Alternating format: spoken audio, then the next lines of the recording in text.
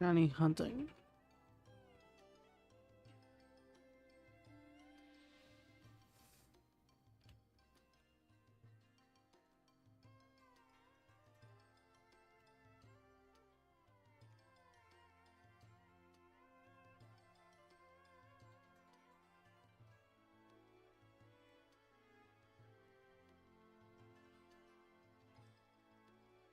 Okay, so there's that. We get that set up. Cool beans. All right. And we're all good. Time for some shiny hunting. We have quite a handful of options. Kilowatts roll. A boss shift? Do I already have him a boss shift? I don't think so. I can't tell. Salazzle and Slander would be interesting. I don't know if I have one of those. I probably don't. Not gonna lie. Thinking about it. We could go for a Magikarp even though we already have several of those. Magikarp is such a cool Pokemon. Grubbin? Do I want another Grubbin? Do I even want to attempt to get another Grubbin? A Tynamo. Squirtle. Squirtle's nice. We could go for a Squirtle. Matang. See, I would, but that thing has like no catch rate. That thing has like no catch rate. There's no way. Okay. And know what? Let's just get everything. Let's just get everything because we can.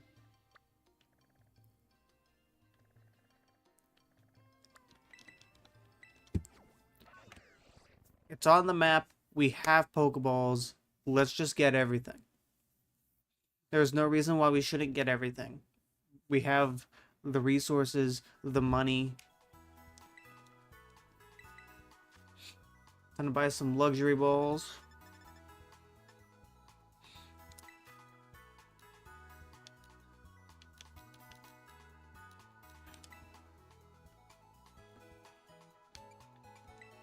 Play with league points this time.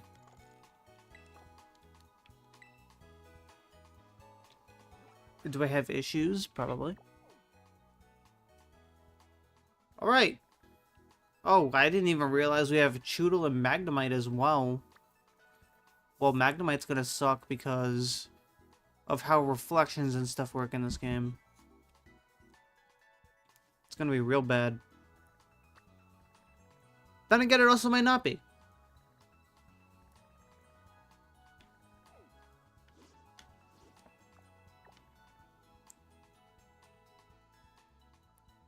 You know, as unimpressive as this game is with its visuals, I have to say I really like what they're doing with all these Pokemon. Like all the metal, all the steel Pokemon have like a sheen to them. And they're really trying to give off like realistically how these Pokemon would look in specific lighting scenarios. It's just unfortunate that it's in a game like this. If it was in a Legends game, it'd be great. It'd be perfect.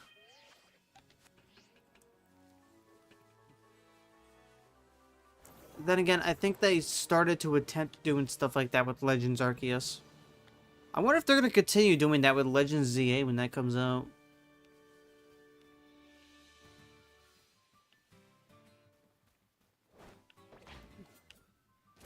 It would be absolutely sick, so I mean, I don't see why they wouldn't.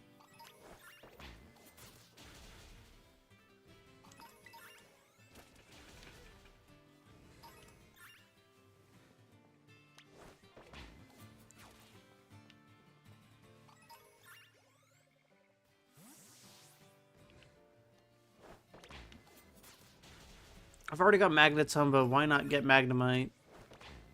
I mean, I may as well. Again, I can get any of these Pokemon. I'll just get them all.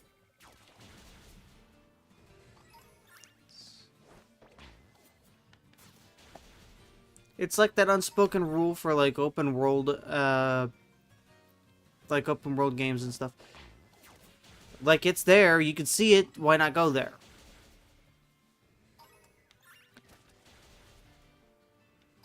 And see, that's what I like about games like Breath of the Wild, Tears of the Kingdom.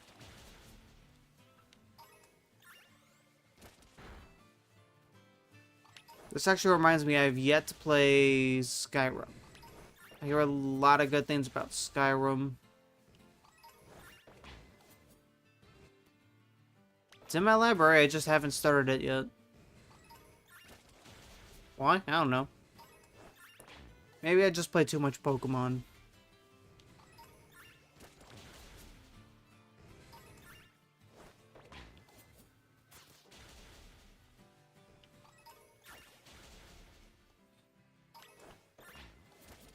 In other news, it's been 14 years since I've started playing Pokemon, and I haven't even considered doing a Nuzlocke. Until now. I'm thinking about doing a Nuzlocke.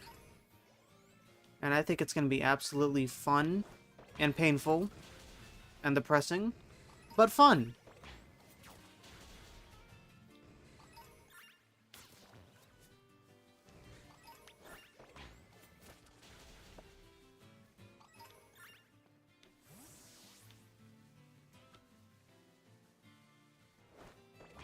Nuzlocks are by nature a very rough thing to get into. Especially for those who get extremely attached to their Pokemon and don't want to handle loss. But I think in the long run, it would help me improve as a player.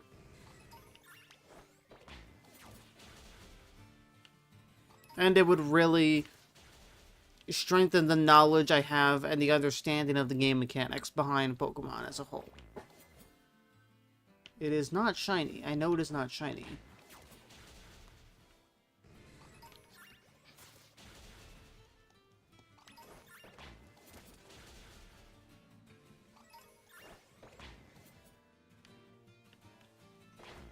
How about you go to that?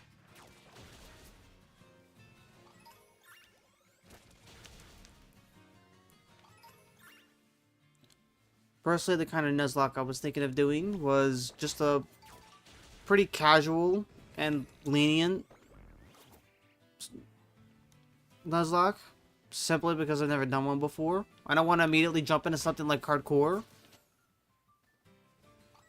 So there's going to be a lot of clauses to sort of blend the bare bones rule set of Nuzlocks and introduce some concepts of hardcore, just to make things a little bit interesting, but not too rough on myself, since it's going to be my first time and I don't want my first experience with the Nuzlocke to be absolutely miserable. I want to have fun with it.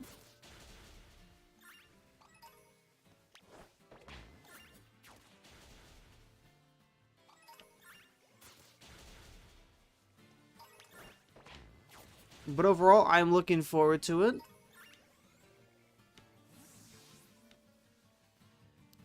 And it will definitely be content, that's for sure.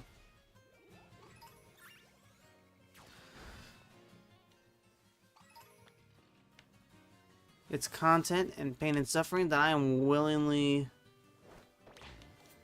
excited to jump on into.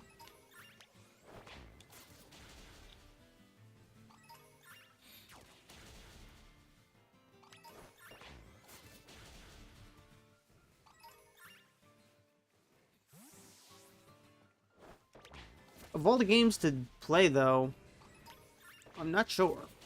I'm leaning on Fire Red, but I don't have a lot of knowledge or experience in the game.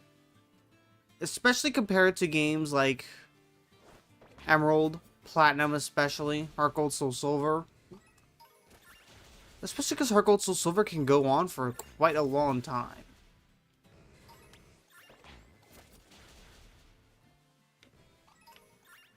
Like, it's generally accepted to go all the way to Red, but I know some people will just go to Lance and then be done with it.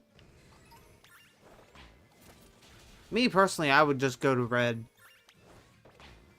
Like, that is the end of the game. But realistically speaking, it could be as long or as short as you want it to be. Like, do you want to go all the way to red, or do you want to go Lance and just be done? That's ultimately what it comes down to when it comes to Heart Gold, Soul Silver, and I think having that option is nice. Having a self-imposed endpoint, rather than being told, this is the end of the game, you do this, and then be done with it.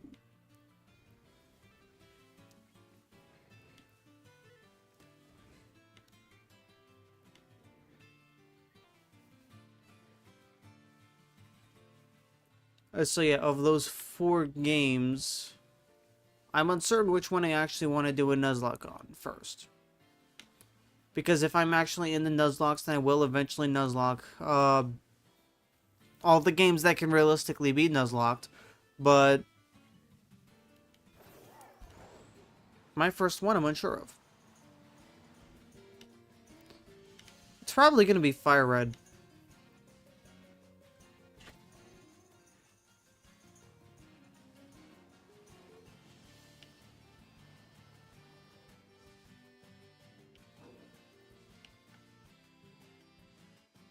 Yeah, Fire Red's most likely going to be the one that I Nuzlocke.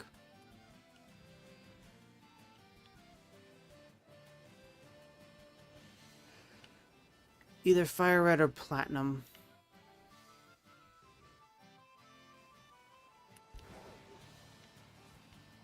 Because Platinum's my favorite Pokemon game ever. Like, I know that game like the back of my hand. And then Fire Red, I just hear, is one of the best to start with because it's relatively simple. You have options. And there's no shenanigans. Except for the typical Pokemon shenanigans, but I mean, typical Pokemon shenanigans are shenanigans we put up with on a daily basis as it is. So it's really nothing too crazy.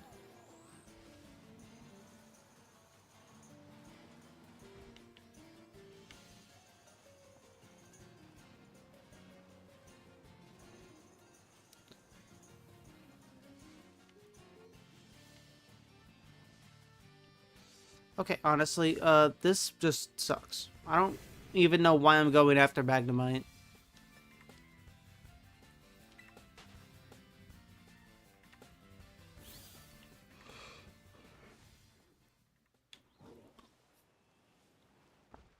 If I'm gonna go after a Magnemite, I may as well do it in Let's Go, or in Legends Arceus, or something of the sort. There's, like, no real reason for me to do it in Scarlet Violet. Hoppip, though. Yeah, we could grab a Hoppip.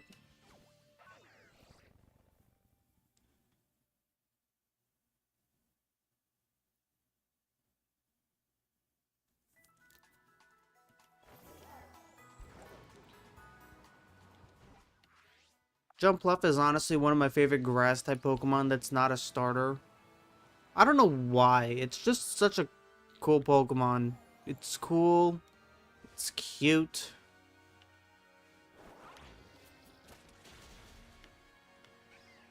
And it's just funny when it's bouncing around and then the wind blows and then they just go flying away.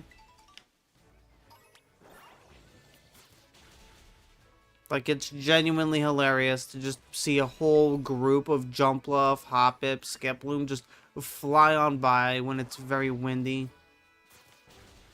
Like, it's the funniest thing you could possibly see. It's like, oh yeah, this is normal.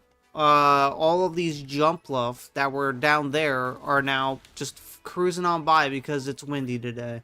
This has happened like 15 times this week because of the wind.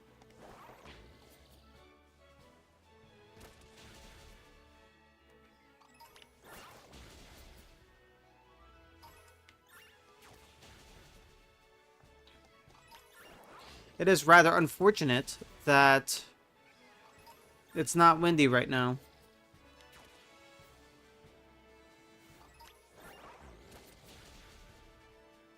Anyways, Hoppip is a relatively easy Pokemon to tell when it's shiny. It has a green body instead of pink.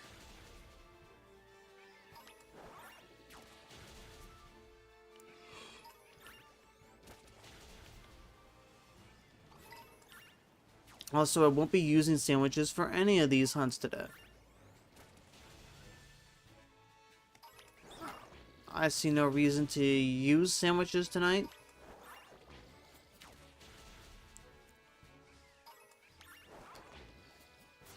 Especially since I'm low on Herba Mystica, and realistically speaking, I need to farm some more, but I am lazy.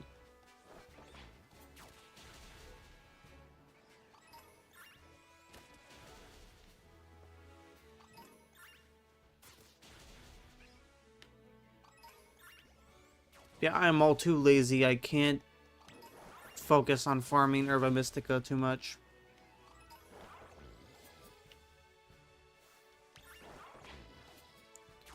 I have no idea why you did not want to go after the Hoppip. There was nothing wrong with getting the Hoppip.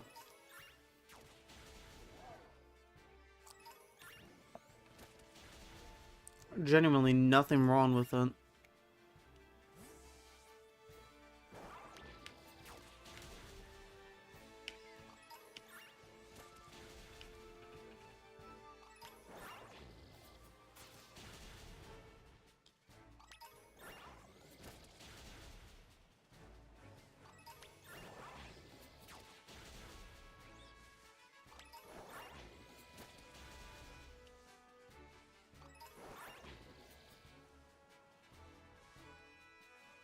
Johto is an interesting region when you think about it.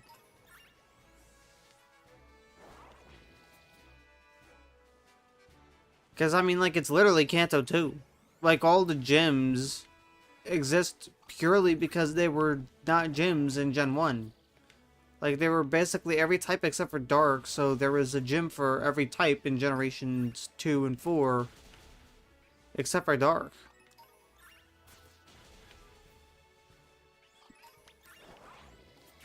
And honestly, I hope we get another Dark-type gym leader, because Piers was cool. He was cool, but him being the only Dark-type gym leader, only because he was relatively associated with an evil organization, which isn't even an organization.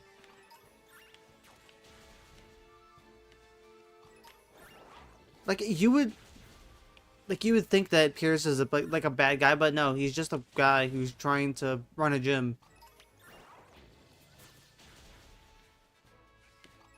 He's just trying to run a gym, and he doesn't want to deal with all this Dynamax nonsense. Which makes his placement even more funny, because he can go toe-to-toe with many of the gym leaders, and only failed against Ryan.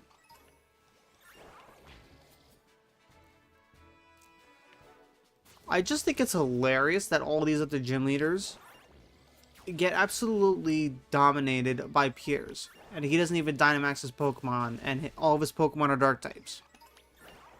Does nobody have answers for Dark types?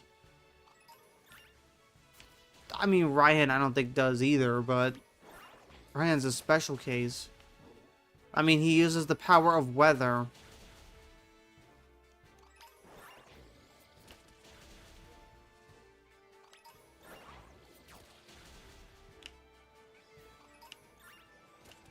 I wonder when the next time we're going to get a Dark-type gym leader is.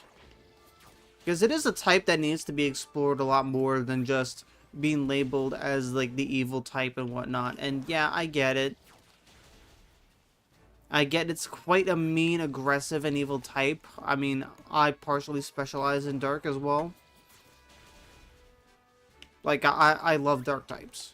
But I just think it deserves some more love in terms of, like, league representation, because it's gotten plenty of Elite Four representation, but it has never been the type that a champion uses, and it's only ever been a gym leader once.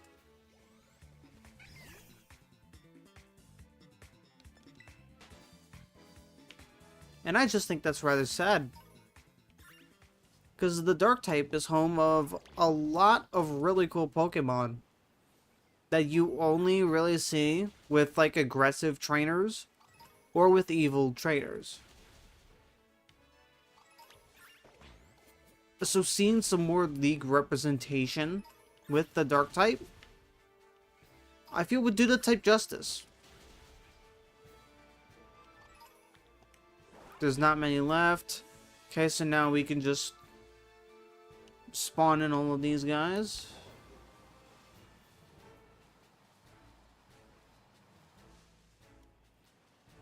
And even when it comes to the Pokemon, all the Johto Pokemon are either pre-evolutions or evolutions of Gen 1 Pokemon.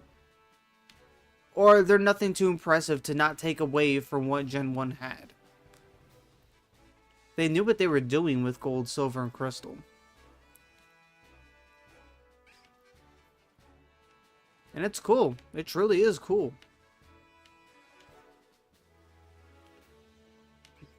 I guess that's why a lot of people think Gen 2's Pokedex is rather bare bones, because there's not much there. It's building off of what came prior, and I think that's fine. Every other region from there on out pretty much did their own thing, which made them more unique in the long run. And so, by default, it's more memorable.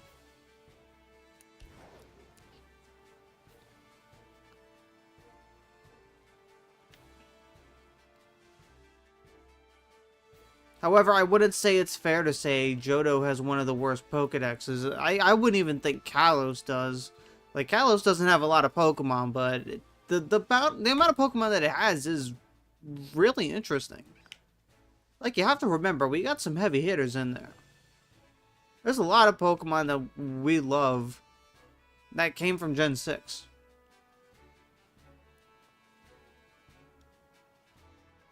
Like, Pyroar is absolutely amazing. Aegislash. A bunch of others I can't remember the names of, because I'm bad at remembering names on a whim.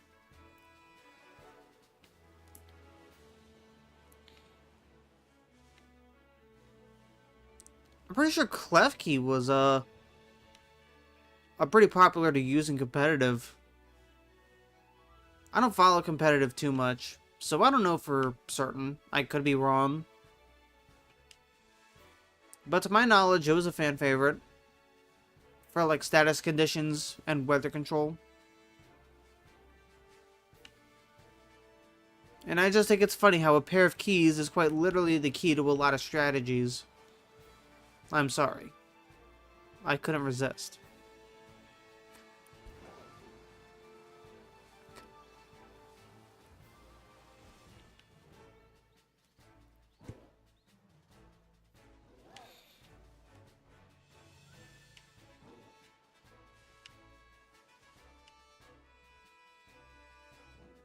But what about Gen 7?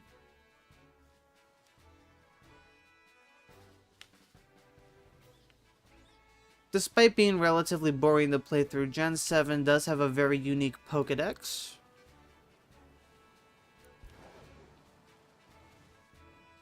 And I argue that it has the best regional bird in terms of design. Because Corviknight is really cool, but I wouldn't say it's the best. Honestly, I think its design is rather weak. Don't get me wrong, I love Corviknight. But in terms of design, I think it's just rather weak. And Talonflame is really awesome, but I think it gets overshadowed by a literal... Like, you just can't beat Toucannon. You can't.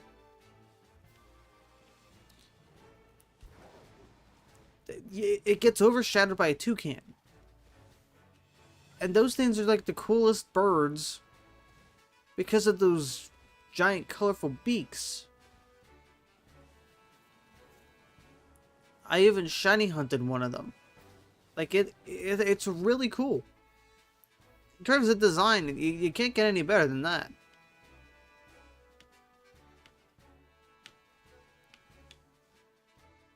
Although in terms of types, then yeah, it's an obvious Corviknight. Even though my personal favorite is Talonflame.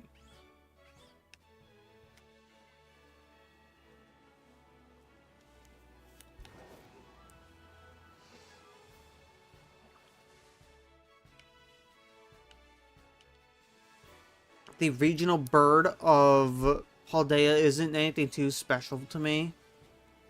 Like, I'm just kind of not interested. And it's rather upsetting to say that, but that's just how I feel.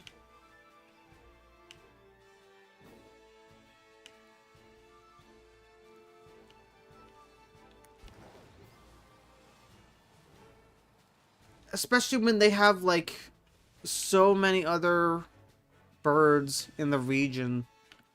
Like, very early on, you just gain access to... You just gain access to Fletchling. Like, very early on. So, why bother? Why bother getting any of the, new stuff when the old stuff is just thrown right at you?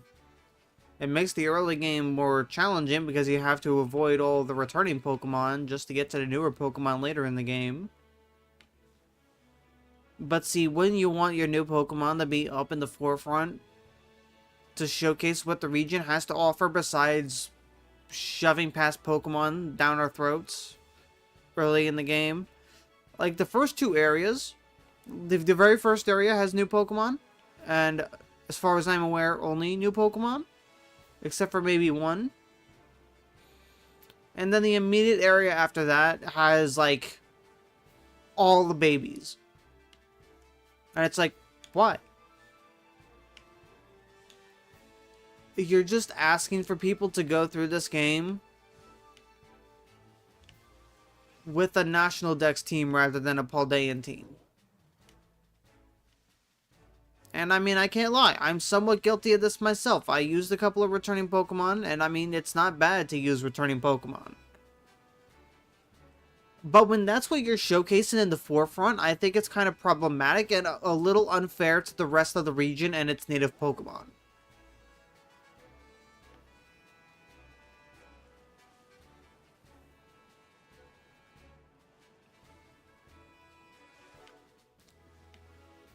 Like, trying to remember here. I know we had Happiny. I think Togepi was also present. I can't... No, Togepi's not even in Scarlet Violet. Yeah, no, it was Happiny. I know there was Pichu Fletchling I already brought up before. Azumarill. No. Not Azumarill.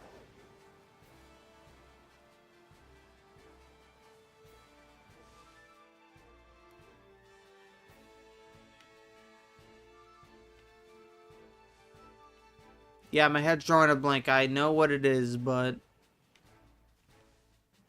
Point is, there's too many past-gen Pokemon in the early areas of the game.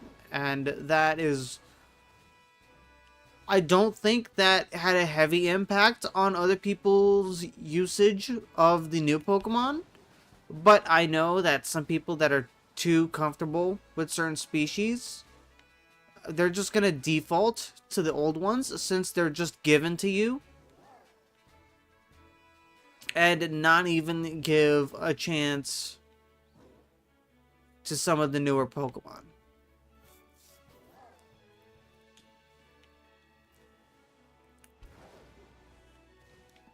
It's a relatively open world Pokemon game, so I mean... Once you have a few upgrades, you can pretty much go wherever you want and get whatever Pokemon you want. You see, you have Starly and Fletchling in relatively the same area. You have two of the best regional birds. Why would you use anything else? And that, I think, is the huge problem, because you're just given a Starly. You're just given a Fletchling. You could have a Staraptor or a Talonflame in your party. Two of the best regional birds in terms of utility. Why would you not use them if you're given them? And again, I'm guilty of this. I used a Talonflame on my team in Pokemon Violet. But I just think it's sad that you're just given almost no new Pokemon after like the very first area that you walk through.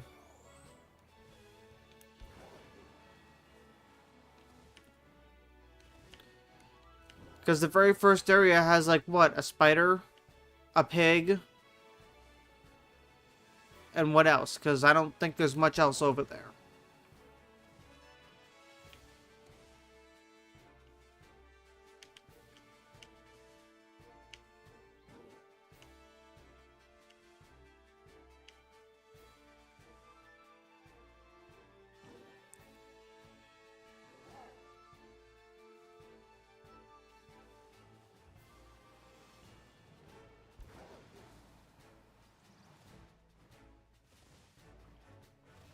Honestly, I'm 50-50 on what they did with the music in this game.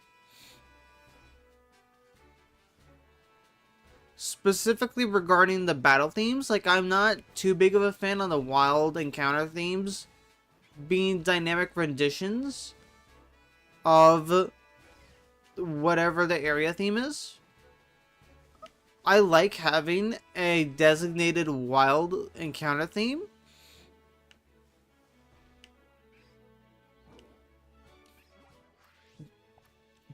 And I mean, we do get that with the Pokepath. Yes, I had to look at the name because, again, I'm bad at remembering names.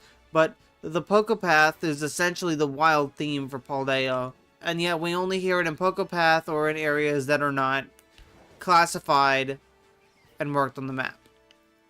Like, if you were to encounter that Garchomp that I was talking about yesterday, if you were to encounter that Garchomp, you would hear the Pokepath battle theme.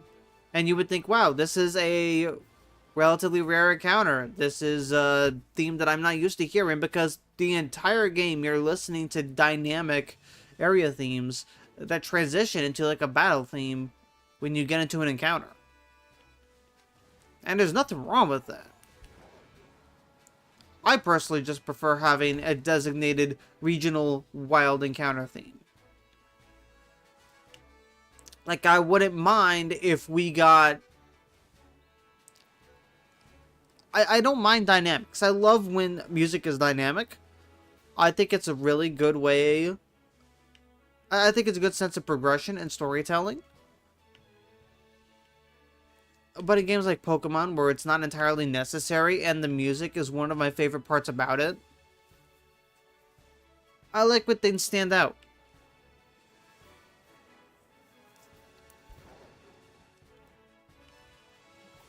Which is why I absolutely love the Elite Four themes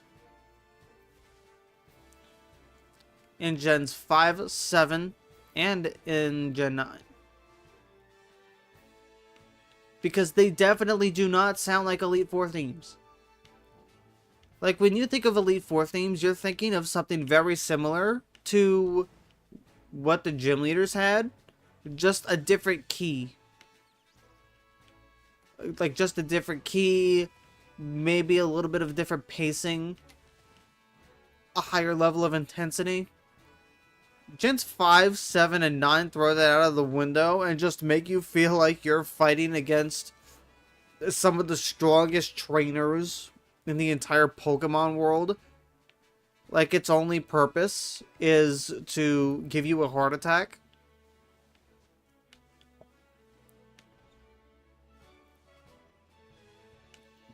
And I genuinely can't lie, I dig it. I hope that becomes a standard at this point.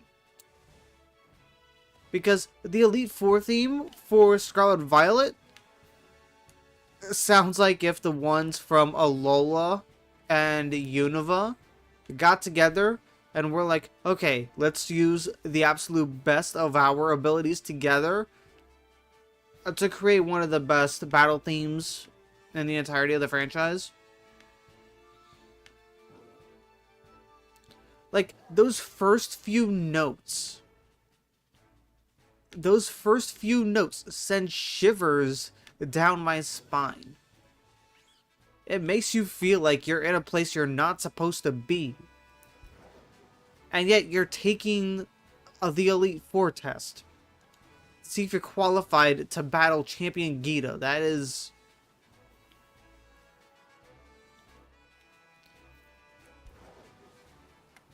Imagine if the protagonists could actually hear the music that's playing. Like, imagine if they heard that. They'd probably be so scared.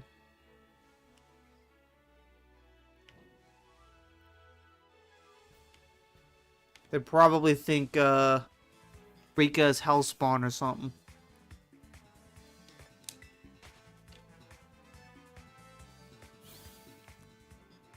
Alright, well, I'm getting tired of looking at Hop-Ups, so we'll come back to this one. Let's go to another one.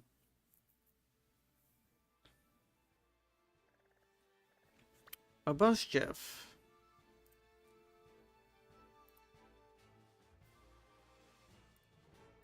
My Bushjiff. I don't think I have this one yet. I'm pretty sure I have...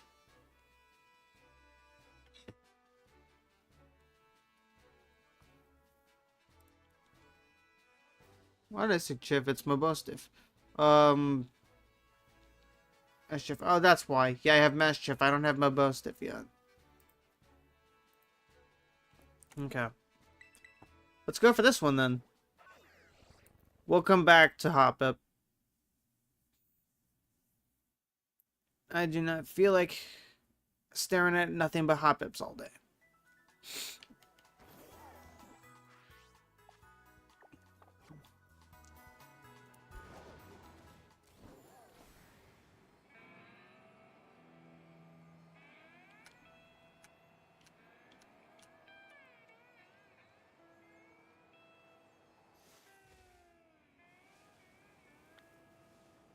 Right, outbreak time. Look at these dogs. There's only one dog. Woof.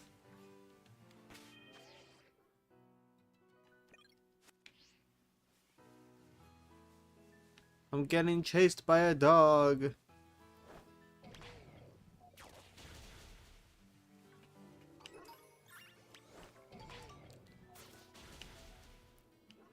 The shiny is very noticeable. It's like a dark purplish color.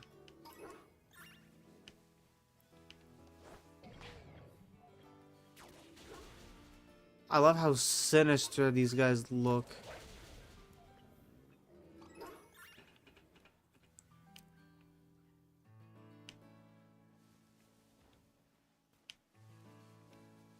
That moment when these dogs are so terrifying. Like, personally, I'd be more afraid of these guys than Houndoom. Houndoom looks cool. Mabustiff looks cool, but... My god, it's terrifying. It's got blank eyes.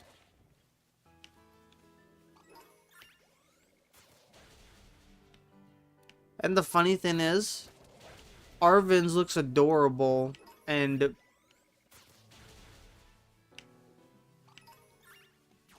well, relatively weak. And I mean, I get that's the point of the storyline. But it looks so harmless and playful. And then you battle it, and it's like, oh my god, this thing is actually terrifying.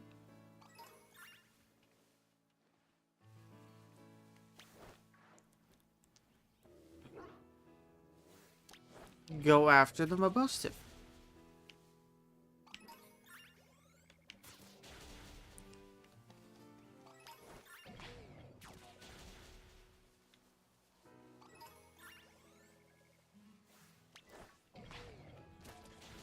I do like the fear that some Pokemon start to bring to the table nowadays. And that it's not all just safe, cute creatures. Like, we gotta have a little bit of terrifying Pokemon here. Oh, look at that guy. See, he's adorable. He's just vibing. Oh, well, not this guy. No, this guy wants me dead.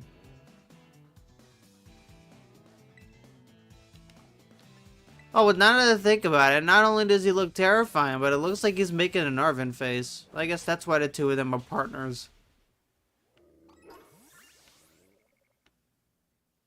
Because they literally make the same face.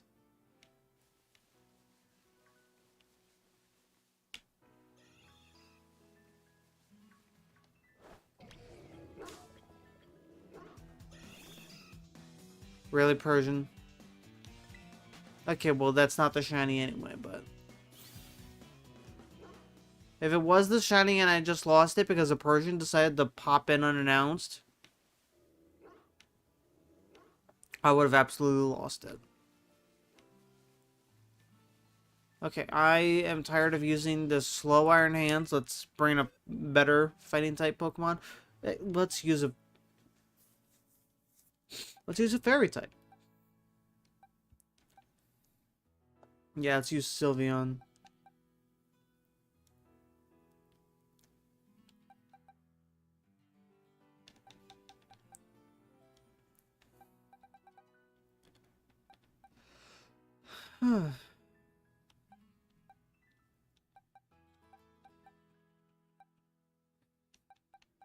Okay, well...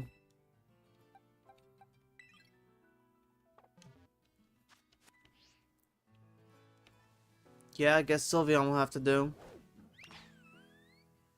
Even though I argue it's not that much faster.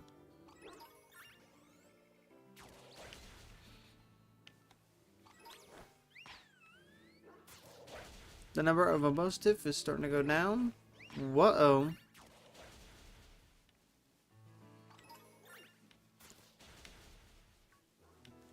Oh no! The Pokemon in the outbreak are getting knocked out. Whatever will we do? It's not like we're gonna have increased odds of encountering a different color or anything.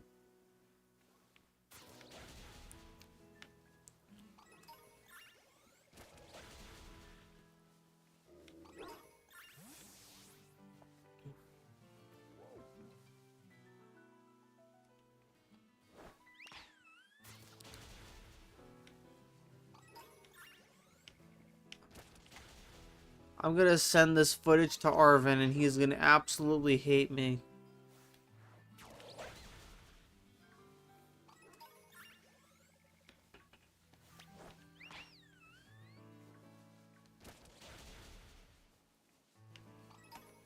You know, makes me wonder if everyone knew the sort of stuff that shiny hunters do to find shiny Pokemon. I genuinely wonder how they would react.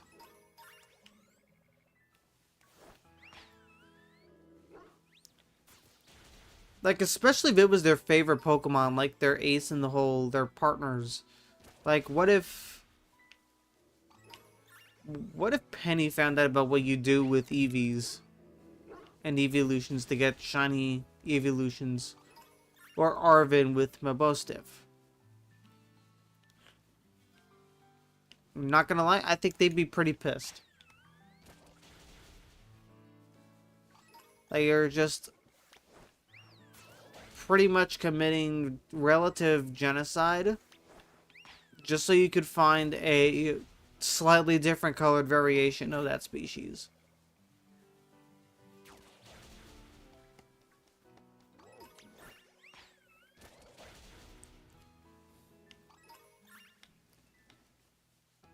It's a good thing there's no reputation points in Pokemon.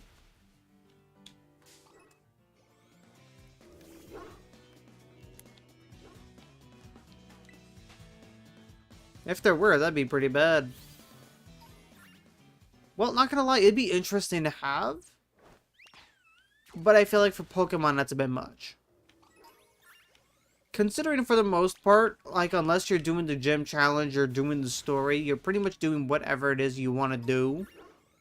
Including encountering whatever Pokemon you want. So if you just stopped having random encounters after you defeated or caught a certain amount, where you had reputation points that meant you would get either more or less stuff depending on what you do in the game.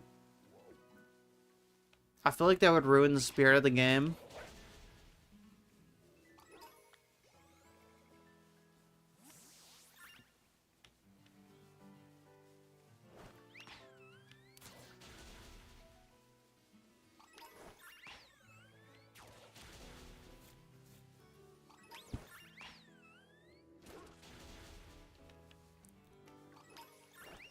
I am seriously wondering what Legend ZA is going to have in store for us when that comes out.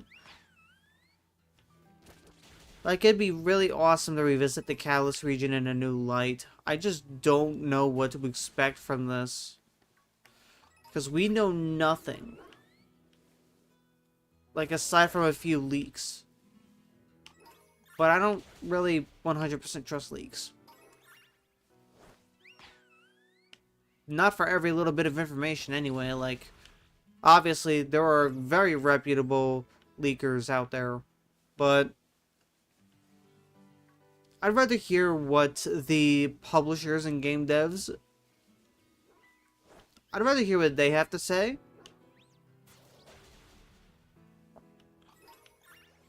And it sucks that we're getting, like, zero information from them specifically. We've been left in the dust from this for a while. And that kind of just, I don't know, sucks. Because I really want to hear what exactly we're doing in Legends ZA. Like, all we know is Lumiose Restoration Project. Or something along the lines of that. I don't know, it's been a year since I've even paid attention to that.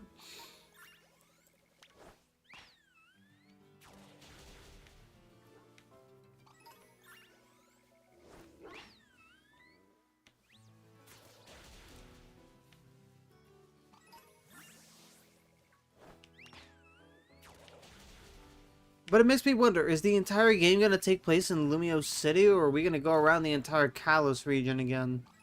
Is this the future? Is this present-day Lumiose? Is this past Lumiose, like Legends Arceus was? I mean... It's really anyone's guess, but we do know Mega Evolution is coming back, and I'm happy about that. Like, I'm ecstatic. I'm through the roof. But I just don't know how to feel. I don't know exactly how I feel about Legends ZA, considering we have no information on it. No official information on it, anyway. Again, not discrediting any leakers and whatnot. I think they do a good job at what they do. For the most part. There are obviously bad apples. But again, I'd rather hear from the official suits themselves. Because if anybody knows 100% what's going on there, it's the people that made and published the game. And quite frankly, sometimes the way they word things is either funny or very, very captivating.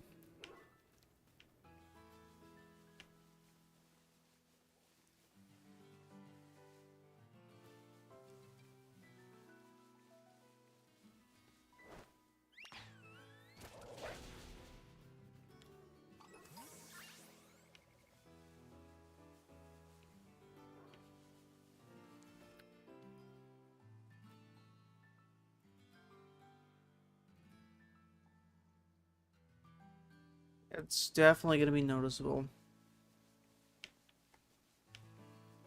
And I've yet to see it.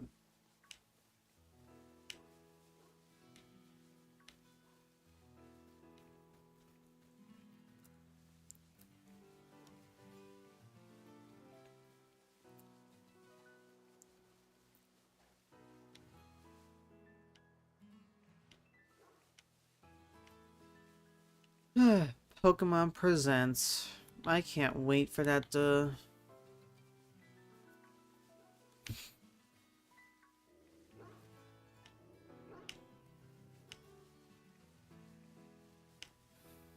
I can't wait for Pokemon Presents.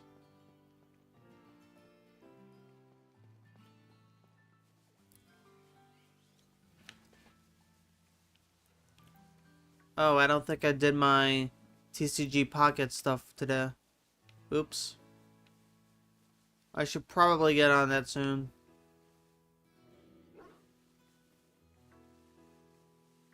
Yo.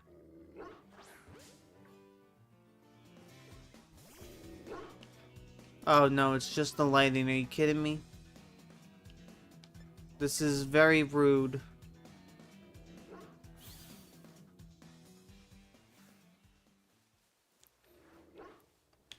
There's no way. Because I just encountered that. Yeah, no. This is why I hate the lighting. And why I dislike the lack of, like, even minor sparkles and whatnot.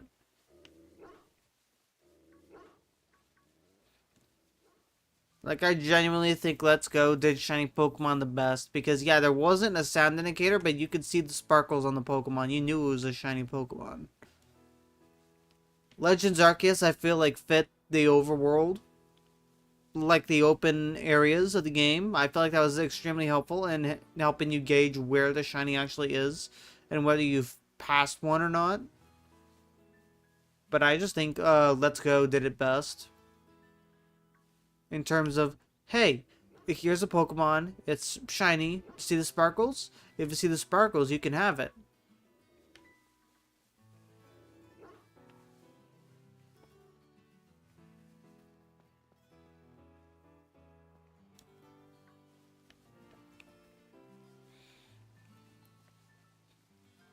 I'm not a fan of how they handled shiny Pokemon in this game. Like, they don't even sparkle or make a sound or anything. They just exist. And, I mean, yeah, that's realistically how they would be, but we're not playing for realism. And some of these shinies can just be hard to spot, especially given the lighting.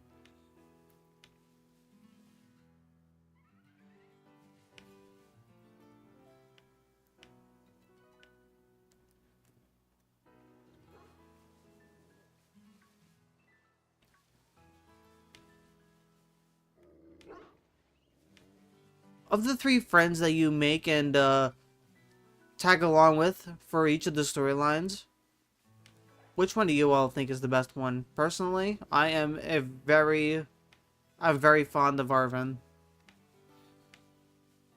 I think a lot of people's favorite is Arven, and oh wow.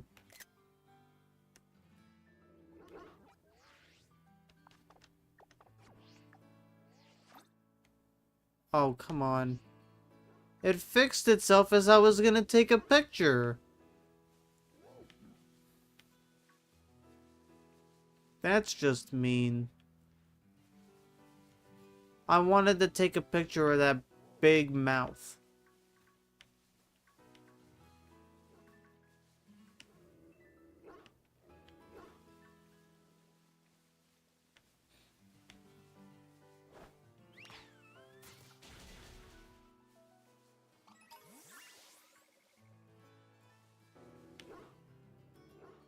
Oh my god, all these dogs are getting angry at me.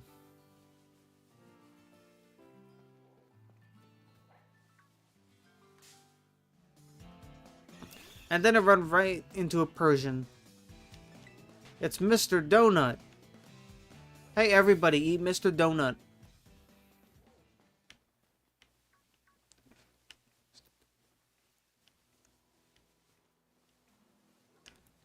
Why? Why not? Why not eat the donut? Aren't donuts meant for eating?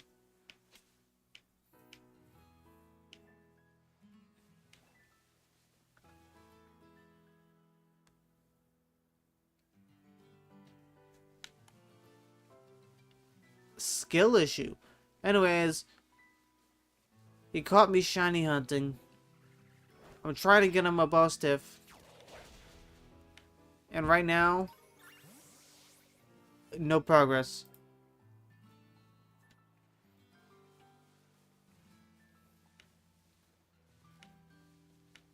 We were also talking about things like favorite partners in, or rather favorite friends in Scarlet and Violet. how shiny Pokemon are handled in different games on the Switch and Legends ZA. And oh my god, there's a lot of dogs over here.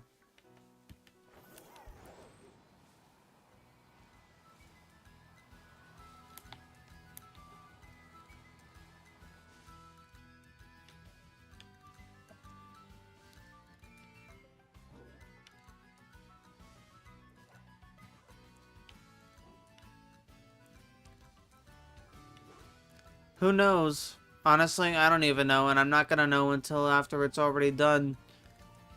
Because I'm doing this.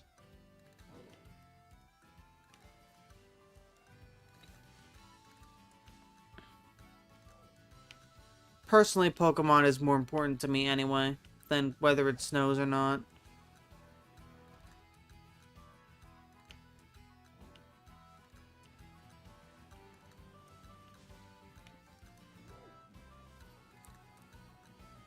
I will say, though, the snow was so bad that it started snowing in Texas. And last I checked, it doesn't snow a whole lot in Texas.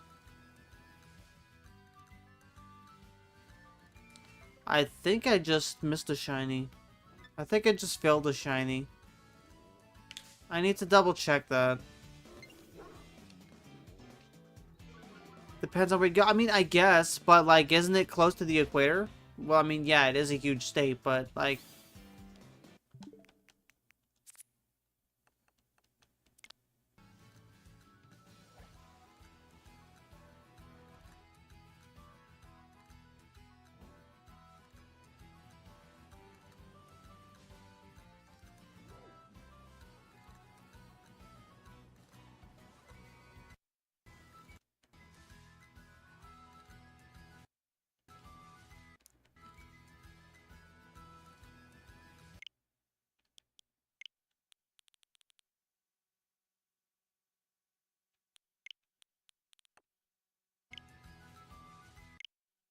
Let me see here.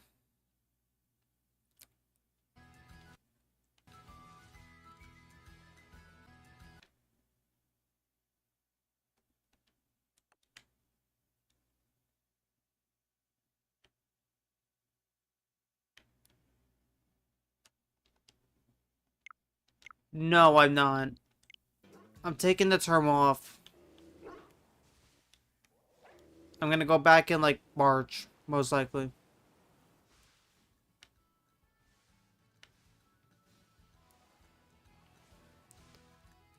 Yeah, I can't afford it right now.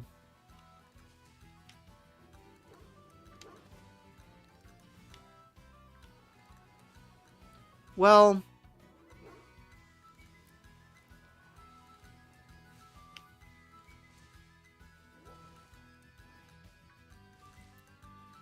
I can focus on content creation for sure, yeah, but...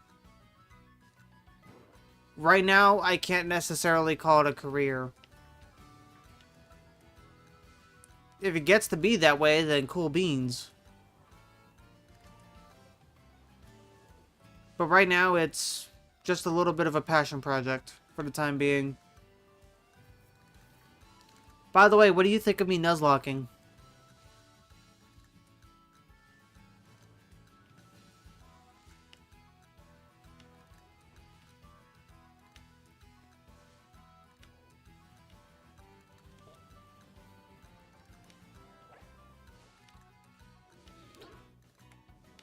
I haven't either, and I've been a fan for 14 years. So I'm just not sure what games to do it on. Like, I have like 4 in mind. It's between Fire Red, Emerald, Platinum, and Soul Silver.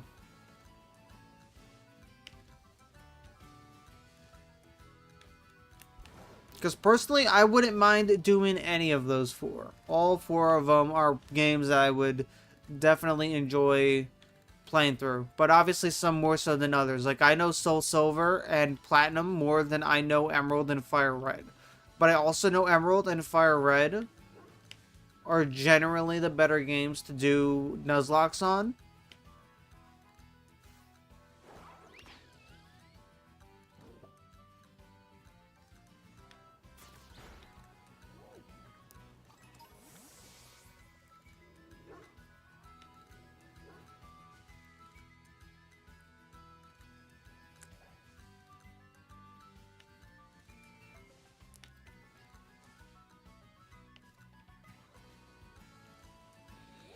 I don't know, just a wild thought, honestly.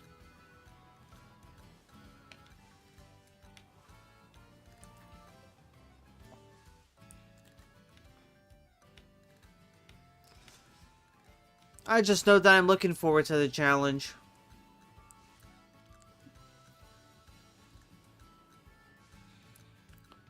Like, I think it's definitely going to help me improve at my Pokemon gameplay. And it's going to reshape how I approach different situations and whatnot.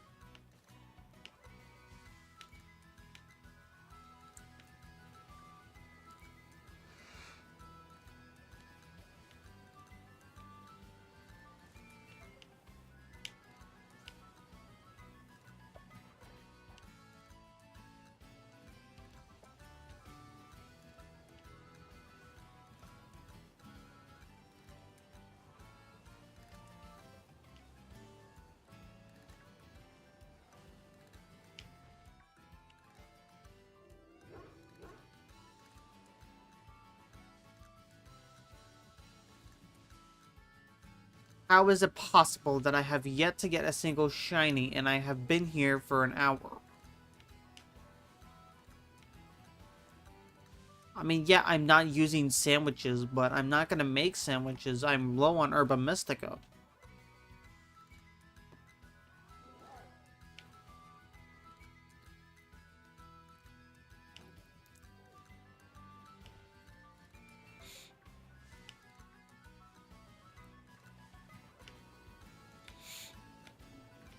I need to get more money as well. I'm low on money. I have I have like 2 million Poké Dollars, which, I mean, yeah, that's a lot of money, but it can go gone very quickly. I need at least 5 million.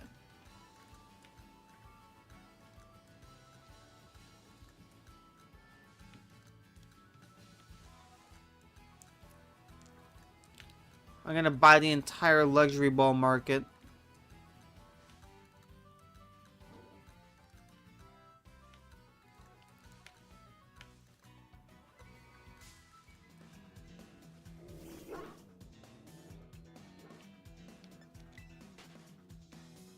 Well, this is pretty mediocre.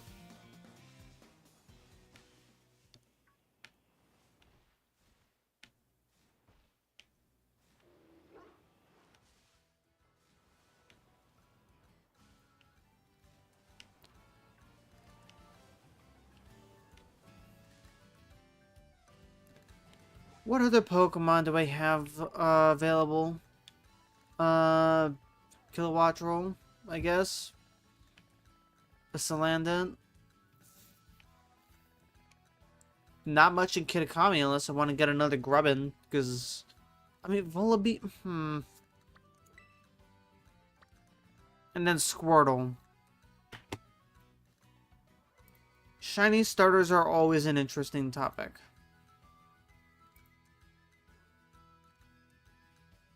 Although it would probably suck in Squirtle's case, because Squirtle doesn't change too much. I don't think.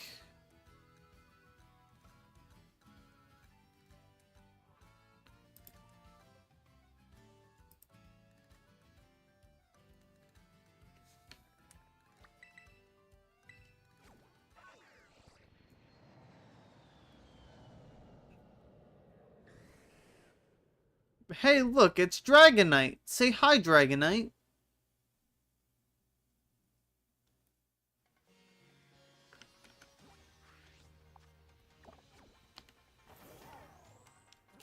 Okay, Squirtle is up.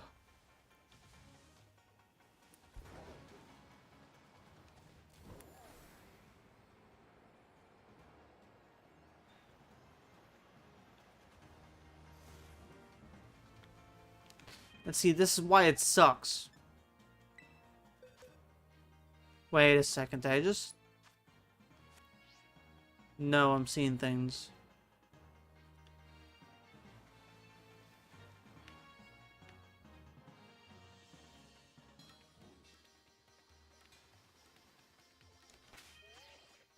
Alright, I need a Pokemon that can fly or swim. What do we got here? Go for Raichu.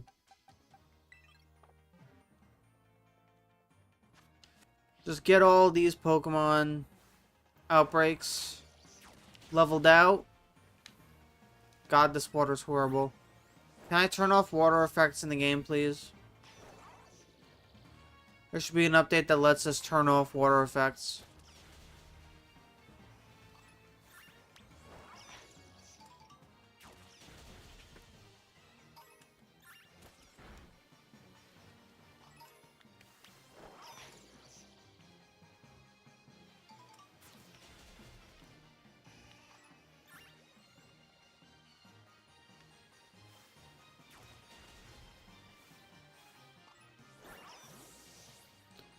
Okay, why did you do that? Go to the Squirtle.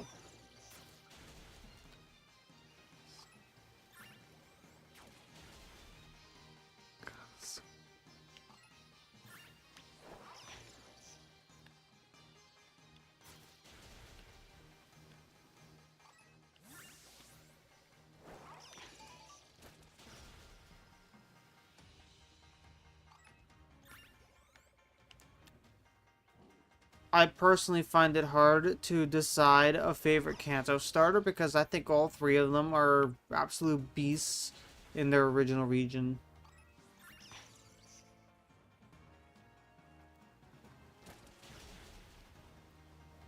Then again, that's kind of the point of starter Pokemon. Oh, I'm sorry. First partner Pokemon. I hate that term.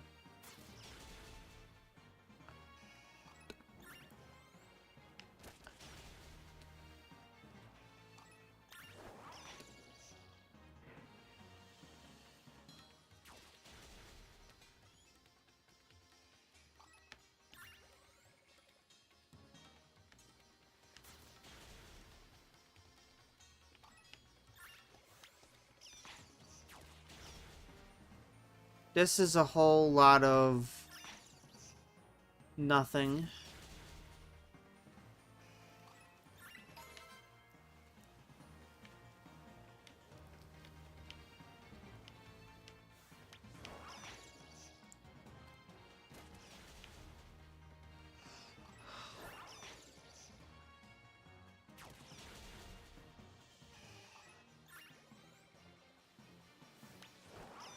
Of the outbreaks I've started, I wonder which one's actually going to produce a shiny first.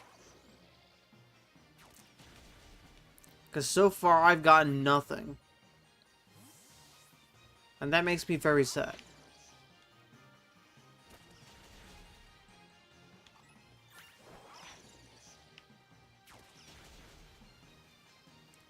It is a very sad day when shinies just don't appear.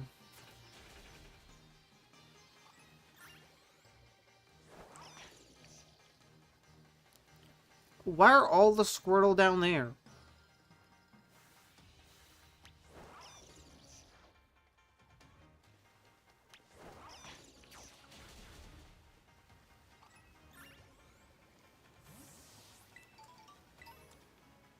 Does anyone want to go fish up some Squirtle? Because there were like 15 Squirtle down there.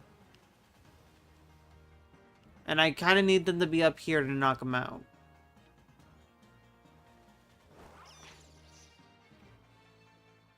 Stop going underwater.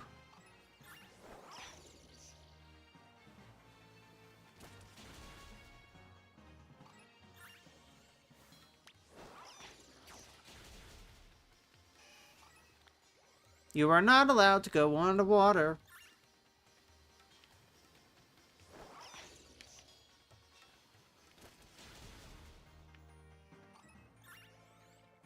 He's just a little guy.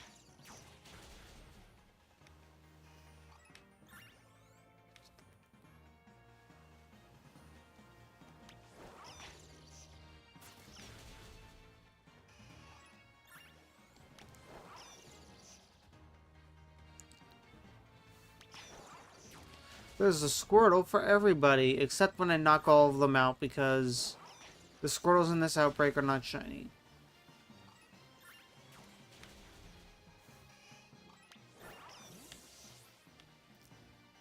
Okay, I don't even know why that happens. Like, it wasn't even near a cliff or anything. I was just telling it to...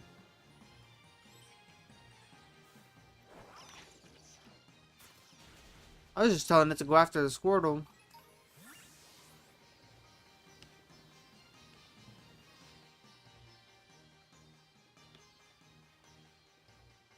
My goodness.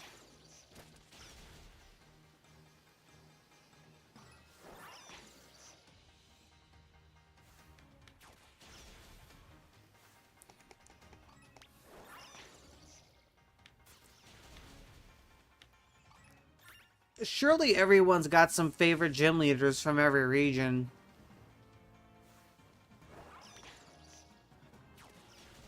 Me personally, a lot of them are relatively straightforward.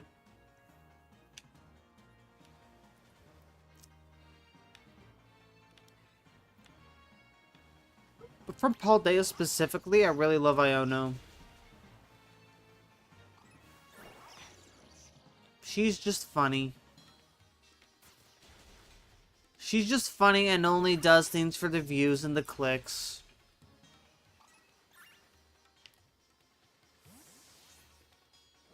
Like, she battles you only because you have the fame of being a champion.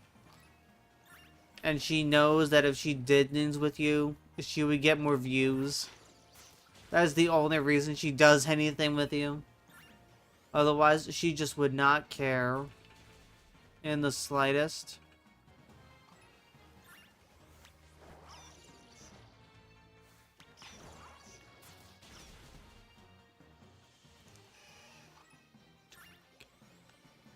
Oh my gosh, this is just horrendous.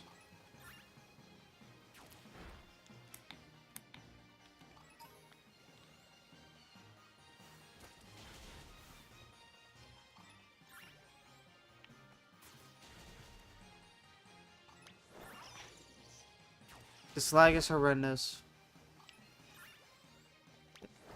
I'm gonna be so glad when I eventually get Squirtle.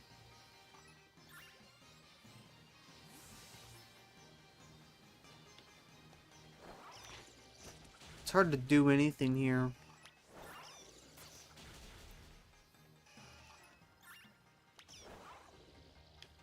I'm not telling you to go after that one. Go after this one. And then go after these up here.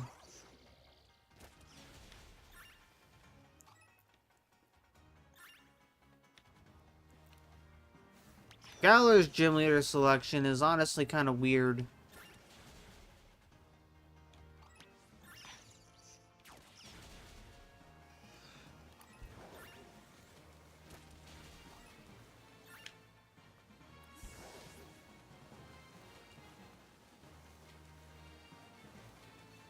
Like, I really like both Nessa and Ryan. But I don't even know if I would like both of them enough to have one of them be my favorite.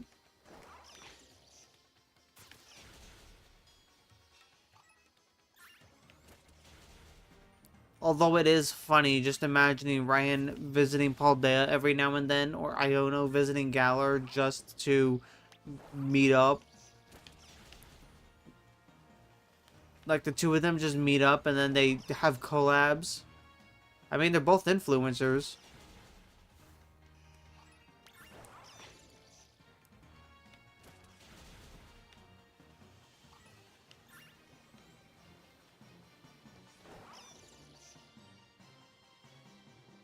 Although I think we could all agree if they were to battle, Iona would be pretty screwed.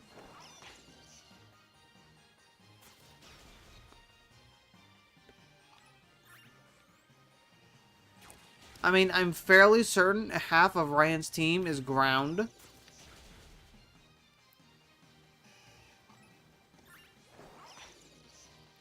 And the weather gimmick does not help.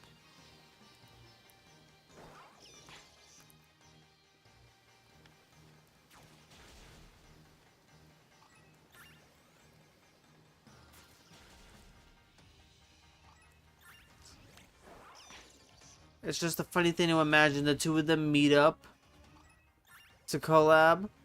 And then they decide the battle, and then Iono just gets absolutely swept. And she just ends stream out of embarrassment.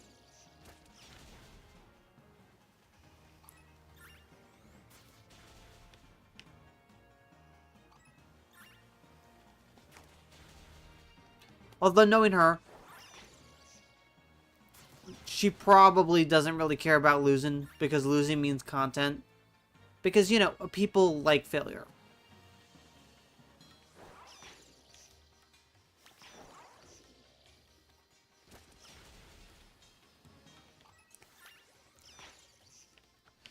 Well, it's not that they like failure in particular, they just like seeing other people fail.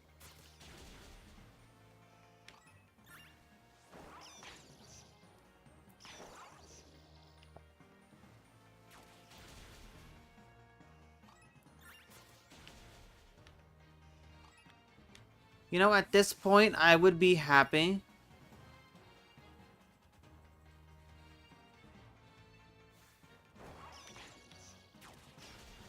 At this point, I would just be happy for any shiny to appear. Because we've not gotten anything for an hour and 17 minutes now. This is depressing. Let me check some real quick.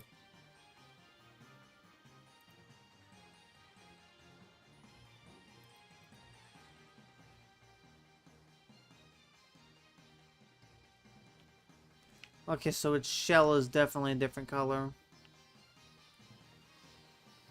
Alright, that makes spotting the shiny easier, I guess.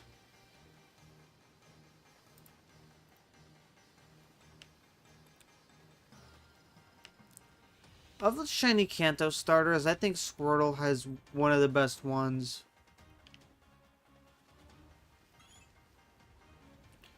Like, obviously Charizard is the best one, but if it's not Charizard, like if we're not even counting Charizard, then it has to be Squirtle. Maybe Blastoise. Mostly because I'm not too fond of Bulbasaur's shiny all that much. I just think it's a rather underwhelming shiny, all things considered. Like what? It gains a little bit of a yellow tint to it?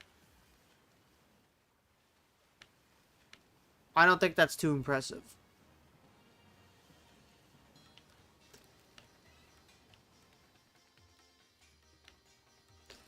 But now, gaining a... But now becoming lighter, and then having a different colored shell? Now that's cool. Like, it's honestly strange how they even change shells.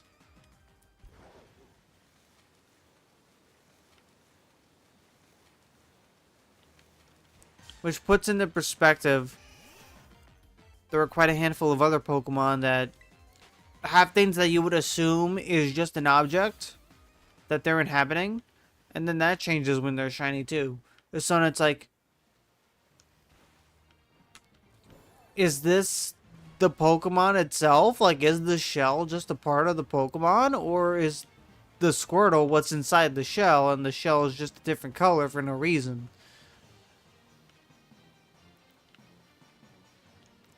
And this is not the only case of that happening. There are a handful of other Pokemon where that happened.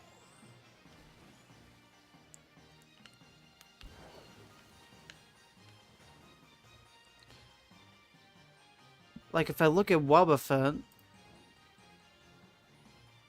Wobbuffet's like purely pink, ain't it?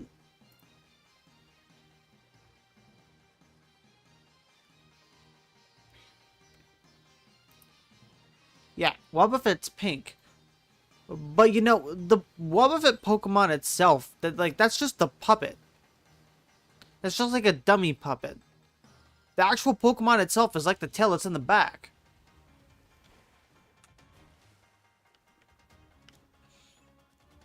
So then what? Does the Pokemon just decide it wants a different colored dummy?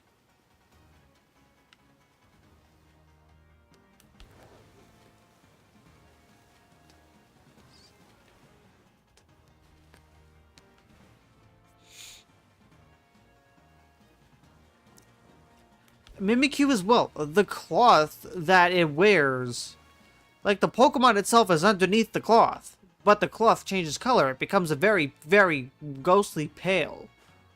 Did it just decide it didn't want to wear like a yellowish cloth? Did it just decide to use white pale instead?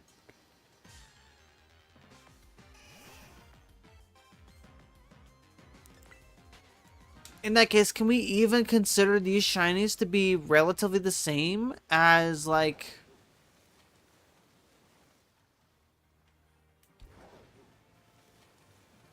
all the other shinies where the Pokemon itself changes? Like, are these even the same thing? Like, yeah, they're shiny in practice.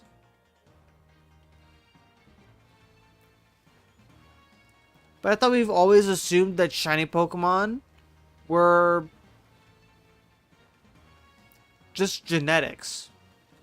Like, the genetics of the Pokemon just enabled it to be a different color.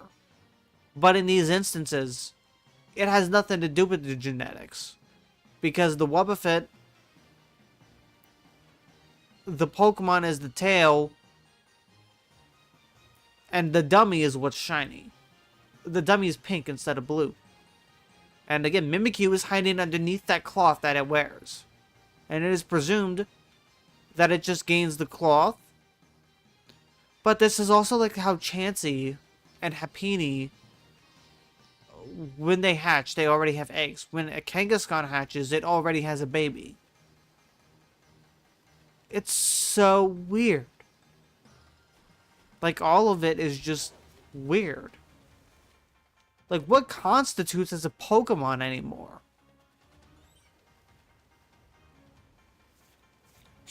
Are we to just assume these objects are just a part of the Pokemon now?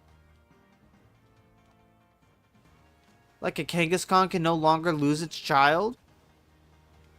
How Wobbuffet is only a dummy ever? And that the dummy is still part of the Pokemon? Does Mimikyu just always have the cloth even when born? And are these all affected by genetics too?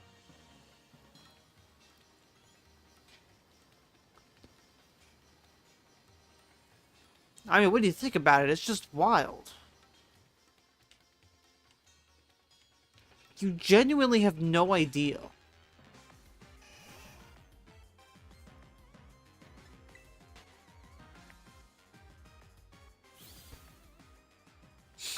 And historically, how come this hasn't been discovered in the Kanto region?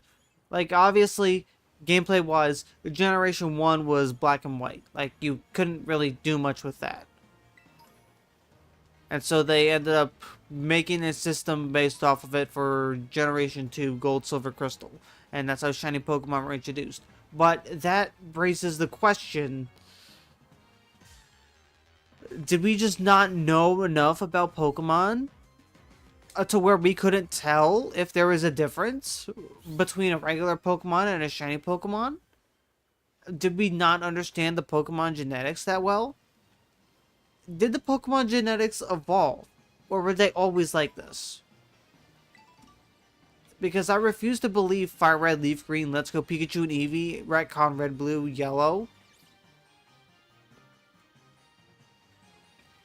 If we were to take those into account, then the question becomes, were there always shiny Pokemon? Or did they just happen as a result of what happened during the Johto games? Which caused the Magikarp to evolve early into a Gyarados, which spawned the Red Gyarados. Did that cause a chain of events that made it so a bunch of Pokemon around the entire Pokemon world suddenly got shifted DNA? How about Pokemon that shinies change between generations? How does that work? Heck, how does it even work from Coliseum XD Gale of Darkness over to Gen 3? Like Suicune. How is it that they have 3 different genetic lines? One where they're normal, one where they're shiny in Coliseum XD, but then that shifts again when they're in Ruby, Sapphire, Emerald, Fire Red, Leaf Green. How does that even happen?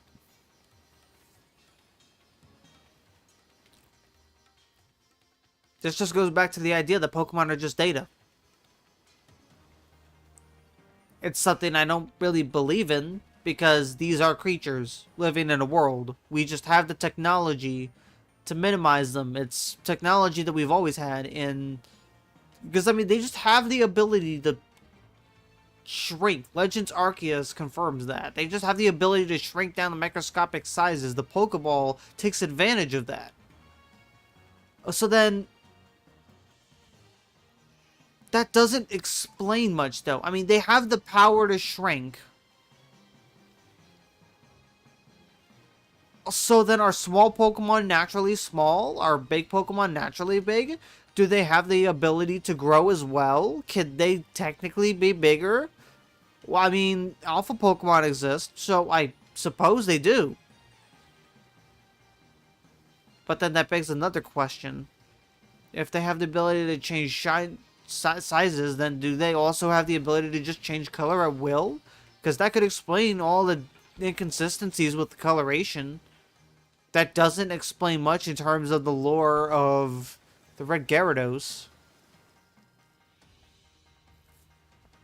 Yeah, logically speaking, every Pokemon can learn Minimize. And a handful of Pokemon can learn Minimize. I don't know the exact numbers. What's up, Ness? Thanks for tuning in. This is a... I'm just bored out of my mind because Squirtle will not be shiny. And so I started rambling.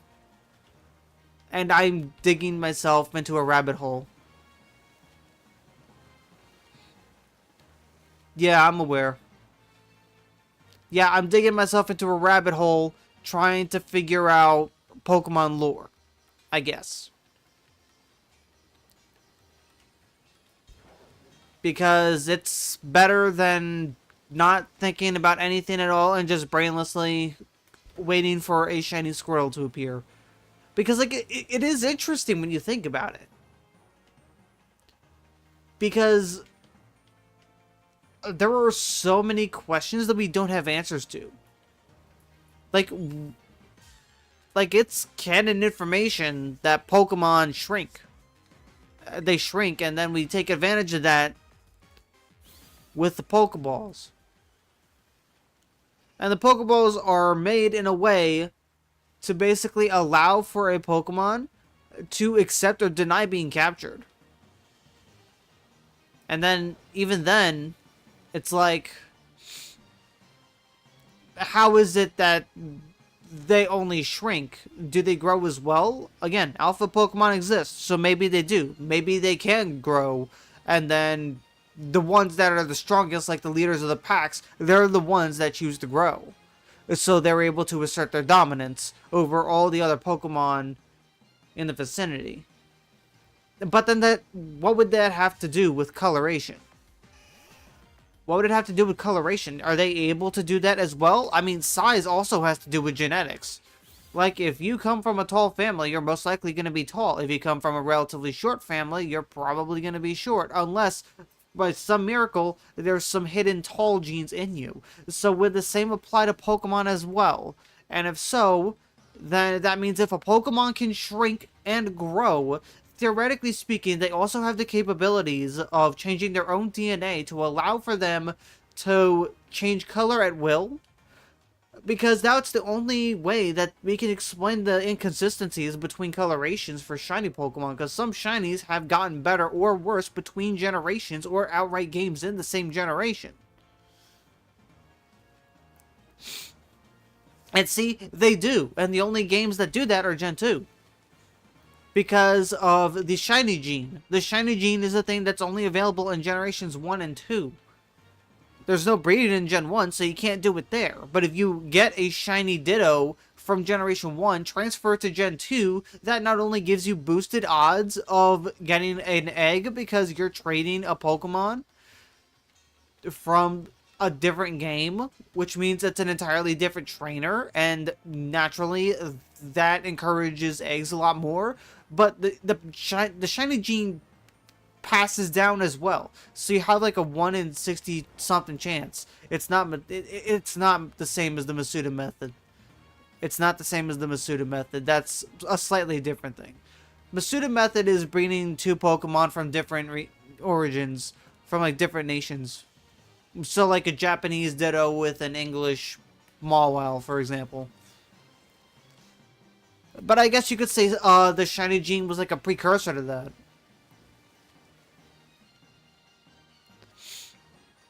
But yeah, it's just strange, especially when you consider the fact that Pokemon like Squirtle, the shell is a different color, Wobbuffet is entirely a different color, and Mimikyu's cloth is like a ghostly pale white. Like, when you think of things like that, it's just strange. Because, like, I guess the shell kind of makes sense. It is the Squirtle's home, but it's a shell. Is the Squirtle the Pokemon inside the shell, or is the shell a part of the Squirtle? Wobbuffet is just the little tail that's on the back of that dummy. So is the dummy a part of the Pokemon too? Or is the Pokemon purely the tail? And if so, then why would the dummy change color?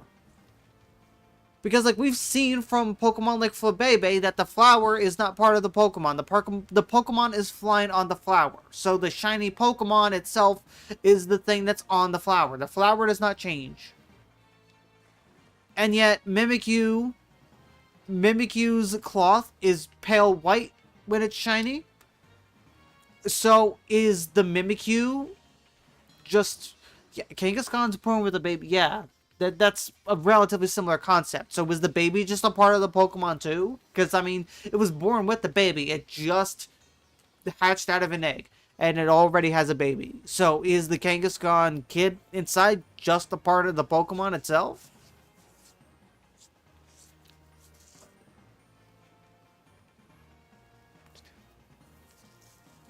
We just have a lot of unanswered questions. And I just think it's interesting.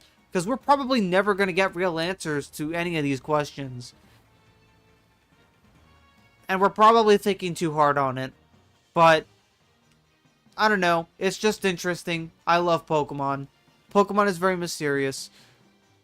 I'd rather be a Pokemon historian, not going to lie, rather than a Pokemon biologist. Like, I just think it's interesting.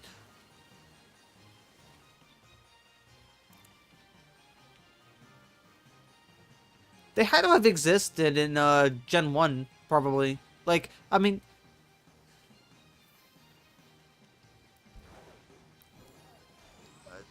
Did we just not know that Shinies exist in Gen 1? Because, like, gameplay-wise, they're not... Gameplay-wise, they're not present because limitations. But lore-wise, were they always in the game, or... Like, what? Because you could transfer a Pokemon to Gen 2 and it would be shiny. So then, did the people of Kanto just not get the difference? Anyways, speaking of shinies, look what we found. We got our shiny little turtle buddy.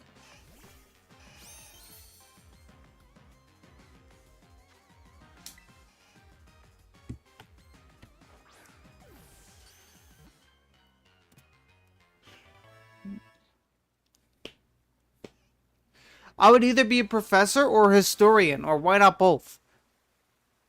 Because, I mean, the professors, not all the professors just do professor work. Like, the only one who really does that is, like, the only one who primarily focuses on professor work is Professor Oak.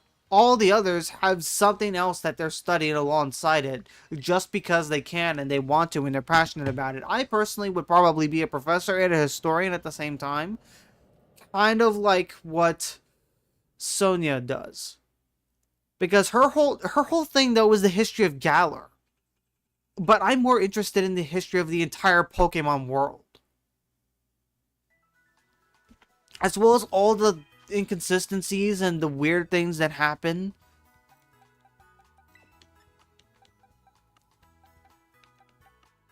Like, I just think that stuff is interesting. Okay, back to Hoppip. This is the first outbreak I went to, and then I gave up temporarily, so we're gonna go back to Hoppip.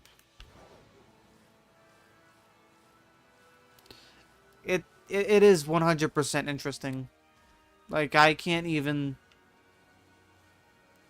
begin to fathom.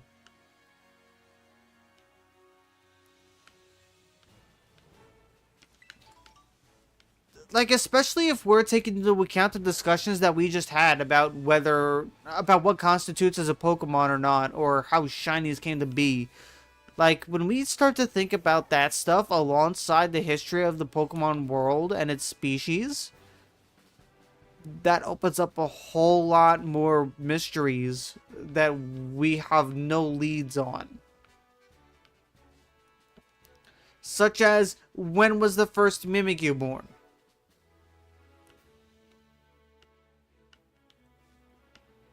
And if and like, when the Mimikyu was born, was it just the Pokemon underneath the cloth, or did the cloth become the Pokemon after a while, and that's when we start classifying it as a Mimikyu? But then at that point, what was Mimikyu before it became a Mimikyu? We know it was a Pokemon that got jealous of Pikachu's popularity. So obviously it had to have happened after Pikachu was born.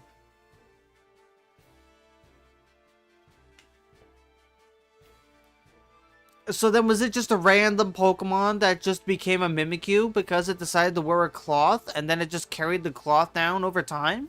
But if that's the case, then how come you can carry on... Like, I guess I would get it, like, if a Chansey were to breed, it could give the egg to Happiny? So if we follow that same logic, then the cloth could get carried down between generations of the same species? But then when you think about it that way, in the sense of Mimikyu, then why would Mimikyu get a different colored cloth? Is it age? Because, like, the cloth could get worn out. And usually when things get worn out, they get desaturated and old. So I guess that's where it comes from. But it's meant to be like a ghostly color. It's meant to be a ghostly pale white.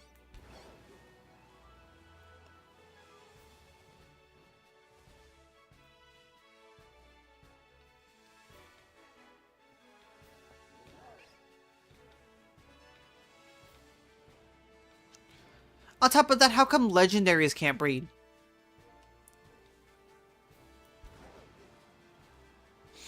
Like, I mean, I get it. They're gods and whatnot. But surely these gods are at some point gonna die. Like, we know Pokemon died. That's a canon thing. But if that's the case, are legendaries just immortal? Or are they aware they're gonna have to die and there are gonna be multiples of them? And if there's not enough, how do they repopulate? Does Arceus just spawn another legendary? Or do they have the capabilities of repopulating and breeding, and we're just not able to control that because we're just mere mortals? And in theory, if we were able to breed legendaries, would everyone have an Arceus? I find that to be a hilarious thought. Going through a Pokemon game, but every trainer, including you, has Arceus. It's just Arceus the entire game. There's like nothing but Arceus. Pokemon Scarlet and Violet, except every single Pokemon is just Arceus.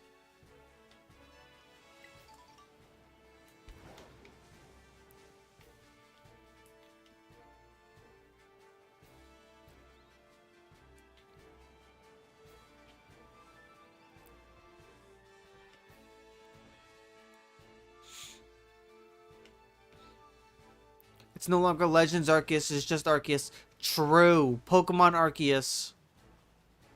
New hit game. Legends Arceus ain't got shit on this. It's just Arceus. Arceus is no longer a legend. Arceus is the game. Arceus is Pokemon.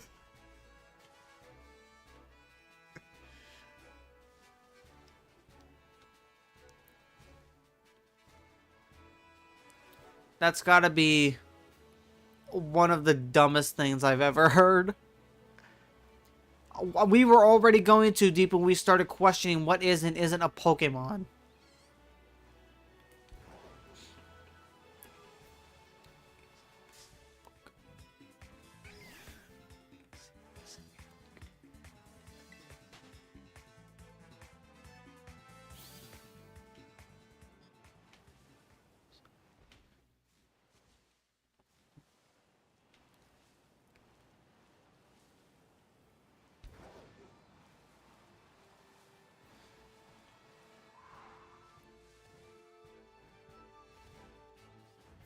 Oh my gosh, Hoppip is being annoying again.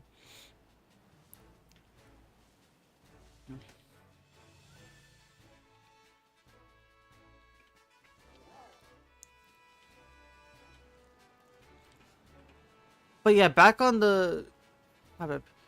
Yeah. Yeah, Jaywitz liked Hoppip. I mean, I like Hoppip as well. I like all 1025 plus species. You know this already, but... Yeah, Hoppip's a cool one. I find it funny how these Pokemon are just so light that the wind can blow them away. Like, if it was super windy... If it was super windy, you would just see nothing but Jumpluff and Hoppip just blowing away. Just another windy day in Paldea.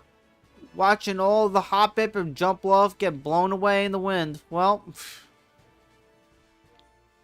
I hope they didn't plan on staying for the holidays. It is. It is funny to think about.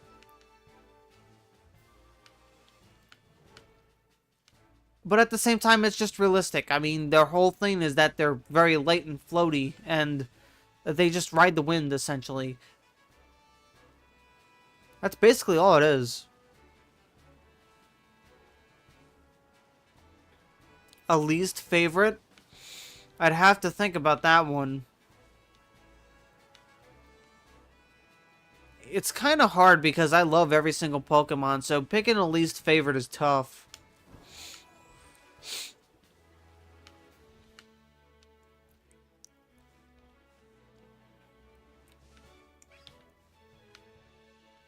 Yeah, I'll have to get back to you on that. I'm at a loss. Like, I'm going down the list of all 1025 Pokemon in my head, and, like, I can't... I can't decide a least favorite right now. Like, I have to actually sit down and think. Might just make a Pokemon tier list at some point.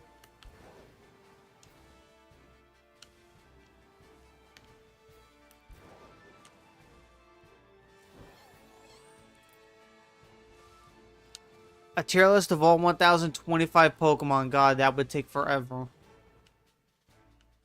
But then again, I can go really in depth. Oh my god, that's going to be a 5-hour long video.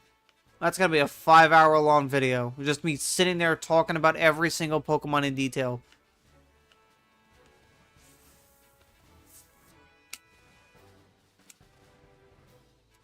I'm not even close to that.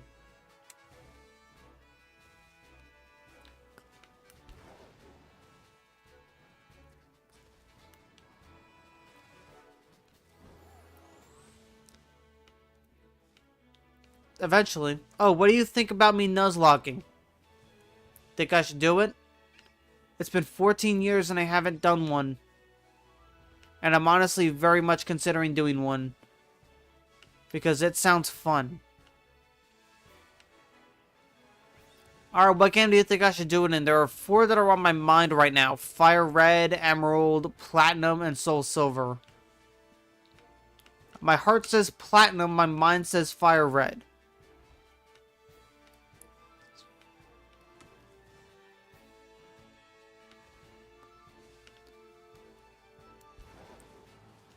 Like, I'm honestly thinking if there was an order, I'd probably do Fire Red first and then Platinum afterwards if I really like doing Nuzlocks.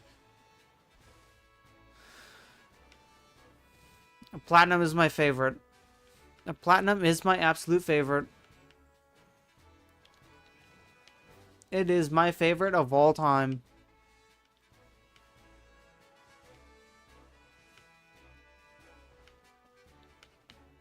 Yeah, I'm probably going to do Fire Red. Because I hear that's a good starting point for Nuzlocke.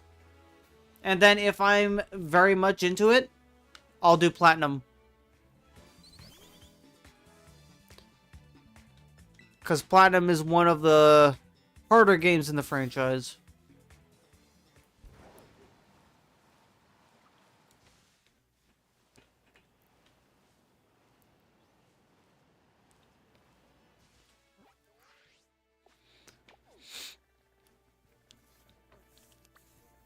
Oh, 100%.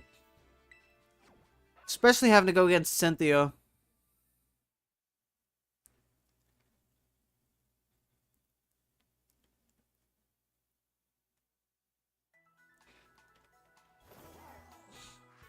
Going against Cynthia in a Nuzlocke. At least it's not BDSP Cynthia.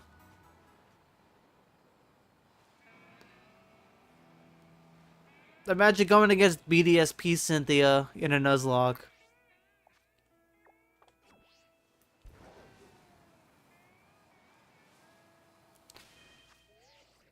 BDSP Cynthia has perfect competitive Pokemon with items.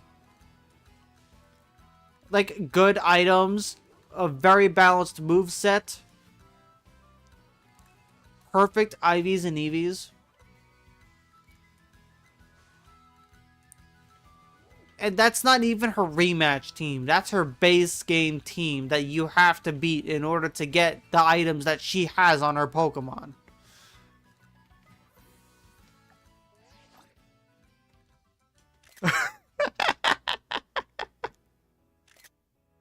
Oh my god, that's hilarious.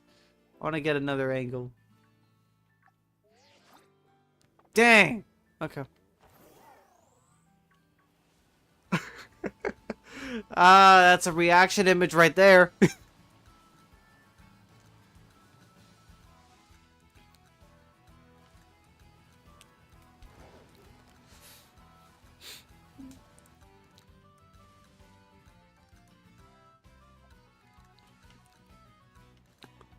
But yeah, it was so bad that actual children, they either had to level up, like, they either had to over-level at least 20 levels above her, or they just outright gave up and couldn't finish the game.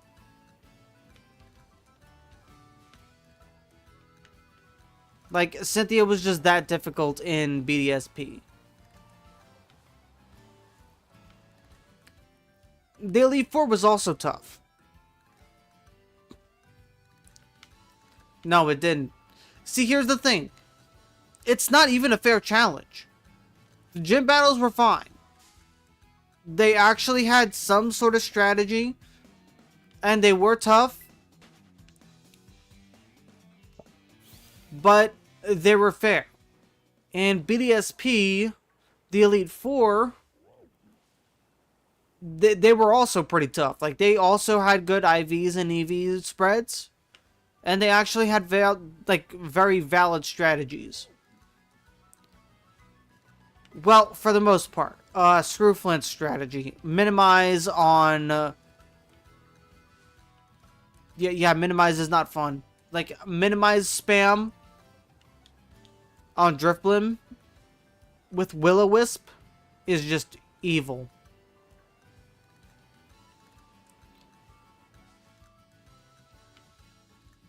And then Cynthia is just not even fair. If they don't give you... See,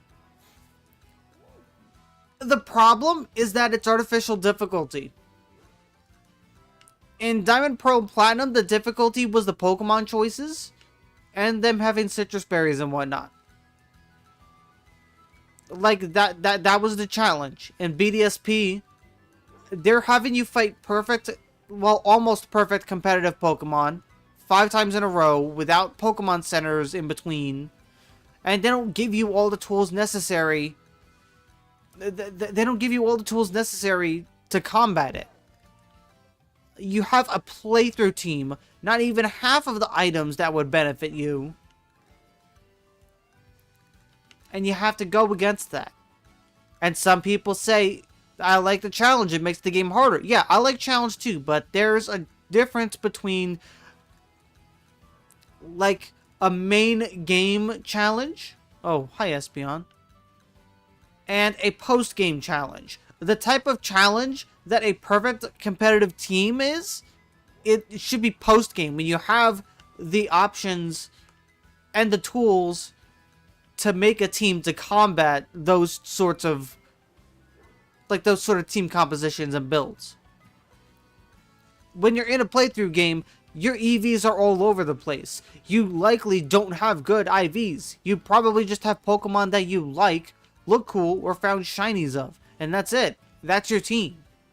You don't go in it thinking about the end game. You don't go into the game thinking about, okay, this is what the champion has. This is what their spreads are. I need to combat this.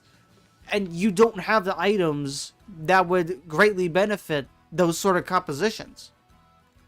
That was the problem with Cynthia and BDSP. The Elite Four was tough, but it was relatively manageable. The gym leaders are a cakewalk compared to those two, but they were still a challenge. Cynthia was just brutal. So again, imagine doing all of that in a Nuzlocke. Granted, Nuzlocks would not be possible in BDSP unless someone were to mod it so EXP share was off and a lot of other things were fixed. But it would just be hell on earth.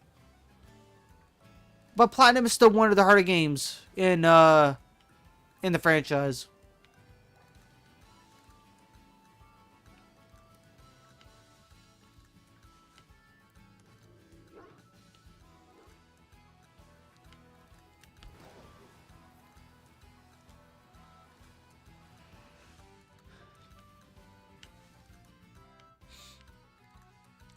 Me too, but BDSP does have a spot in my heart alongside every other Pokemon game that released.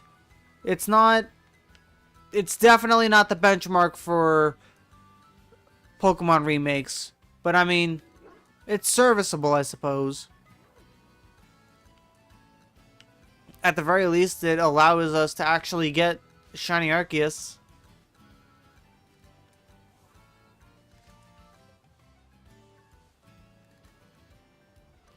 Well, outside of...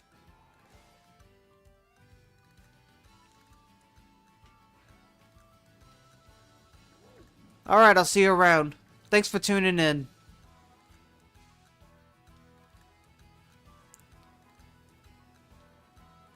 But yeah, Shiny Arceus is like one of the only few things that really hold BDSP up. The following Pokemon could have been done better. The Sinnoh region deserved a whole lot more. I'm really hoping if they decide to do remakes again, that they're as timeless and impactful as Heart Gold, Soul Silver, and Oras were.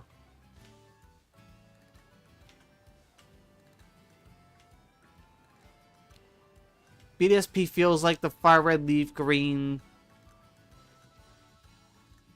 for the Sinnoh region.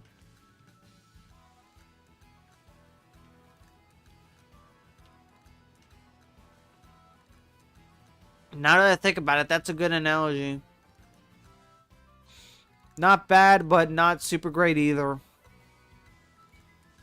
The remakes are just kind of there in comparison to a... Well, I mean, I wouldn't necessarily say that either. I mean, on one hand, yes, but on the other, not really, because Fire Red Leaf Green made a lot of improvements that fixed Kanto to an extent.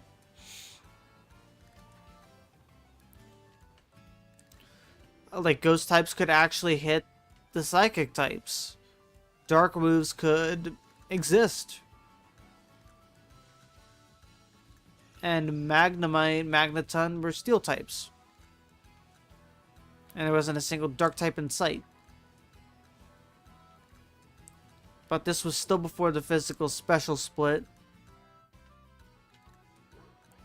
So better hope a Pokemon with a good enough special attack has a Dark type move. But even then, Alakazam has good special defenses. So then who knows? Plus, the Sevi Islands. I haven't fully finished that yet. But those are pretty interesting as well. So then could we really classify that as... Can we really compare BDSP and Fire Red and Leaf Green? It almost feels unfair. Because BDSP, for the most part, has almost nothing going for it. Aside from being a Sinnoh game that introduced the Grand Underground, Shiny Arceus, a more fun way of obtaining legendaries. I say fun loosely because mining for shards and plates just to gain access to a room. I don't know. I personally don't know.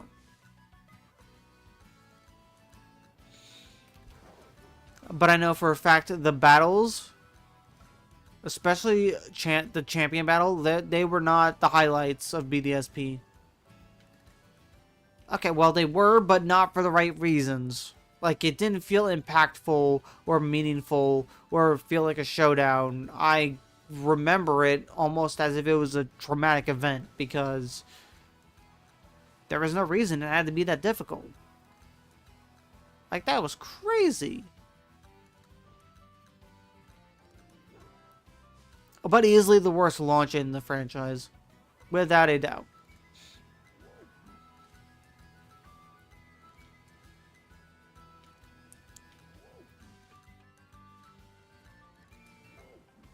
But yeah, Fire Red. I guess I'll be streaming Pokemon Fire Red, doing a Nuzlocke for it. That sounds fun.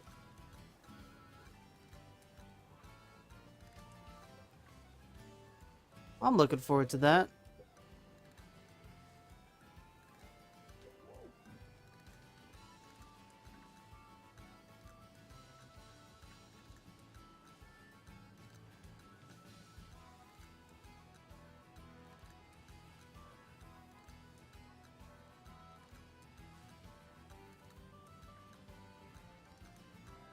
Still haven't found the shiny for this or Hoppip. That's actually crazy.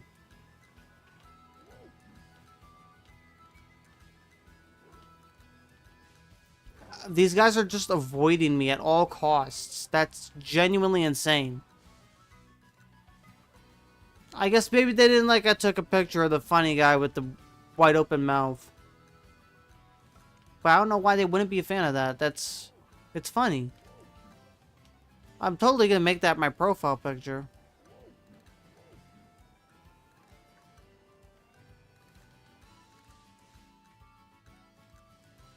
I mean, why wouldn't I?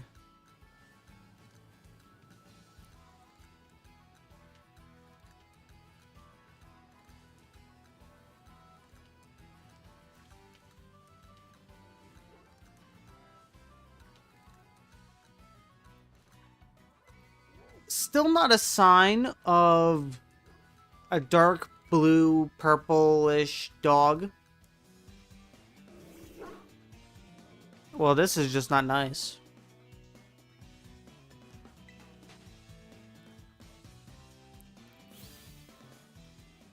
I already have a Hoppip, so I guess I'm just gonna focus on this for now.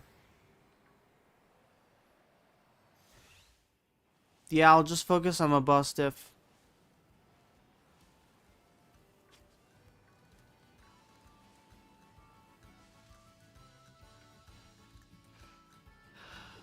Wait a second, that's a Persian, never mind. I thought that was a shiny Litleo or something. Honestly, what made me come to that conclusion? Then again, I guess it's not too hard to jump to that conclusion. No, but seriously.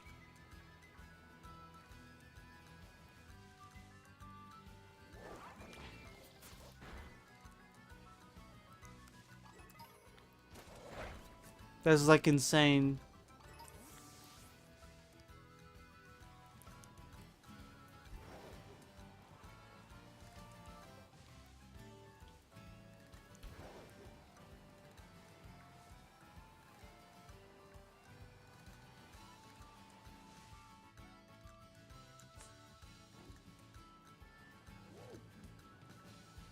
What the dog doing?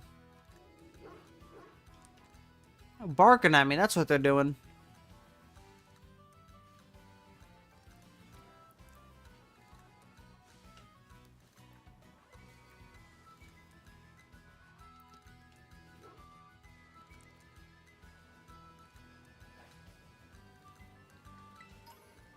Of all the dog type Pokemon, they're really just a dog type, yeah, because there's alright.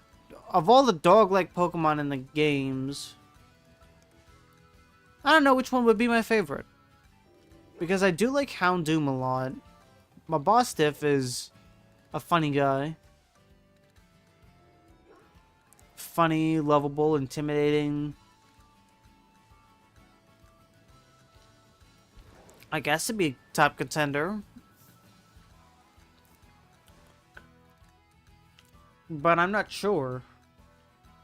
And then the evolutions are like a hybrid of like dogs and cats. They're like both.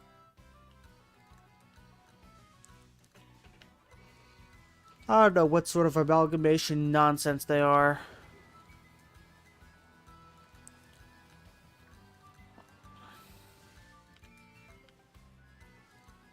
But I mean...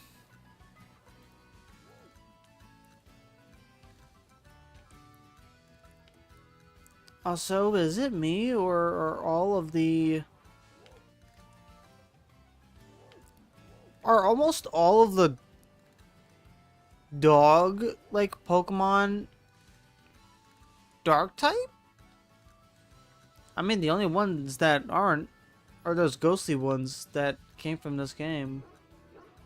Otherwise, Houndoom,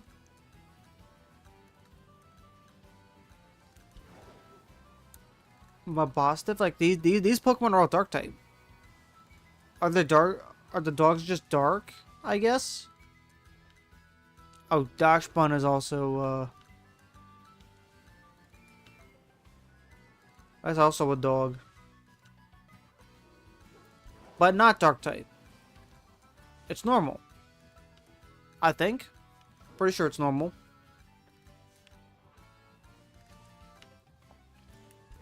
Which I don't know why it would be normal. I mean, I guess it's understandable, but at the same time, it's kind of it's got a cool shiny though. I can't lie about that one.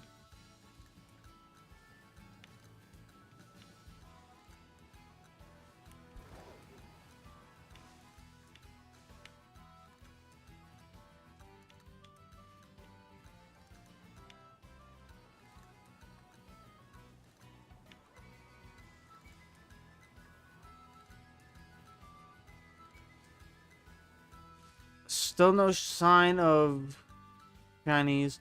I was in front of it for like 5 seconds and it only just now noticed me. That's actually insane.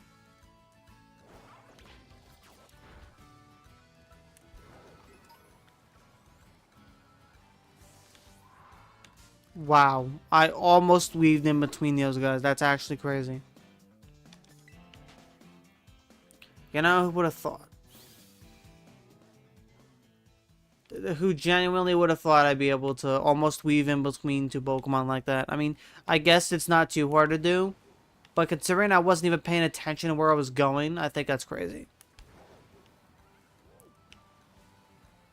Imagine if I actually made it and I just went in between them without even seeing where I was going or where any of the Pokemon were.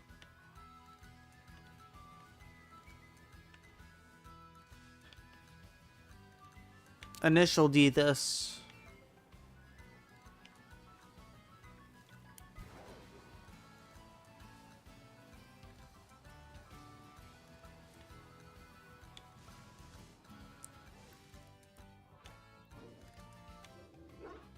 Dog mad.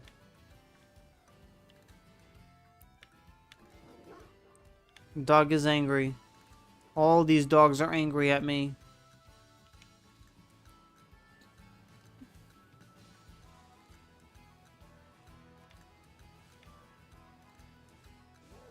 They could be mad all they want. Seriously.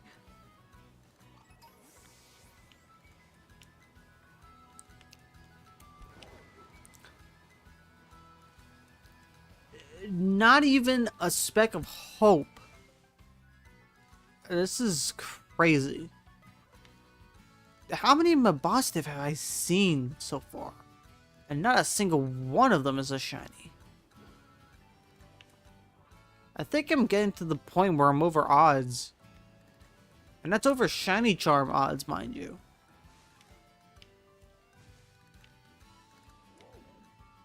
That's crazy.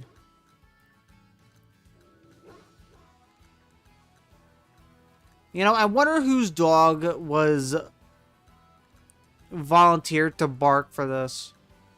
Like, I hope the dog that voices Mabostiff gets a raise.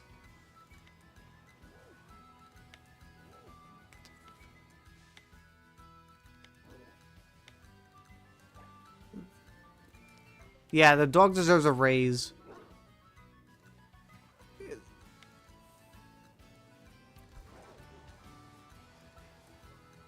The dog deserves a raise and some treats.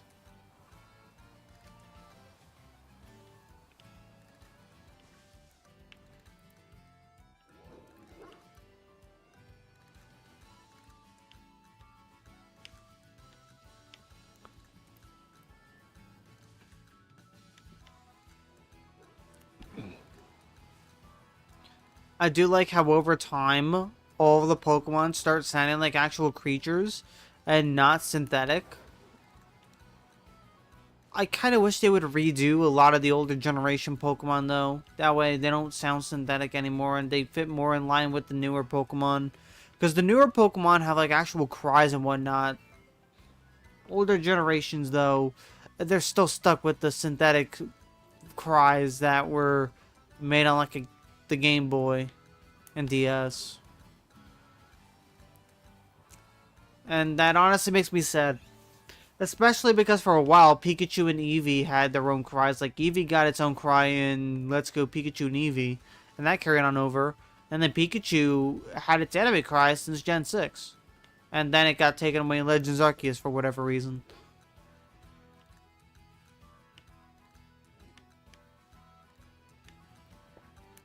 I mean, new Pokemon Snap, from what I heard, has special cries exclusively for that game. So why can't every Pokemon have cries like that?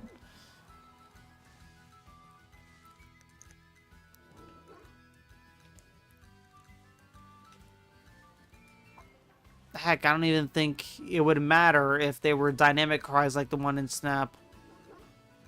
We just have a few stock sounds for each of the Pokemon, and that's all I really need in a Pokemon game. They really want to be bare bones and get just what they need. Make like, what, 4 or 5 cries for each Pokemon and be done with it? Pokemon being sent out, the Pokemon normally, the Pokemon fainting, Pokemon taking damage, Pokemon being weak. Do that. That's all you need. You need 5. 5 cries, that's it. You don't need anything more than that. 5 cries for every single Pokemon. We just have that, make a stock library for each of those Pokemon, and there you go. You've essentially future-proofed the cries for every single Pokemon for the rest of the franchise. And then just keep adding that once you get new Pokemon. It's like the models. They want to recycle these models so much they can recycle the cries. Instead, they want to keep the chippy cries from the Game Boy era. For like Pikachu and whatnot, and it's like, but Pikachu said its name. Pikachu could have a different cry. I don't know why we have to keep having the Game Boy cries. I mean, yeah, it's synonymous with the Pokemon for sure, but it just feels out of place hearing Pikachu's cry next to an actual barking dog. Like,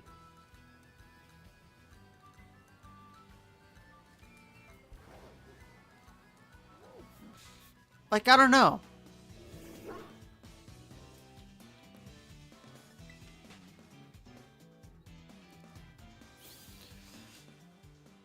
I don't know. I just think it'd be neat for all the Pokemon to have their own unique cries that aren't synthesized that much.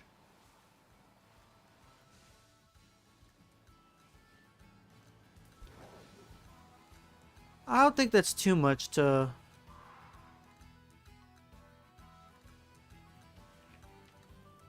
I don't think that's too much to wish for.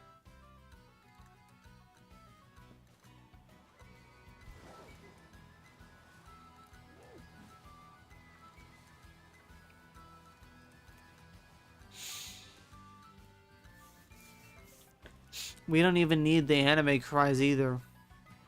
They could just be cries that came out like Snap or something.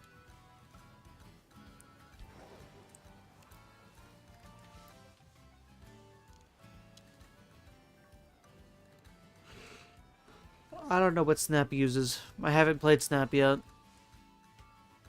That's definitely something that I plan on doing soon, because I've been thinking about getting into Pokemon Snap and doing a deep dive into it and look at the environments and see if I can uncover some history.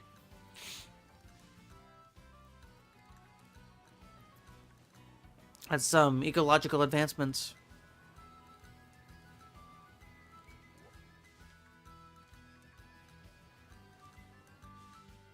That does sound like a fun time.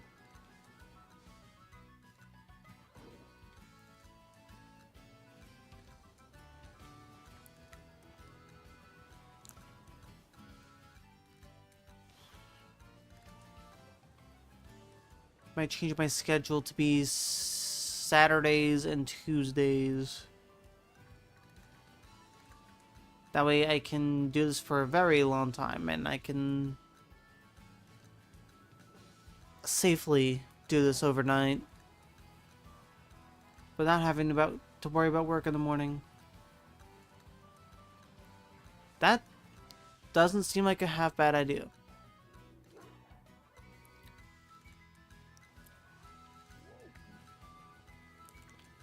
Tuesdays and Saturdays. Start off with that. Dedicating all my time.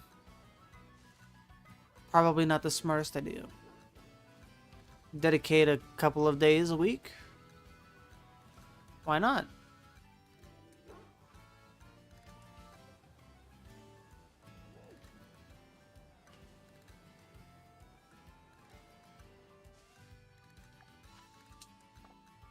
Stream ends when my boss stiff decides to be shiny.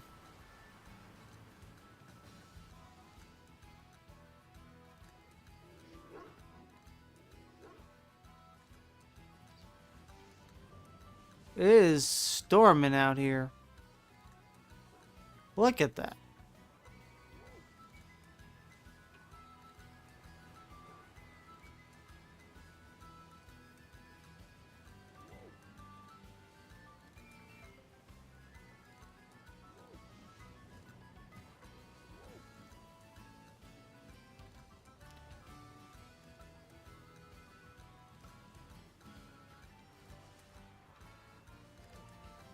Not a single shiny dog.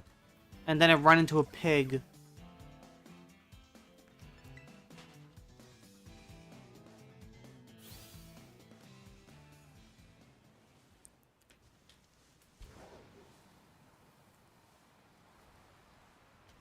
Imagine.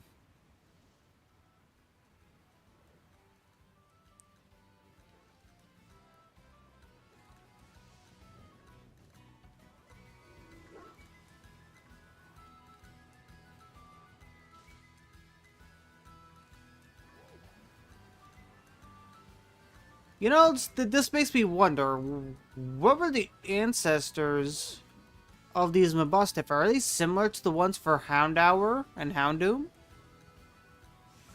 I mean, just like how different dog breeds came to be because of different situations, I wonder if the same thing applies here to Pokemon, considering there are all these dog-like creatures. And then we ended up with Houndoom on one side, Mabustiff on another. Dashbun. I wonder if this is also where the evolutions come into play as well. How did Eevee become a thing anyway? It's like a little fox guy. But it's also not entirely a fox. I don't know what Eevee is. But it's interesting to think about these ancestors in a way. Like, where did all these Pokemon come to be? Where do they originate from?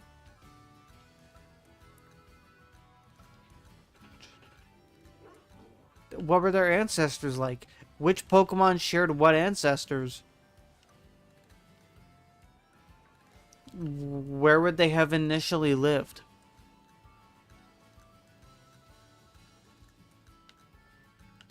Like, we know Yungoos, for instance.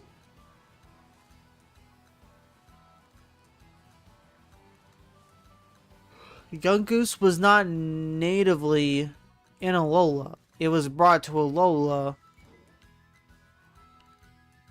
in order to stop Rattata from eating everything.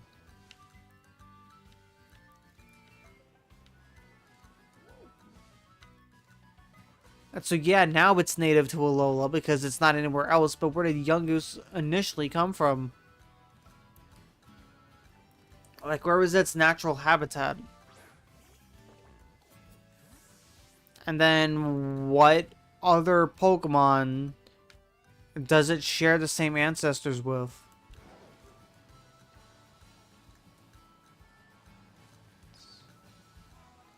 It's something.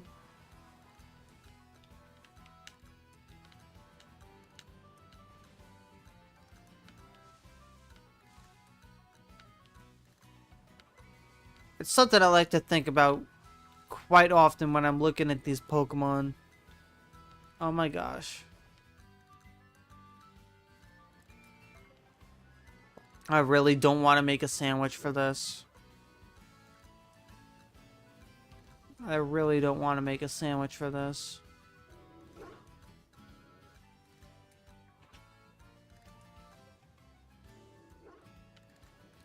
Dogs are angry at me again.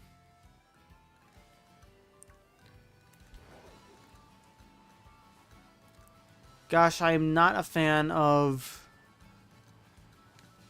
how long this is taking.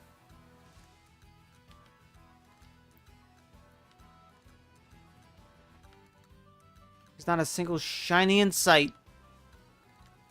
I've only got one shiny so far tonight. That is awful. One shiny in 2 hours. That makes me sad. That makes me really upset.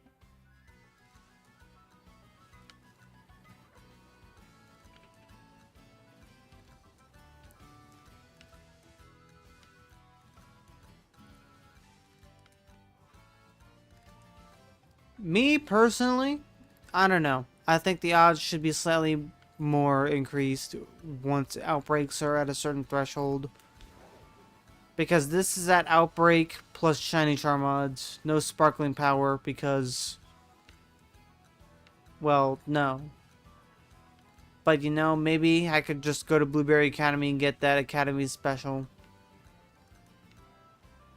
Although I feel like that hinders the odds more than anything. Ooh.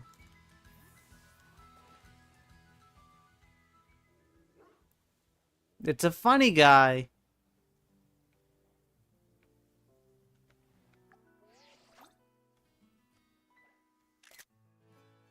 Look at that. It's funny.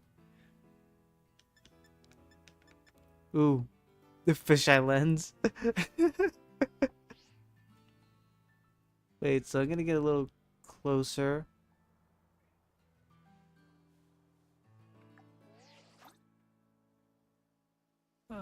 Fisheye lens again. Oh my god, that's hilarious.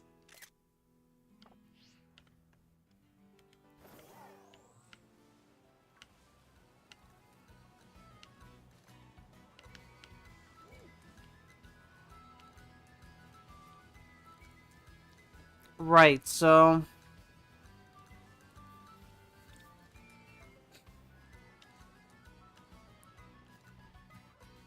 The Paldea region.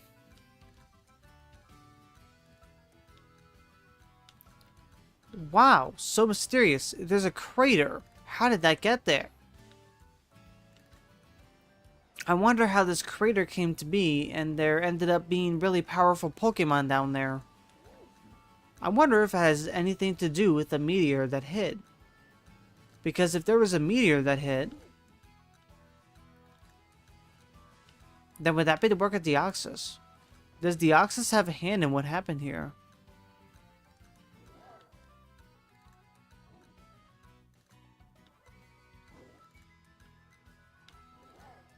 But now that's just making me wonder. If Deoxys has anything to do with this region, does that mean Rayquaza failed?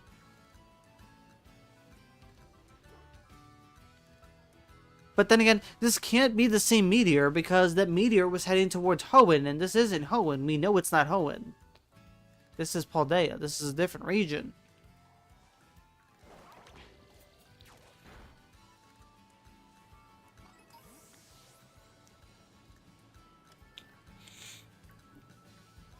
So then what sort of thing could have hit the Paldea region like that?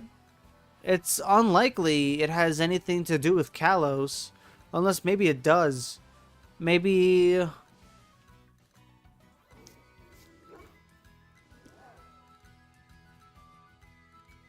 Like, is it unlikely that this was a result of the weapon being fired all those years ago? All those thousands of years ago? Back during the Kalos War? We know the weapon was fired and there were a lot of Pokemon killed. Was it exclusively in Kalos? Because last I checked, Kalos was perfectly fine. Like, it's entirely possible that they just managed to rebuild it perfectly fine. I wonder if that's what it is. I wonder if that's what the premise of Legends ZA is going to be. Rebuilding Kalos as a result of the war.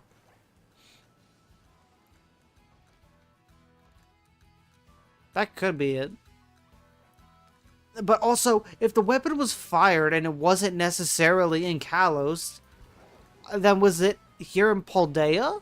And if that's the case, then are Paldea and Kalos close? I mean, we see the same sign.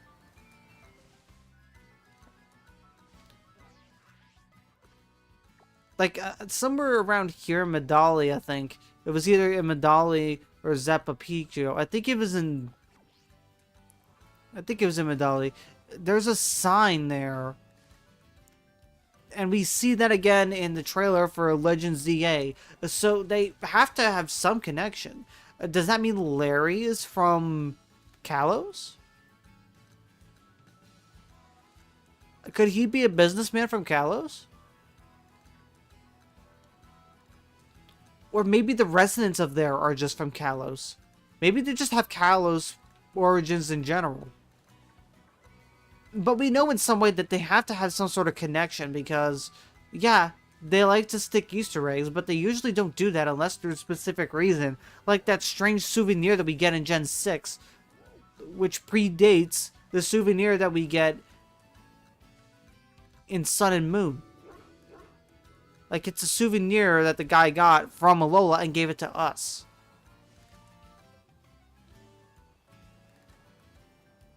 So we know it has to have some correlation to that. So then that crater, it doesn't necessarily have to be from... You know, now that I think about it, that's probably where the terrestrial energy came from. It's entirely possible that terrestrialization energy also had a result, also was a result from the war, the weapon being fired.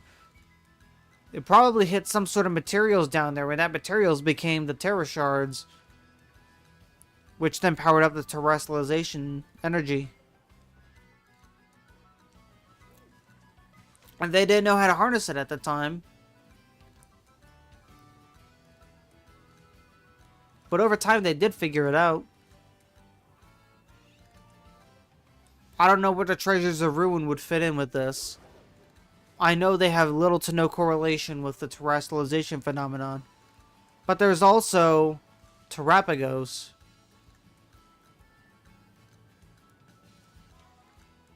I'm not going to outright say Terrapagos has very little correlation, because it's very clear terrestrialization happens to a great extent because of Terrapagos.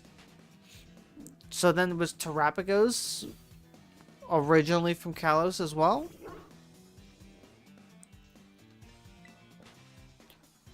Or was it Terrapagos? Maybe Terrapagos was a meteor. What if it was a meteor or a comet or just some sort of space junk? And it was just a little part of it, and then it crash landed, and it just and then it just lived there in the crater, like very deep in the crater as a result.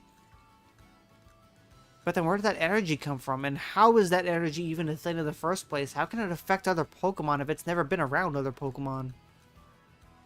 Maybe it's a thing that it was only... But then how would they have the ability to do that? Because even before we play the game, even before we go through Scarlet and Violet, even before we meet Terrapagos, they have terrestrialization in other areas. Like, it's in Kitakami, it's in Unova. Oh, so then it has to be a widespread thing.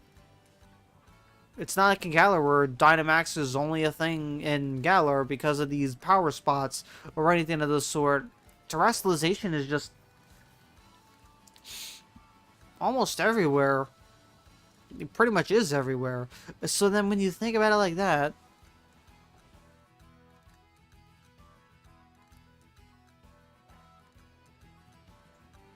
how did this all begin? I don't think the book tells us much about it. It just tells us about people who went in the crater, found the stuff. There's no real... To my knowledge, there's no real sources of information regarding the actual crater itself, how it was formed. I could be wrong. I could have to go into the Paldea library and look, do some digging, and see if there is anything. But to my knowledge, I don't think there's a lot of information about how the crater was even formed.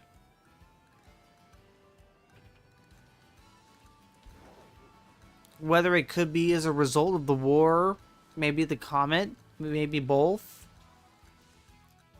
I just know it doesn't have anything to do with Deoxys, because Deoxys comet... Actually, no, because there are multiple Deoxys. Like, Deoxys is the very definition of genetic code. So, it's a literal strand of DNA, and it could change itself on a whim. But, more importantly, the comets and asteroids, there are multiple of them, so it's entirely possible that one of them just ended up to crash here in Paldea. And it wasn't the one that crashed in Hoenn, or was about to crash in Hoenn.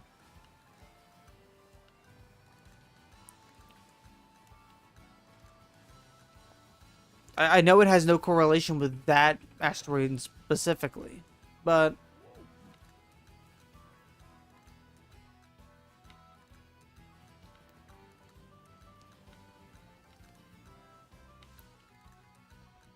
regardless of the circumstances, regardless of what actually happened in Paldea's history, there's still not a single shiny Mabostiff to be seen, and I am frustrated.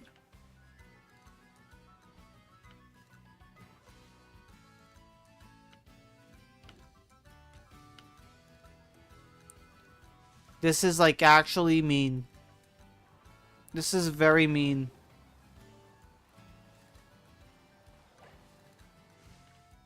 Almost 2.5 hours. 2.5 hours. And only one shiny.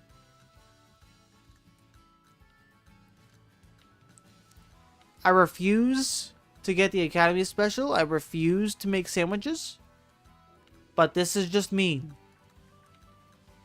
This is just very, very mean.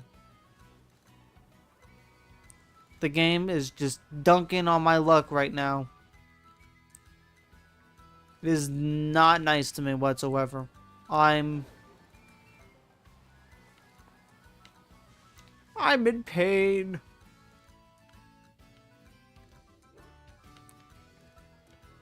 And the dog is still barking at me.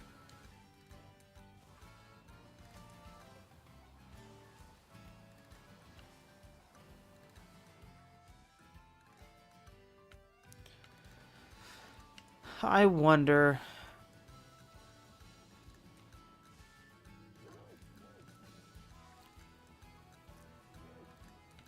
if I set the clock back, I could just do this again tomorrow. Because I am getting a little tired.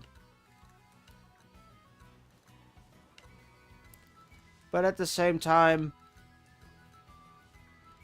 I don't want to stop now. I hate stopping things because I wait. Never mind. I hate stopping things because I'm always afraid I'm not going to pick it back up. Just like I'm procrastinating with one of my things in Gen 6.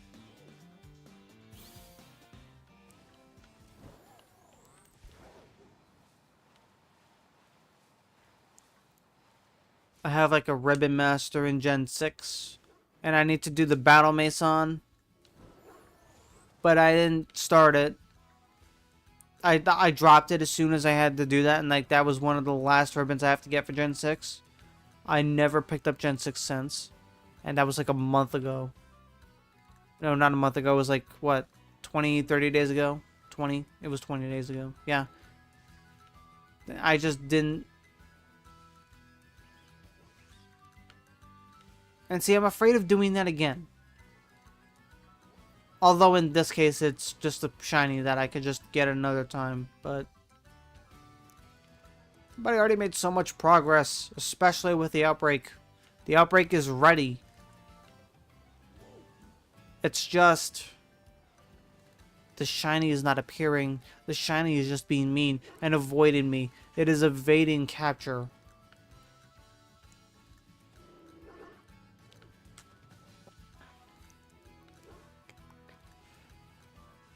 But it should be found. It will be found. Oh my gosh, these...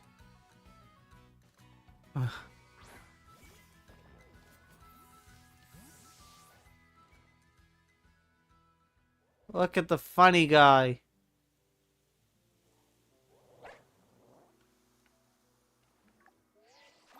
Darn.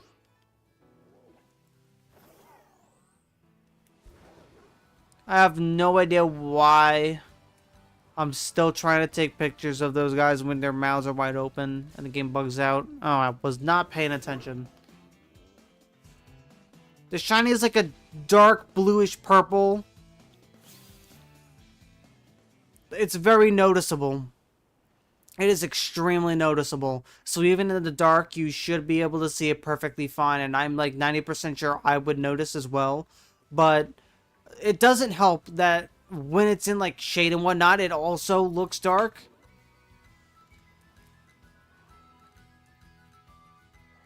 And so typically, if it's like shade and whatnot, I'll just lure it out so I can double check and make sure it's actually shiny and not just the lighting being the lighting. But yeah, I could tell from a glance none of these are shiny because none of them are any darker. It's like a dark bluish purplish sort of color rather than being like a dark gray brown.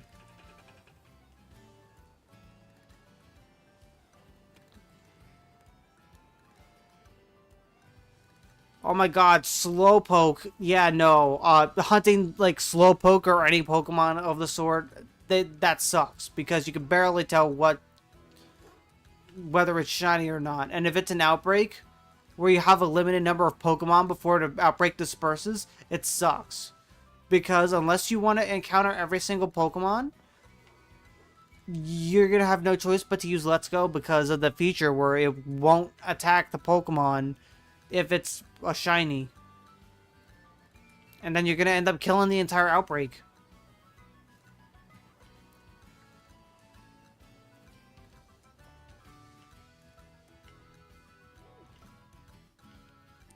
I'm low on herbas and I'm lazy, so I'm not using sandwiches. Yeah, that's a valid method of doing it. It's honestly easiest when you're able to isolate encounters, because if you can isolate encounters, then you don't need to worry about outbreaks dispersing. You could just go ham at it. Like, when I found out I could isolate Minior, I found it very quickly.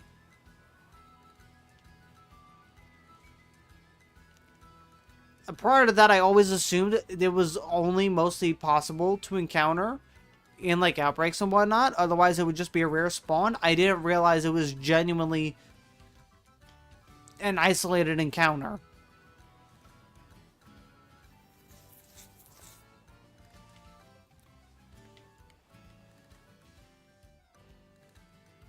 Yeah, and the outbreak is already at the point where if I attack anymore, it's gonna end up dispersing.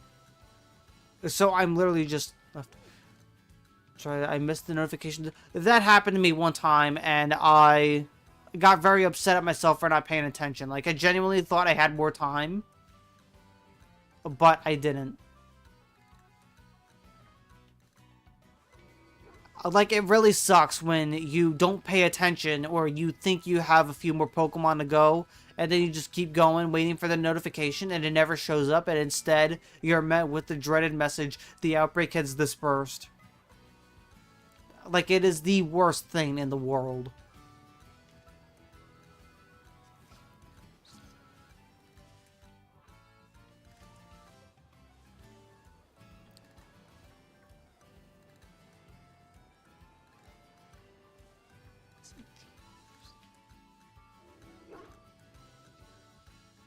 Well, okay, I guess saying it's the worst thing in the world isn't the most fair thing, because there is worse, and it's called missing or failing the shiny, but it's still really bad. It still sucks a lot. Especially because those are Pokemon that you could have reset over and potentially gotten a shiny from.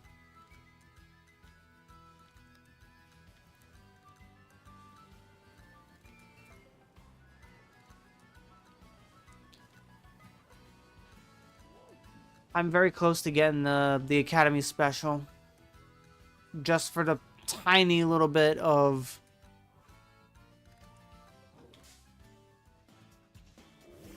sparkling power. Even though it's not 100% necessary.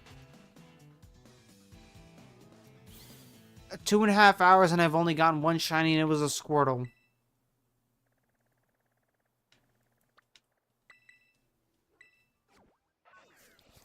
I'm getting burnt out beyond belief.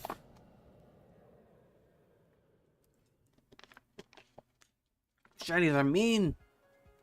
Okay. Academy Special, here we come.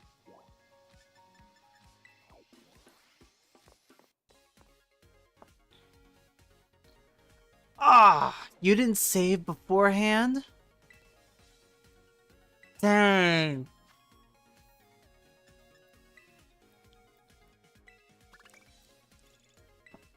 As of right now, the only shinies that I've failed were ones in, like, Gen 3 when I RNG'd them.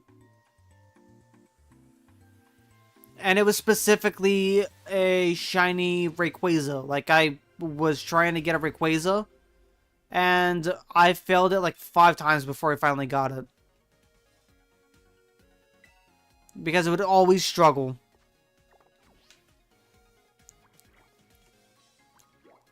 Although I see it's very common to fail shiny starters when you're resetting. When I got my shiny Charmander, I didn't reset over it, so... I was just running away and I saw it in the corner of my eye. I barely saw it and only knew because I clipped it and could see it run away. Ah, yeah. Every time I feel like I failed something, I go back and I clip it and then look back at the footage to see if I actually missed it or not. At one point, I thought I failed a shiny in Area 0 because I got forced into a cutscene. Like, I was going through my Scarlet playthrough in Area 0, and I genuinely thought there was a shiny that I missed because I was forced into a story cutscene. But I looked back at the clip, and no, it wasn't shiny. It was just an evolution. Which I feel better knowing, but if it was a shiny, I would have had no way of avoiding that. There was no way I could avoid the story cutscene, and so I would have ended up losing a shiny over the cutscene. And I think that is just criminal.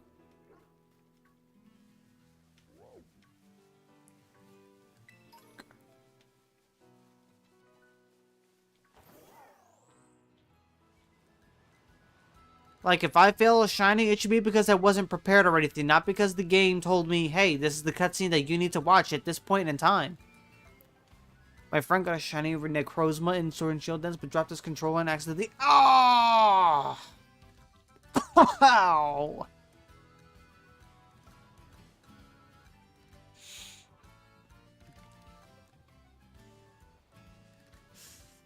Oh my god. That really sucks. Oh, damn. Did he ever get another shiny Necrozma? Like, did he ever go back, or did he just give up?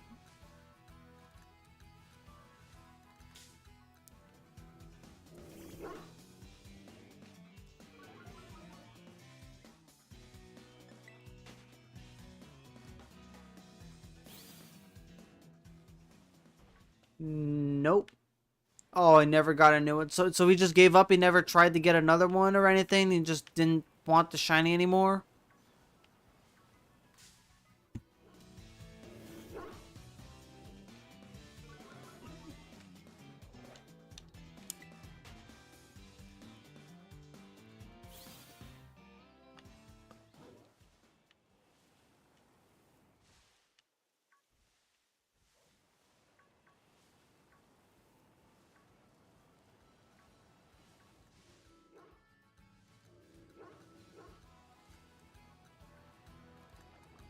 This dog is such a pain.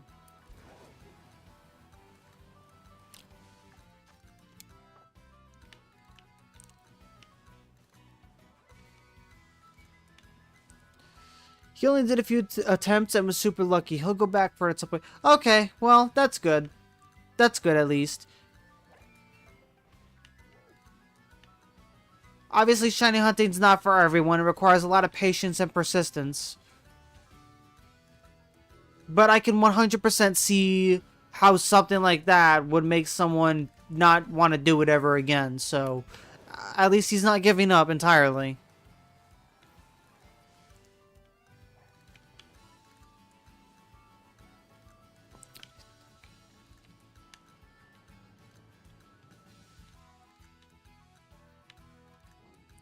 If he didn't take the picture on his phone, we would not believe him. Oh, dang, he even got photo evidence of it. Oh, no. You see the thing I'm dreading? I'm hunting shiny Tapu Fini in Sword and Shield. And I'm dreading the possibility of getting not only a shiny Tapu Fini, but also just another shiny in there that I'm actually looking for and wanting. Because then I would have to decide between two shiny Pokemon that I really like. And if I don't take one, I lose the other one. Because as much as I really like Tapu Fini, there are a handful of shinies that I do prefer over Tapu Fini.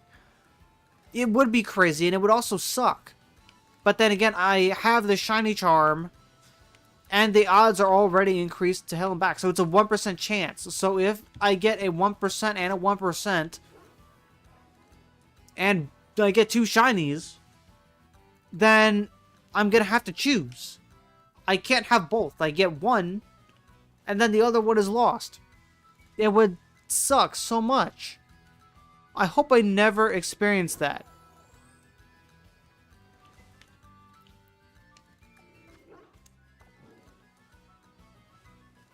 The only shinies I've gotten in those dens were ones I already got it. I got a shiny...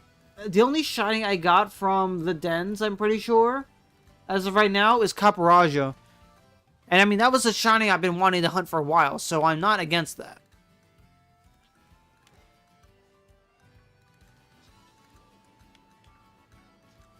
I've gotten quite a handful of shinies from Go.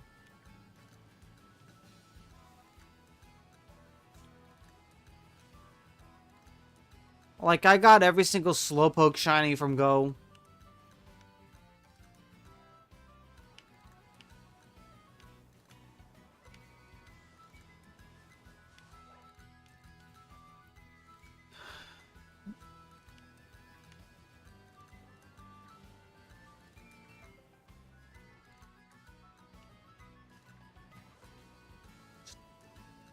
I just love how shinies were handled in both Let's Go and Legends Arceus. Because the one in the way they were handled in Legends Arceus fit the style of the game well, but I think Let's Go did it the best.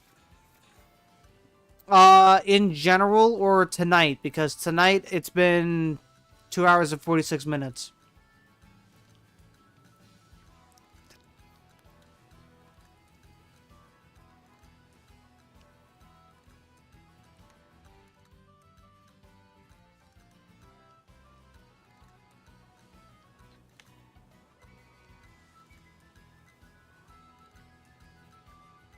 In general, I started doing it relatively regularly about like a week or two ago.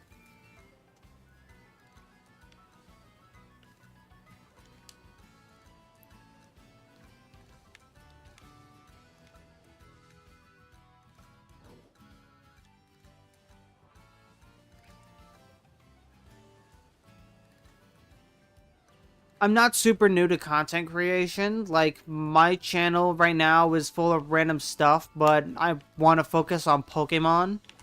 My old channel is gone, and it wasn't Pokemon related, it was other things. But in terms of streaming, yeah, I'm still relatively new and small.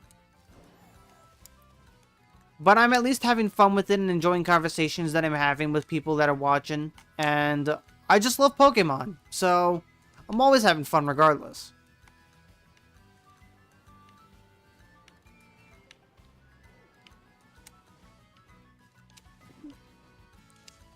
Like, Pokemon is my favorite franchise in the world, and I am more than happy to talk about it with anyone and everyone who wants to hear what I have to say or has any questions about Pokemon.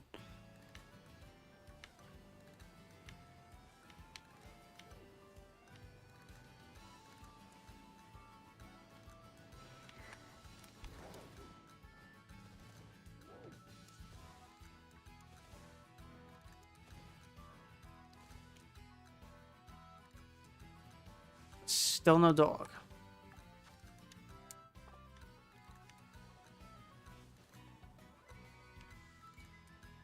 I'm convinced either RNG hates my guts right now, or I did miss it at some point. Because there's no way it has not shown up at all.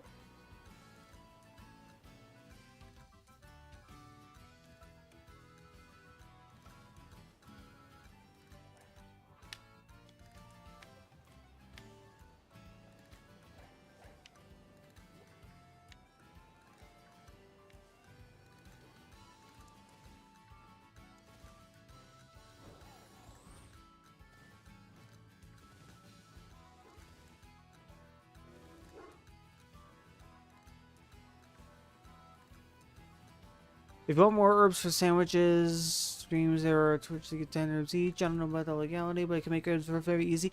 Well, yeah, I could do that.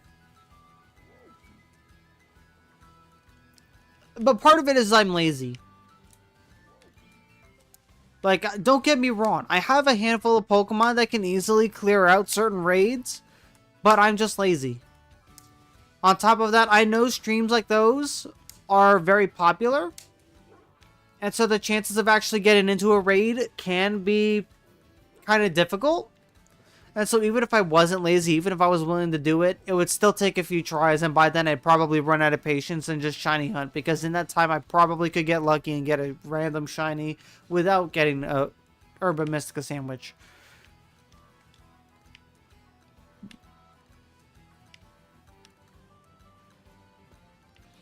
I don't know, because sometimes I just get really lucky. Like the other day, I got like, what, 8 shinies in one stream?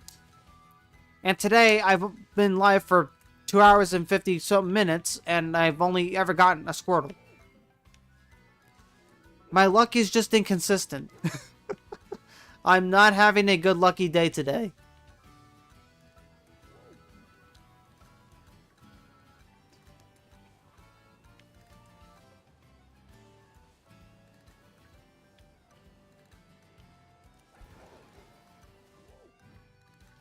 But I mean, I don't think everyone has good luck. I don't think anyone has good luck every single day, so I guess it's reasonable.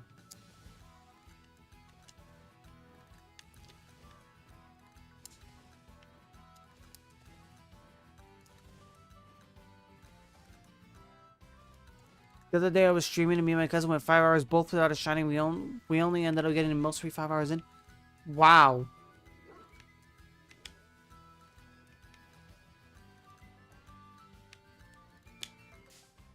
You see, going longer than 3 hours without a shiny is just wild in modern games. Like, that just sucks. Both on the same server. Oh my goodness. Wow. Okay.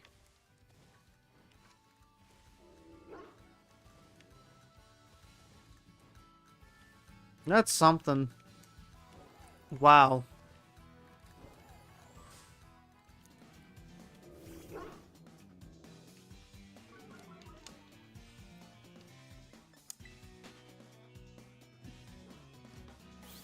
Yeah, no, Twitch live streams are nice to find, like, raids to go into. Like, I haven't been to many of them, but Twitch is a good place to find them. I multi-stream, so...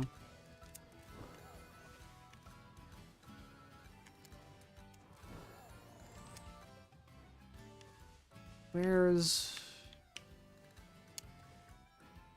Oh my god, where is this dog? I swear someone let the dog run away. My first live hunt was Lechonk and took me 3 hours, but it phased 2 fletchlings. My cousin was mad.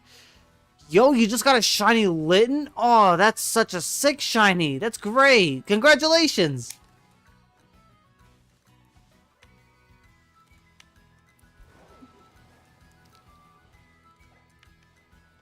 Shiny Litten is awesome.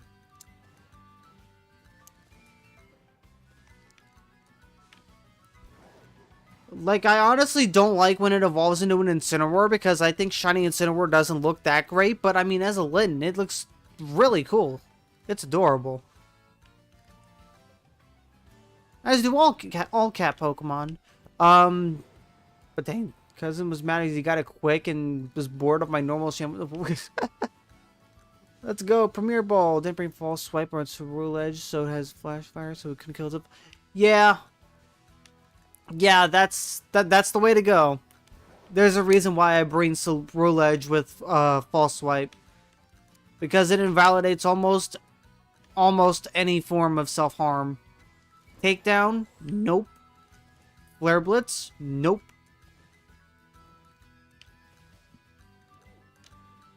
Like, there's just a lot of ways you can avoid having the shiny kill itself. Although there are still some exceptions. But for the most part, yeah. Rule Edge plus False Swipe is the way to go. It is really good. Busted. But yeah, congratulations again on the shiny Litten. What's your next target? Hopefully you get it sooner than 2 hours and 50 minutes.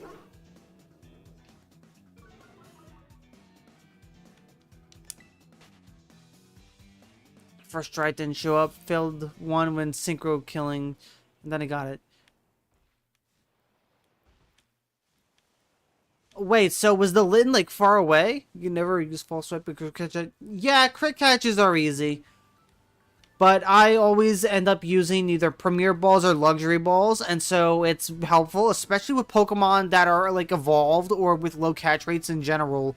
I just bring False Swipe just in case. I have too many Luxury Balls. I want to get Charmander or Fennekin with the rest of the sandwich. Good luck, because both of those are pretty great shinies. I actually accidentally got a shiny Fennekin while I was trying to hatch Fennekins for my living decks in Gen 6. Full odds too, mind you. So it was a full odds egg.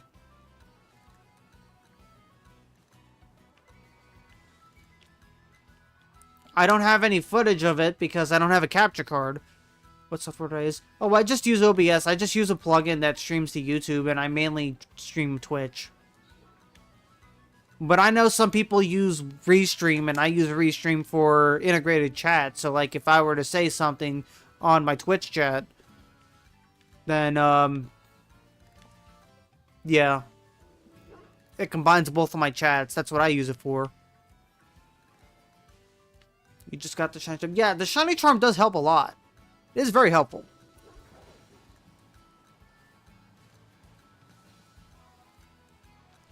Although sometimes it doesn't feel like it. Like right now. I'm with the Mass Outbreak odds, the Shiny Charm odds, and Sparkling Power 1. And I've gotten absolutely nothing from this Outbreak. Like, there were 3 targets I went to today, starting like 2 hours ago. Hoppip, Mabostiff, and Squirtle. Squirtle lagged so much because of all the water. I got that one out of the way quickly, but now I'm stuck on this one. I already have a Hoppip, so I don't need it that badly. That's why I'm hyper focusing right now on Mabostiff.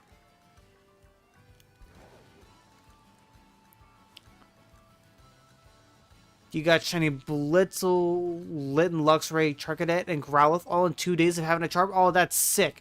Charcadet is so difficult to get a shiny of, but it's so cool.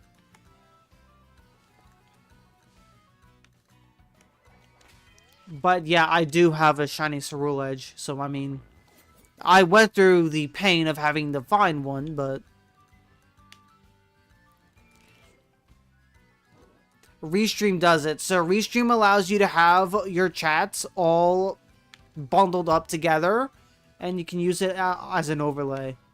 So yeah, I use Restream. I connected both my YouTube and my Twitch, and I have Restream on. It's not going to take the live chat from YouTube because YouTube is a case-by-case basis, whereas Twitch, it just goes by the channel. So I had to basically tell Restream to take the chat from this specific stream and broadcast that chat. Whereas on Twitch, because it goes by channel and not by event, it just takes the chat. But no one's typing in Twitch chat right now. In West Province, Area 1 Central, they spawn like crazy with the... True. Yes, they do.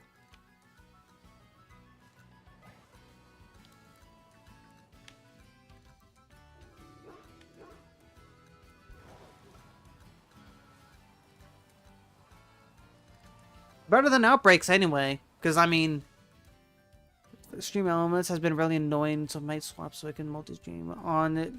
I just remembered the Salandit I got in 18 minutes at a Larvesta I got in 30 seconds. Jeez, you got a Larvesta in 30 seconds?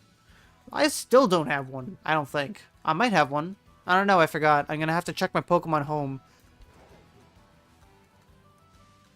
After this is done, I will go into my Pokemon Home and see if I haven't. Actually, let me check my box first. It's probably in here. If it's not in my boxes, then it could be in Home.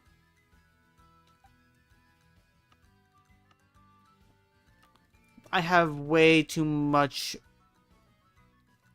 I have such a huge lack of organization.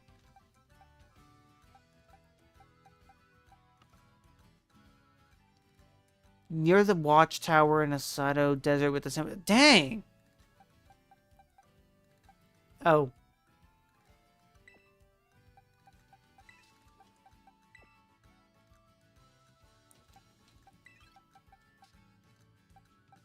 Oh, there's some more shinies that I forgot to sort. Okay. Lovely. I love it when I just don't organize my stuff. It's great. Y'all organize your boxes. Don't be like me, please. So that isn't the passage. I organized like one page of the Kitakami decks. That's funny. You can tell I'm very unorganized and I'm too lazy to do any sort of organization because, My boxes are such a mess. You should see my Pokemon home. I need to reorganize that. I'm probably going to spend one entire stream just organizing Pokemon home. Ah, great. I got random Pokemon in my... Random Pokemon in this box.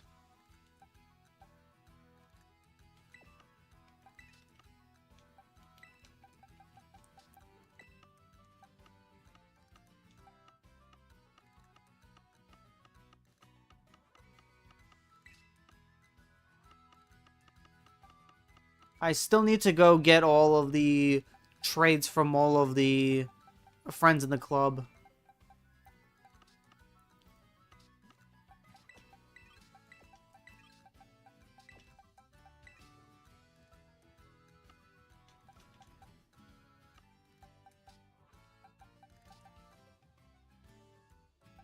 Okay, so how is it that this Raichu got partner, but not Eon? That's rude. I bought Switch Online to get more Urban Mystica because I got none from the 3-date skips worth, but then I beat Kofu in a clubhouse and he gave me Urban Mystica. Oh shoot, really? Kofu gives you... Oh, nice. Nice, nice, nice. I should do that. Well, darn. I put myself in a pickle. But dang, I should probably battle Kofu then. 3 spicy. Ooh, that's good. I have a lot of Herba Mystica right now, but I am running short. Like, I have a handful. I can make a couple sandwiches worth, but I do need to get more at some point. I am running low. There's a reason why I haven't made a sandwich. It's also because making a Dark-type sandwich just sucks. Let me check again what it requires. I forgot to save the information. Let's see here. It's... Darkest smoked fillet.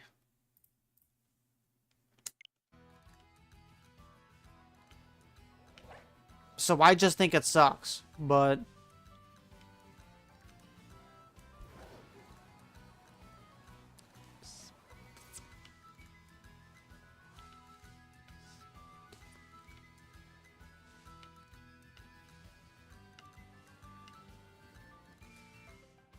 But yeah, that's crazy that you could just get Herbas from Kofu.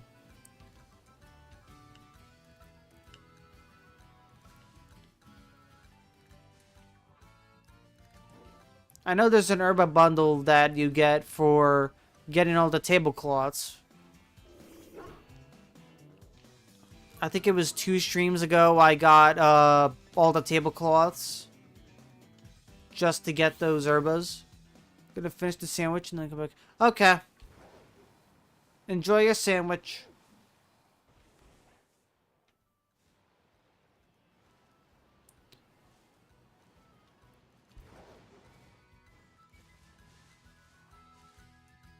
This Mabostiff is really getting on my nerves.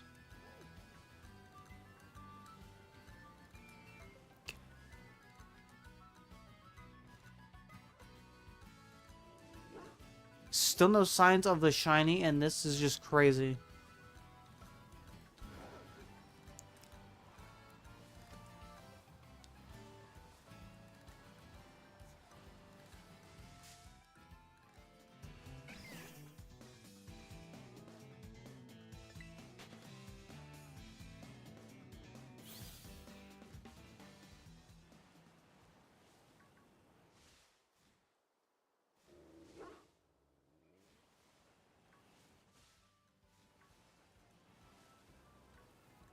Ay, ay, ay.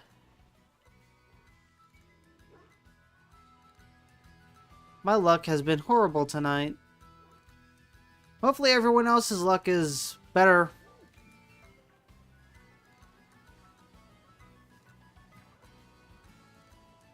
That's all I want, honestly.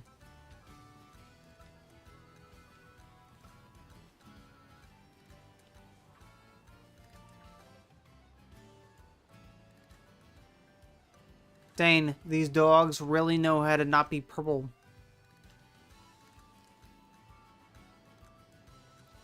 I don't know, man. I think purple dogs are interesting. I think it's an interesting color, a cool color, to say the least, and it would be very intimidating and spooky, so I think one of you should turn purple. Now!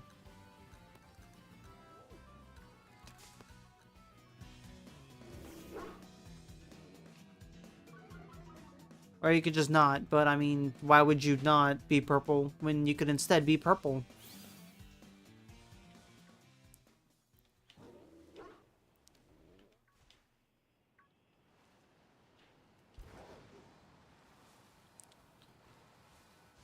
It's almost like my idea is a good idea and I'm not being listened to. Then again, I didn't catch these dogs, so they're not going to obey me. They're still wild.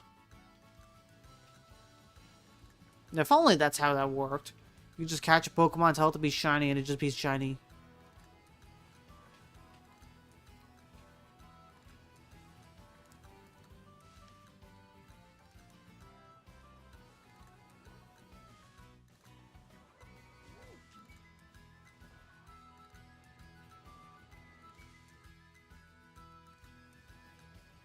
How much herba do I have? I forgot how much I exactly have. I did not want to open the boxes again. We got... Favorites first, please. Sweet. We can use up some sweet.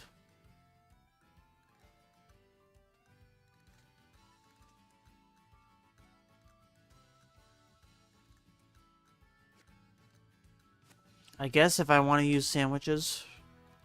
I kind of wanted to avoid doing that, but I could do it. Because I don't think I have a shiny Larvesta or anything. Or a Volcarona for that matter. Which... Actually, I think I do have a shiny Larvesta somewhere. I must. I remember getting one.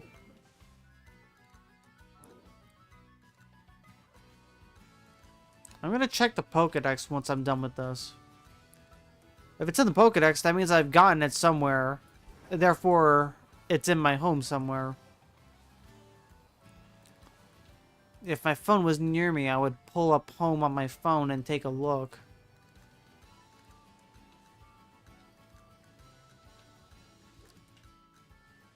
But believe it or not, it's on the other side of the room.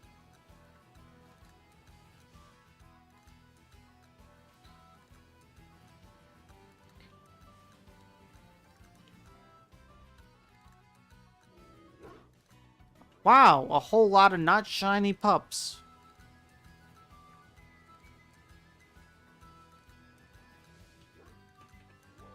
That's a lot of not shinies.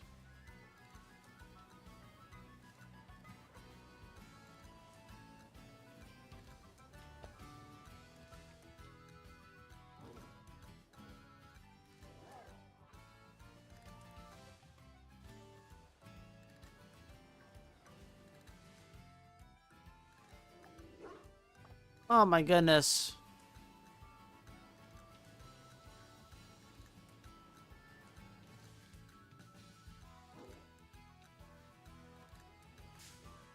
Oh no, a Deerling. I don't even have a shiny Deerling, I don't think. I kind of want to get one. But at the same time, I don't think it's that impressive. I don't think, anyway.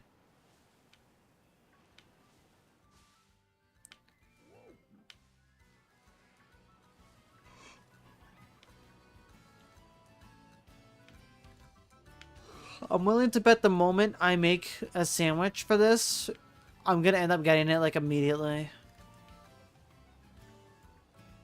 And then I'm gonna have no idea what to do with the sandwich next. Deerling is good. I mean, yeah, Deerling is great. I love Deerling. But I just think the shiny is not that impressive.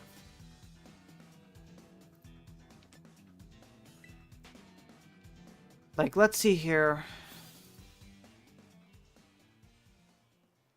Deerling. Deerling. Not in... Okay, let's go to Gen 7 then. Deerling.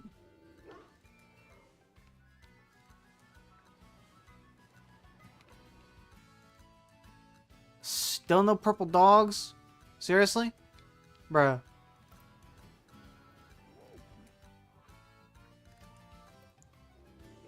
It just... Okay, honestly? Okay, hold that thought. Okay, the summer form... Yeah, the summer form actually looks adorable when it's shiny, so... I stand corrected.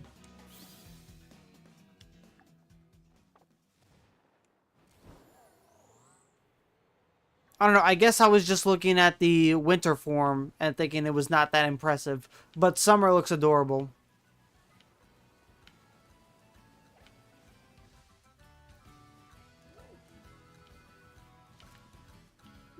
I have no idea what to target after I get this because I kind of don't want to worry about Hoppip anymore. And plus, I'm going to end up making a sandwich. Yeah.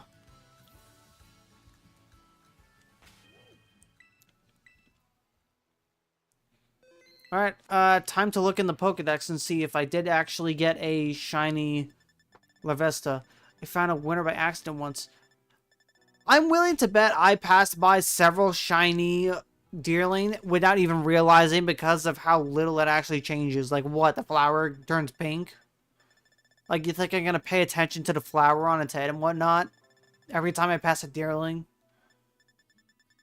Realistically, I probably should. I'm probably an idiot for not doing so, but... Alright, that's fair. Enjoy your hunts. Realistically speaking, I should pay more attention to the shinies of... Oh, here we go. Larvesta. Oh no, I never got these shinies. Okay. Check every time because one was... Fair, but honestly, I'm thinking of just Masuda methoding that. Okay. I could also get one from Gen 5. Whether it's through, like, breeding or random encounters or even just RNG. Alright, let's see here. So, smoked fillet. Too sweet does not work for any of these types. Okay, so it works for dark. Alright, I'll use too sweet then, because I have a lot of sweet Herba Mystica. I'm pretty sure I saved, right? I'm gonna double save just to double check. Let me just shiny check. Nada. Okay.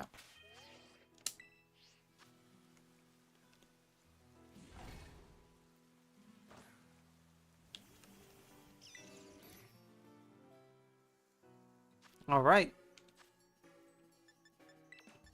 Smoked fillet. Too sweet. Vivi.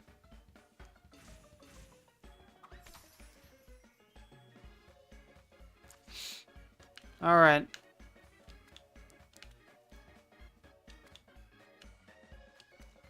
I actually don't know where I put the Deerling. I have half a shiny sandwich left, so I'm gonna date skip for a Charmander.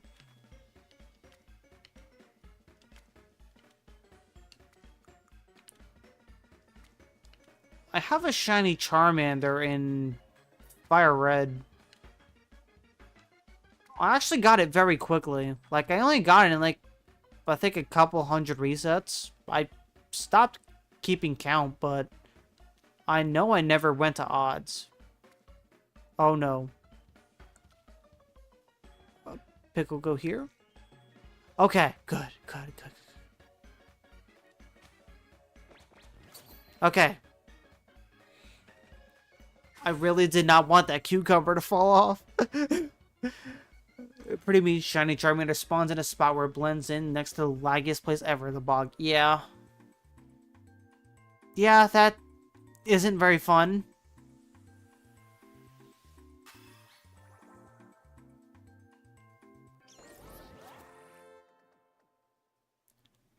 Alright, no problem, Jake Dodge. Thanks for tuning in. I will be streaming again tomorrow. I'm actually going to be starting a Nuzlocke tomorrow for Fire Red.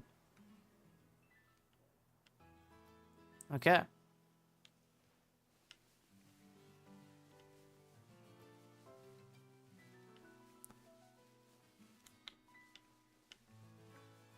Alright, so now we have a shiny sandwich.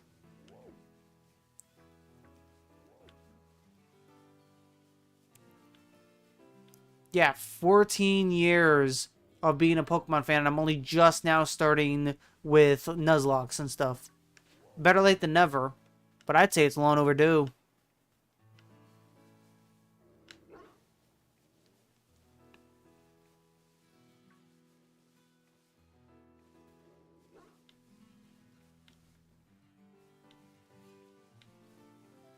I hear Fire Red is one of the easiest games to get into Nuzlocke with, so I'm going to be doing that one. Otherwise, I probably would have done Platinum because it's my favorite game in the franchise.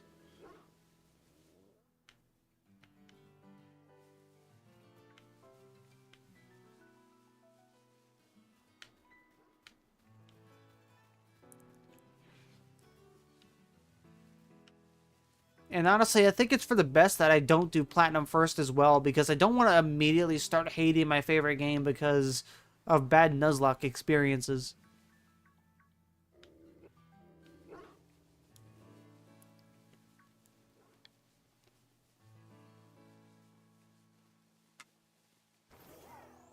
Okay, this just sucks.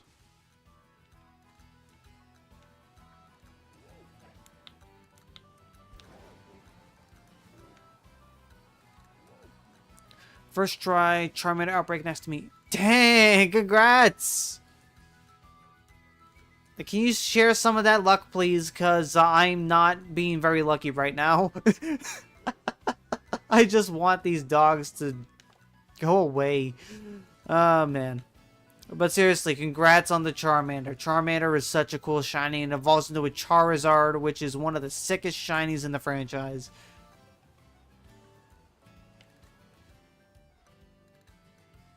Seriously, black shinies are the best shinies. Rayquaza, don't even get me started.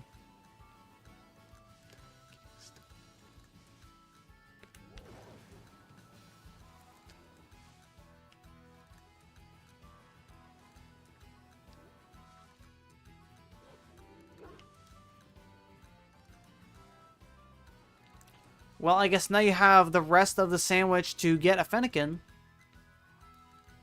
Oh no, we just got the outbreak. Oh! Oh darn. Dang. You haven't even started the hunt yet. Okay. Well, at least you got the outbreak spawn.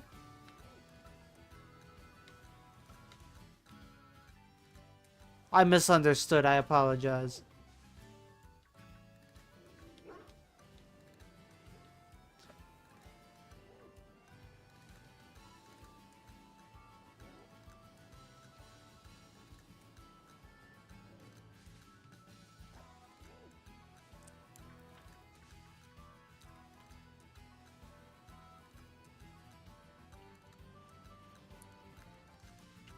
Date skipping for outbreaks kind of bores me a little to some extent. Only because of how repetitive it can be when you're trying to get a specific one and then you just never get it.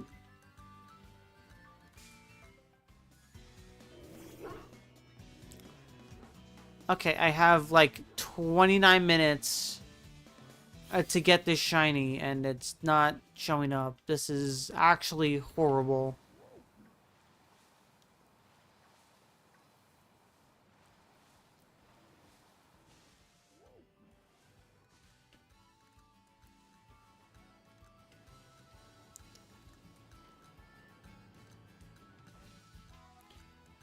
Yeah, no, this is just genuinely horrible.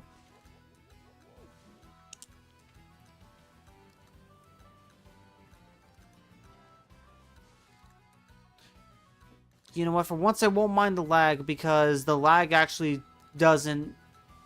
The lag slows down the timer for the sandwiches. So in theory, I get more time out of my sandwiches the more it lags.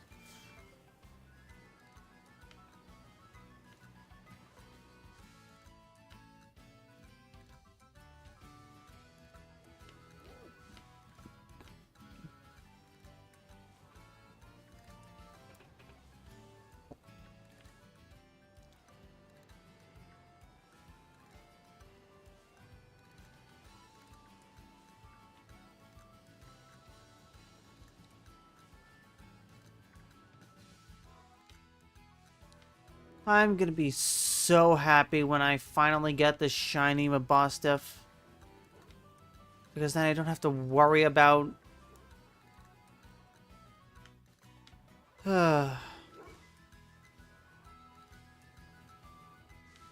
This ain't fair. This seriously ain't fair.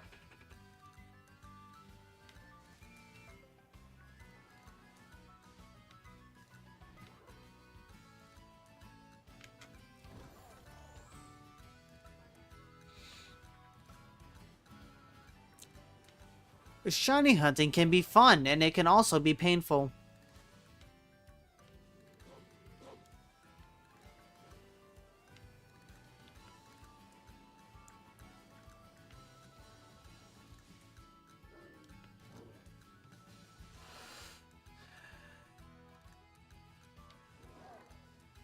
I like some of the funny faces the Mabostiff make when they're not fully loaded in. Like, they just have their gaping mouths wide open, and they look so goofy.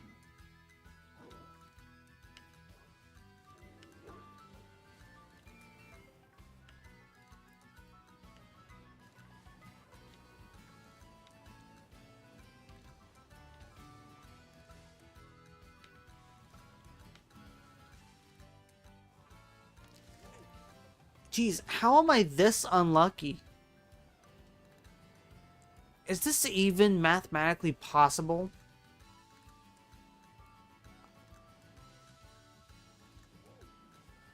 I'm not even a math person, but oh my gosh. Dude. I think I've been at this exact mass outbreak for like 2 hours now. I've been doing this for 2 hours. For the same dog.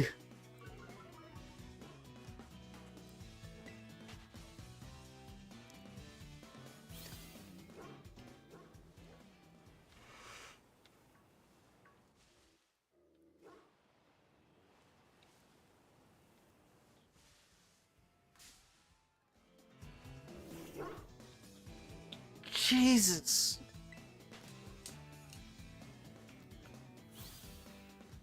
I need to start praying to Arceus more. Did I seriously with... Oh no, the Charmander's yellow! It must be sick! It must be a bug! Reset your game and then report it to Nintendo! Congratulations! Congratulations on the very quick and easy shiny Charmander. Now you said you were gonna go for a Fennekin as well?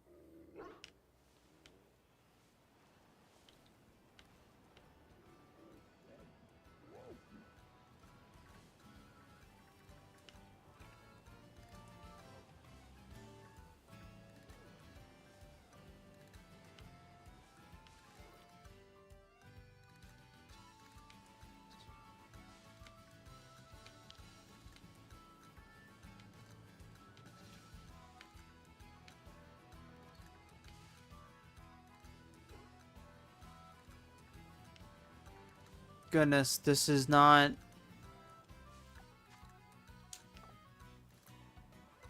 This shouldn't be possible.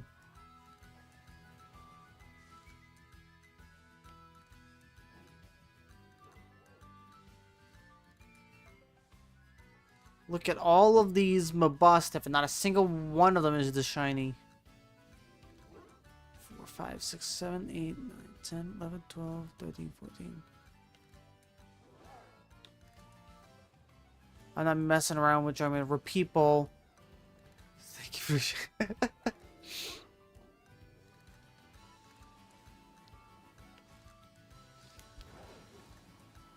Charmander is just a cute little guy. He's my favorite of the Kanto starters.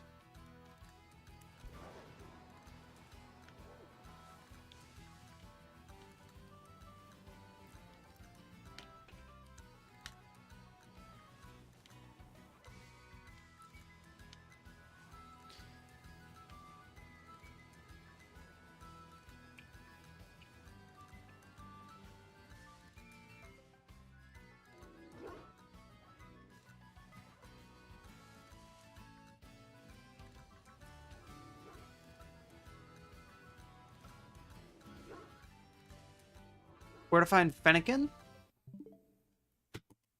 Let's see. Alright. Hello, Cerebi. Fennekin.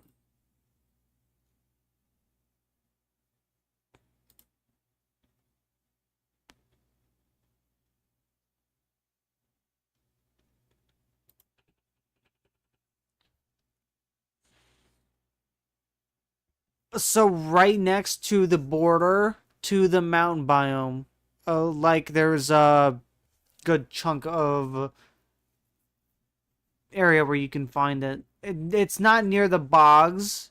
It's like right north of where the gym area is, if that makes any sense.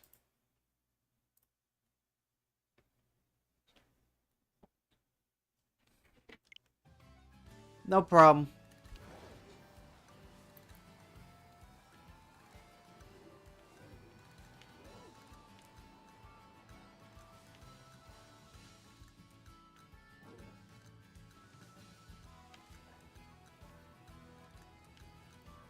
Yeah, if you just head there with the Sparkling Power Sandwich, you should probably find a good handful of Fennekin. I don't know if it's an isolated encounter or not, but...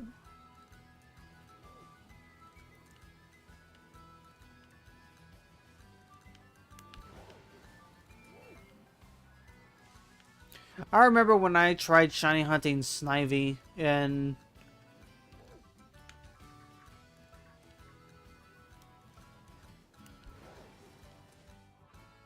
the terrarium. My brain died for a second. But it took a long while because it wasn't the only grass type in the area. And so I would constantly get a bunch of shiny Exeggutor. I got like 2 shiny Exeggutor before getting 1 shiny Snivy.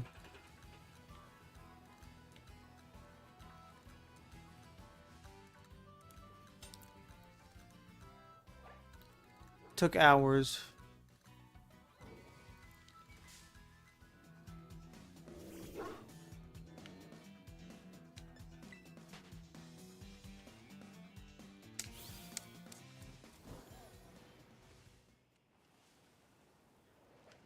Oh my god.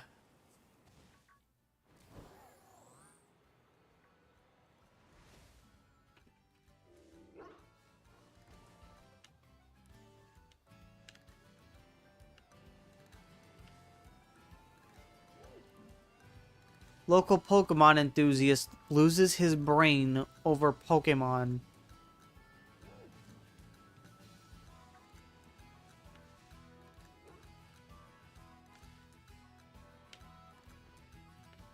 Well, I mean, to be fair, I'm a Pokemon enthusiast, so naturally I lose my brain over something like that. But I mean, I'm literally having a breakdown right now. This is crazy. This shouldn't even be possible. I've been at this for 2 hours. Where's the shiny dog? Where's the purple dog?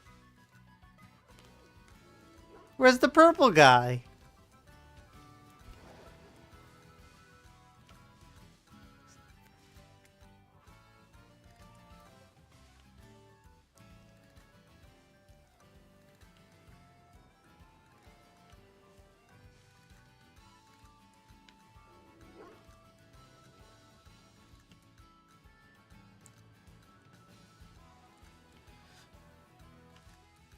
This this is just insane.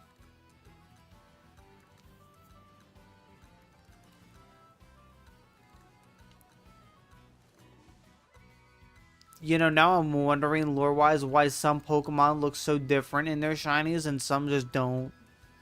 Like, some just look lighter or darker than their original colors.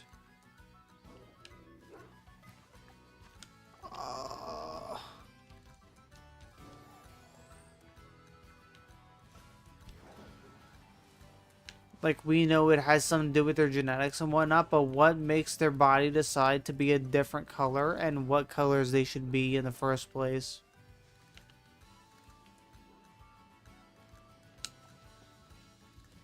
Like, why is a Magikarp golden and then evolves into red? Why is Magikarp red and then it evolves into blue in the first place? Like, this isn't even about, like, the game design side of things, because obviously they used algorithms and color palettes for that, but, like, lore-wise, where does that come from? And I know in lore, shiny Gyarados came from, like, a rushed evolution for Magikarp. A Tepig outbreak appeared before a single Fennekin did. It's 7 minutes for Tepig. Dang. That's a lot of Tepig. I mean, shiny Tepig and Pignite is not that great, but shiny Emboar is actually really sick. So I think you wouldn't mind that.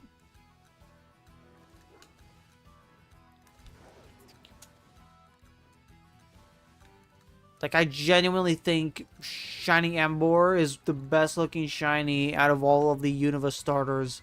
And I'm someone who loves the shiny line, the Snivy line more than anything. Like, I'm a Snivy gamer.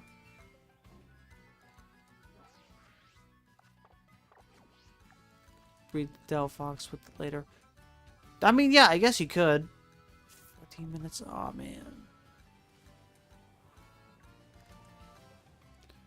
The sandwich is gonna run out once this is over. Once the outbreak goes bye-bye. I don't want the outbreak to go bye-bye. I want the shiny Mabostiff. I've been at this for 2 hours, dude.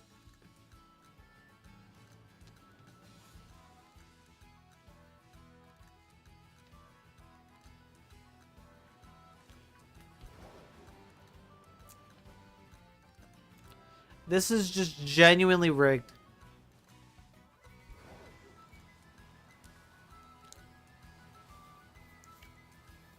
Why am I spending 2 hours to get a dog?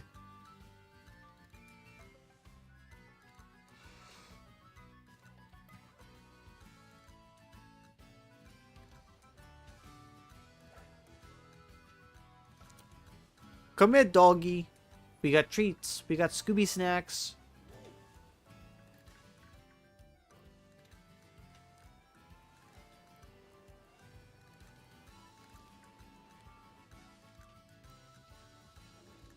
You know, oh, there's no way I get 3 shiny stars in 30 minutes. Well, considering your luck right now, I think you probably will. Like, I wish I even had half of your luck right now.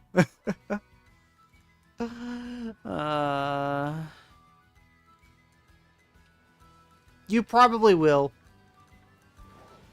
3 shiny starters in 30 minutes sounds fun.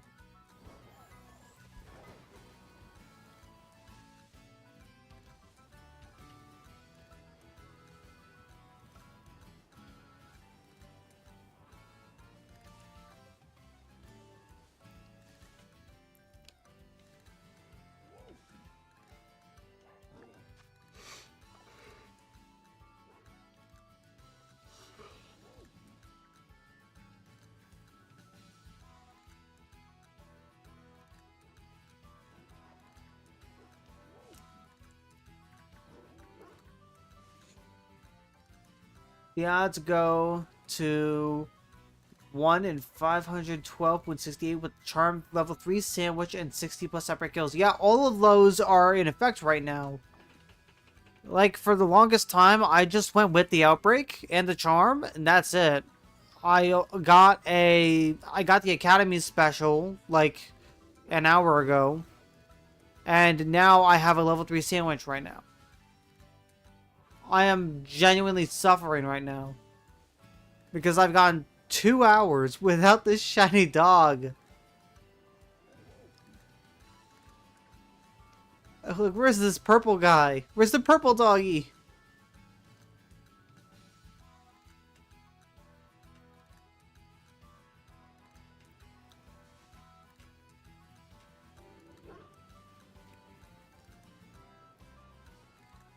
This is rigged. That works for mixed hunts. Yeah.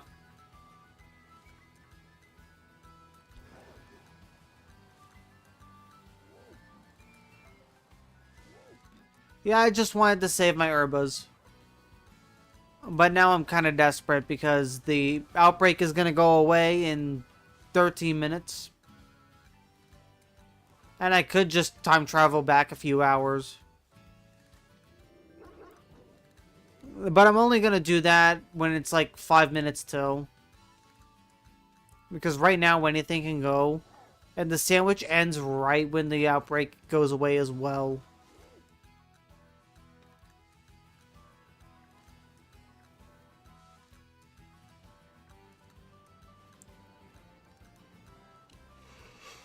I'm convinced the game has a vendetta against me having shiny Pokemon. Maybe it just decided I got too lucky the past few streams and now I should get no shinies. Except it gave me a Squirtle because it had pity on me, I guess.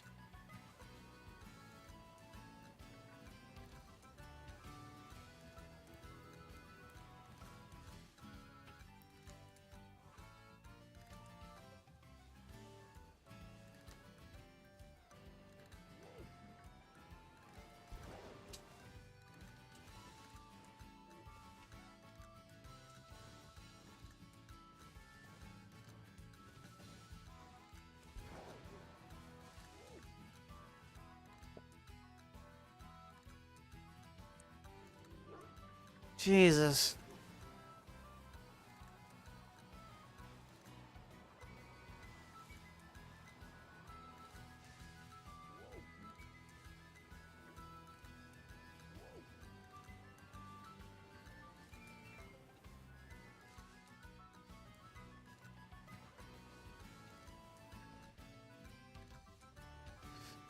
Yo, what's up, Mandego? My day has been a day, to say the least. Right now, I am suffering.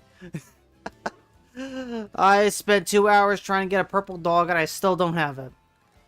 How about yours?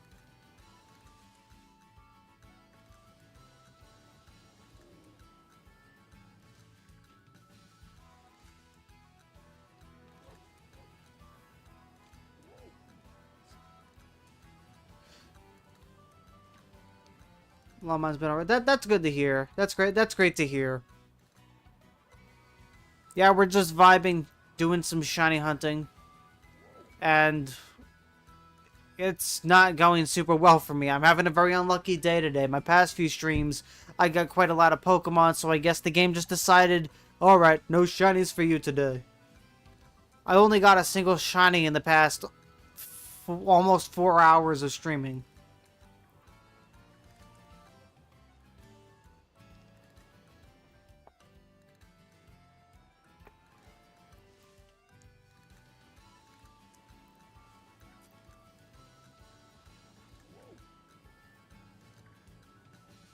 Shiny hunt, but well, yeah, shiny hunting's not for everyone. It requires a lot of patience, persistence, and luck. But yeah, it can be quite painful.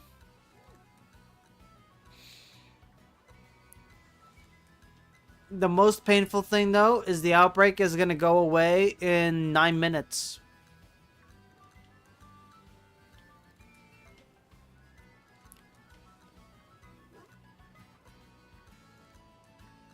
Seriously, I don't know where this purple dog is.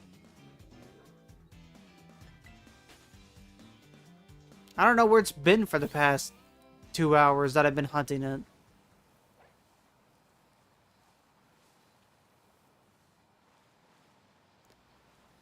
I wish I would, but I just don't feel like finishing. Well, you don't need to finish the Pokedex in order to shiny hunt. Yeah, the shiny charm is helpful, but it's not mandatory to shiny hunt. Like, there's a lot of people that would do full odds.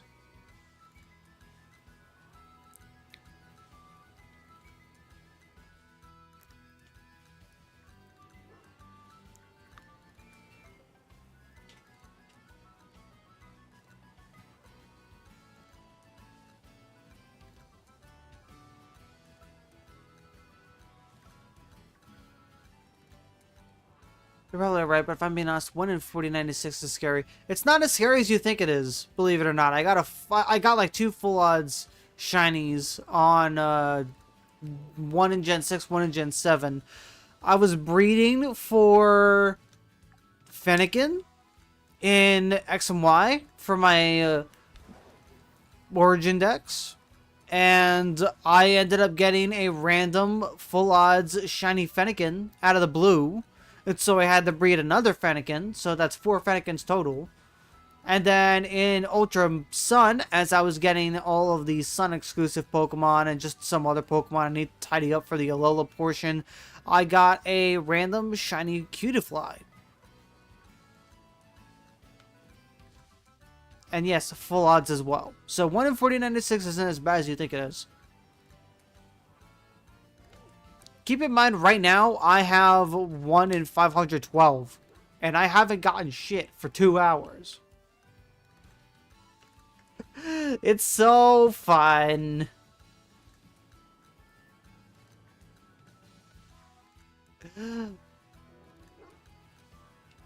The sandwiches do help a lot. And right now, they're not exactly helping. They're not helping right now. Oh no, a sick pig? Oh no, it's sick! Reset the game! Quickly! Save the pig! Congrats on the shiny Tepig. I told you. To make them specific types. There was a whole chart for it made by Papa Hefe. It's got, and it keeps getting updated every now and then. The one I use requires a cucumber, a pickle, and then 3 of a specific ingredient, and then 2 herbas. Is the COVID suffering from Ligma? No, he's suffering from Slugma. He's suffering from the Slugma virus.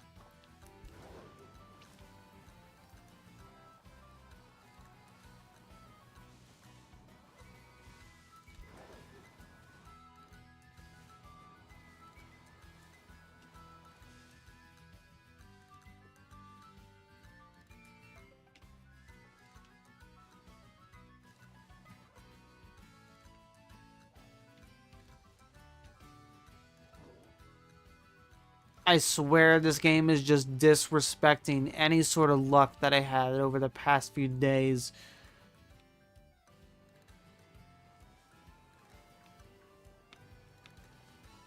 Alright, well, it's 55. You know what time it is.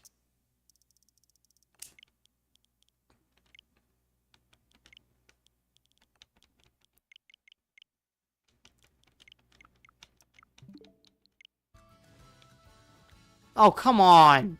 That's rude. Oh, well. Oh, well.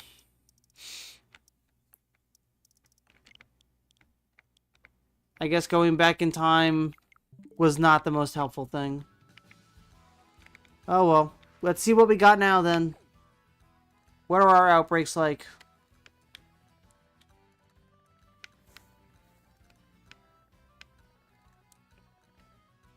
I'm not a fan of it, but Murkrow. See, I like Murkrow and Honchkrow, but I already have one. Yeah, no shiny dog today. God, I don't know why. 2 hours, and I just never got it. So painful. Anyways, I think it's my turn to get a shiny pig.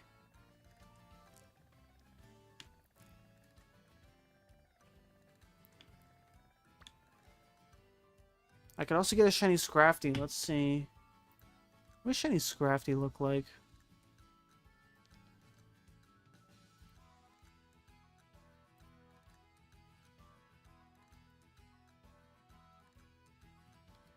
Scrafty.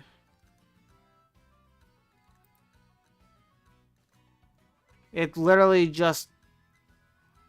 It's yellow and wears green. So not that impressive. Okay.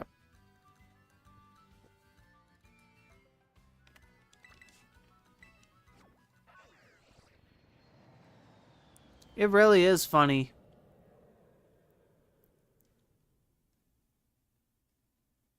Yeah, it's hilarious.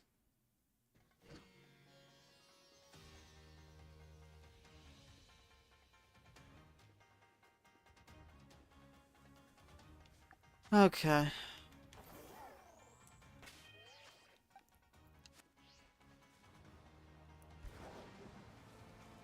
I do have work in the morning, so I'm not going to be live for too much longer, but I will be live again tomorrow, and I will be starting my first ever Nuzlocke. What happened? Did you get another? Oh, shit, you got a shiny marked Tepig? Yo, that is insane. What mark is it? Is it sociable?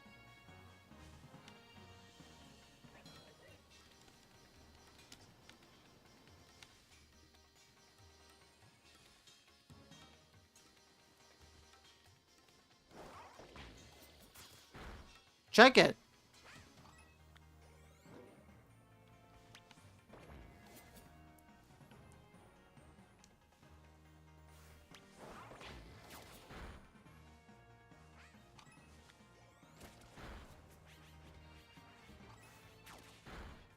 Alright, thanks for tuning in, Straight Face Maze.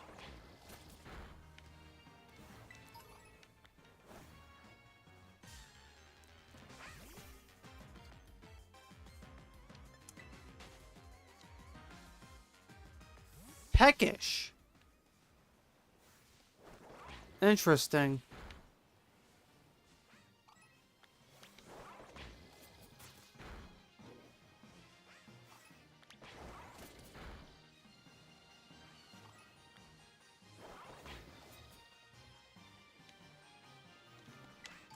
Yeah, peckish is definitely an interesting mark to have, I suppose.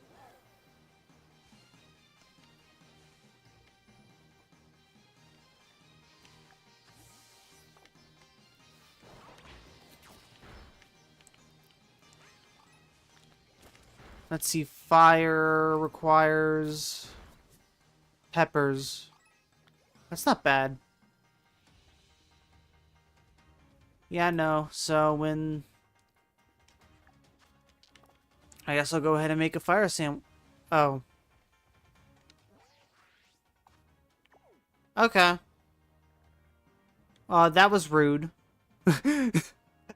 Yeah. Well, it doesn't matter now because the outbreak's gone, but...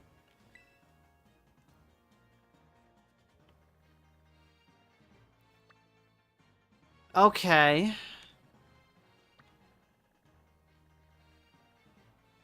Sneasel. Growlithe. These are all shinies that I want. Okay. Then you know what? We'll get another one of these then. Because I know I have the pre-evo.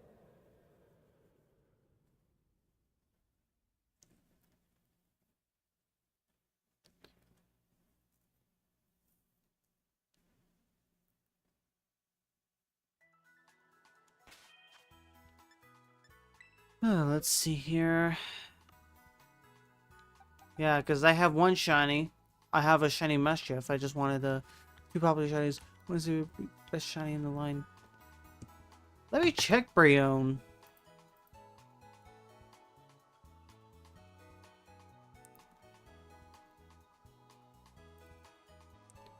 Oh, that's pretty.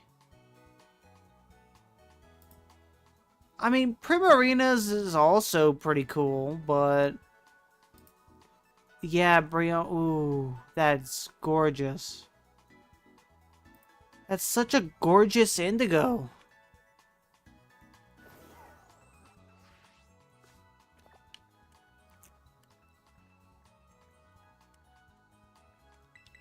Alright, at 12:30 Eastern, so in like 30 minutes, I'm gonna have to end the stream because I have work in the morning.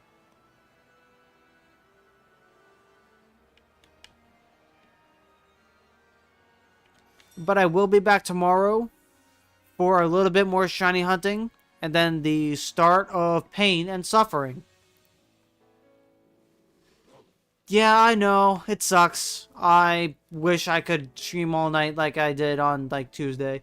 But I'm off on Sunday,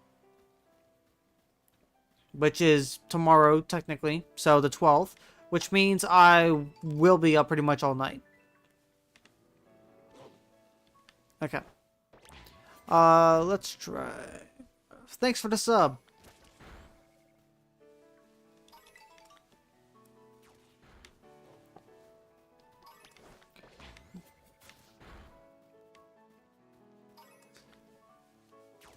Yeah, no, it's gonna be a fun time. It's gonna be pain, it's gonna be suffering, it's gonna be Pokemon, and Pokemon's always fun.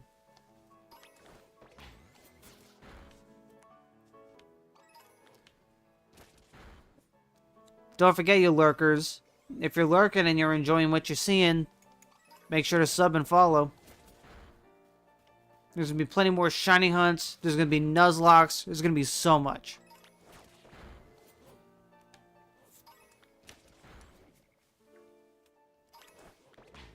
There's nothing more than I love. There's nothing more that I love more than sharing my love for Pokemon with all of you. Cynthia girl, she's fun to fight. Oh man. Okay, yeah. There's a reason why I'm not doing platinum first, and it's because of Cynthia. Like, at some point, I will do a Platinum Nuzlocke. If I really like Nuzlocks that much. Oh my gosh, I forgot I got a shiny Toxel at some point.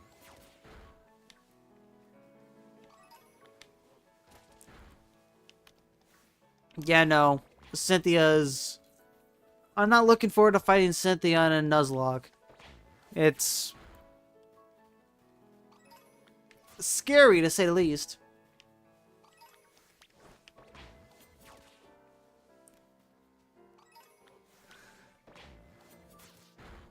Black 2, White 2, visit every house.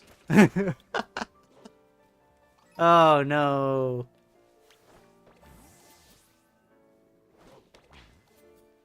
Pokemon Black and White, but the real final boss is Cynthia.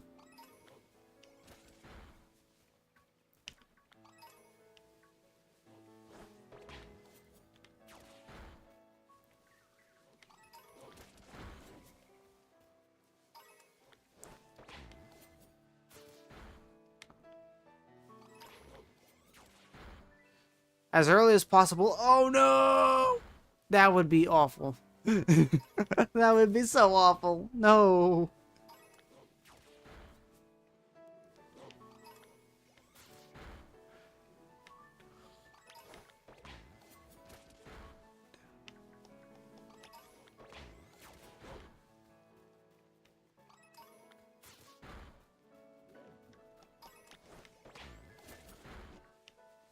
Oh my gosh. The possibilities really are endless with Nuzlocks. I can't wait for the pain to start. For me to regret all the choices that I have made.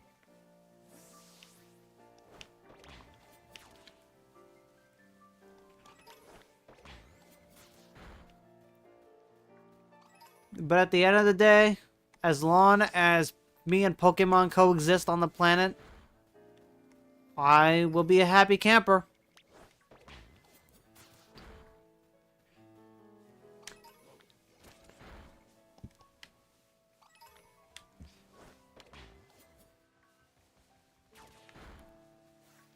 One of these shinies I could build a shiny only team for the rest of the clubhouse, but fair enough.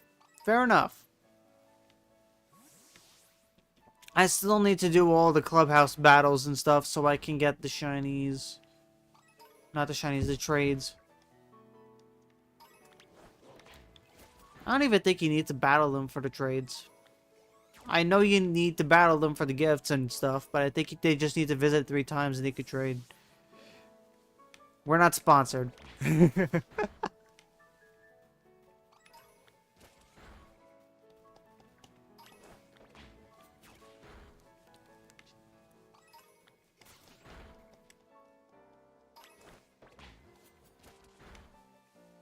Who knows, maybe one day I'll get sponsored. Not big enough for that yet. Oh yeah, no, I did too. I did as well. I love Iono.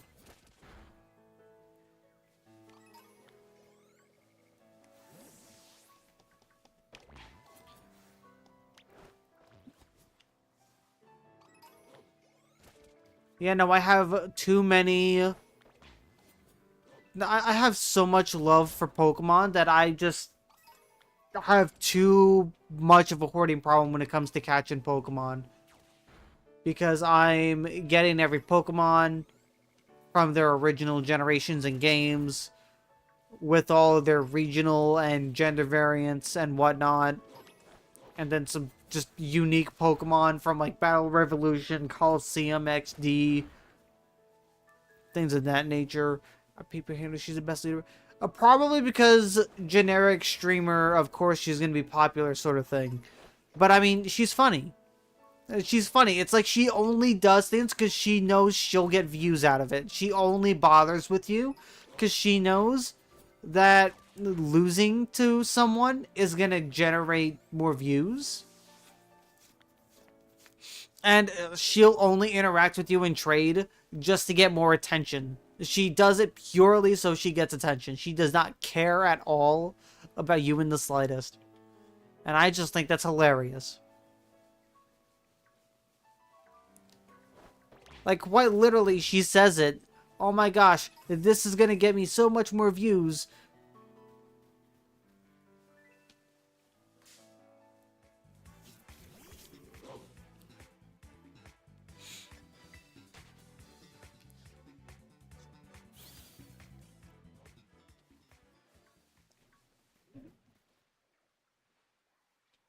And I mean, yeah, getting attention and views on a stream is important, but like, you also need to care about the person that you're with. It's not like you could just say, okay, I don't care about you because you're not streaming with me and whatnot. Like, that's, I don't know.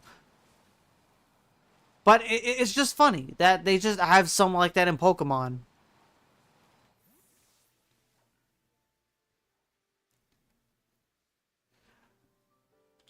Oh, so you're just a super fan of Iona then.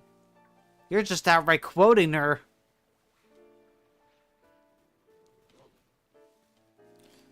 I don't know, I usually say hello in a bunch of different ways.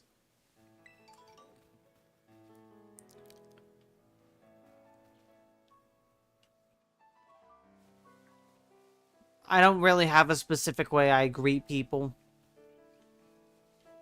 I probably should develop that.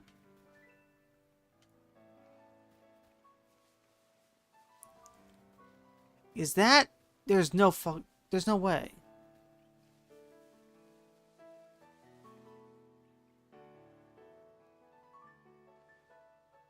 Nope, okay.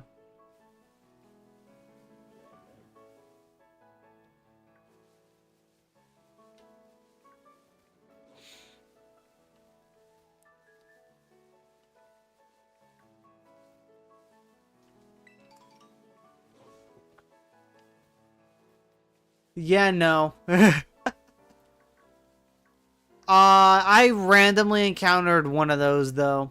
I have it in my box. Let me show. Like, I was hunting something completely different. Is it not in here? Did I put it in home already? I think I put it in home already because it's not in here. But I randomly encountered one of those while I was trying to hunt something else. And, needless to say, I was in disbelief.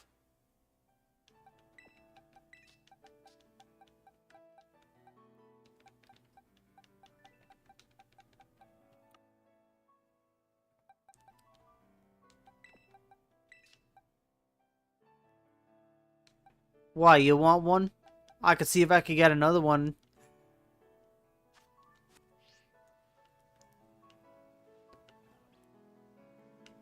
Well, step number 1 is I need to actually find shinies. Because I have not done a very good job at that today.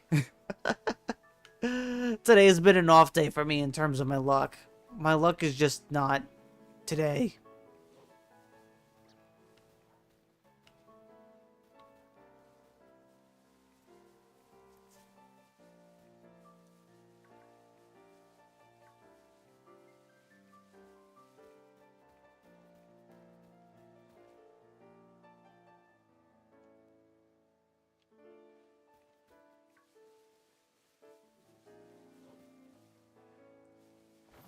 I will say, though,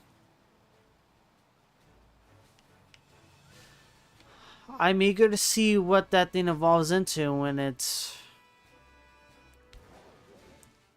odd blue toxicity. The first time I was like shiny, found out it was timid natured.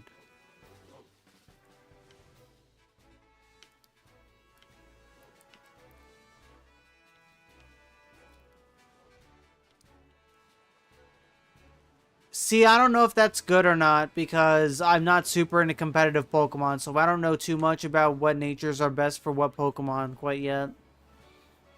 I'm gonna have someone coach me this year on that, though.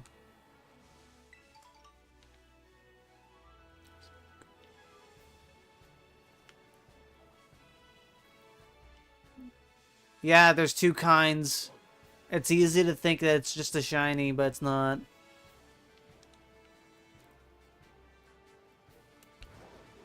High key, low key.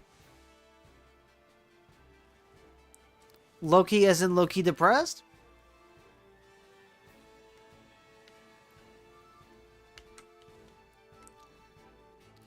Different natures determines for. Okay.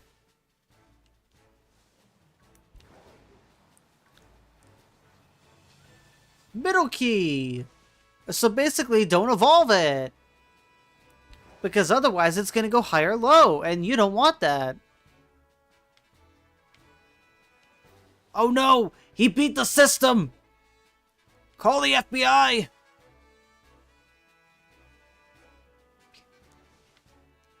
Mankey! I need to shiny hut Mankey and Let's Go Pikachu so I can transfer it to here. And then get a Cantonian shiny Mankey and then evolve it into an Annihilate. That I can have an Annihilate that originated from the Kanto region.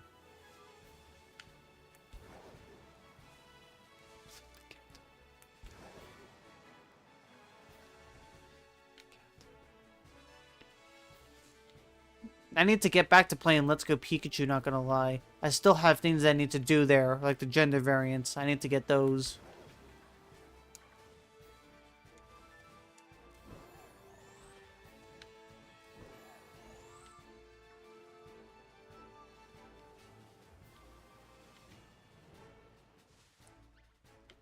I also need to hurry up and get my business with Gen 6 and 7 done so I can start reorganizing my Pokemon home.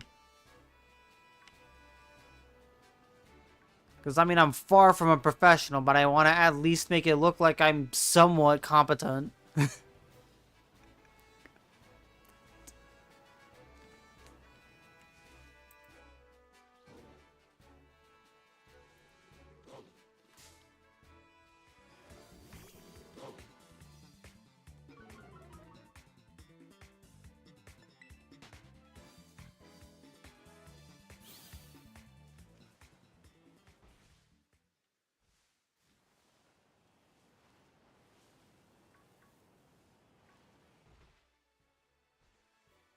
The only one here? Yeah, you're the only one. You're the only one chatting right now.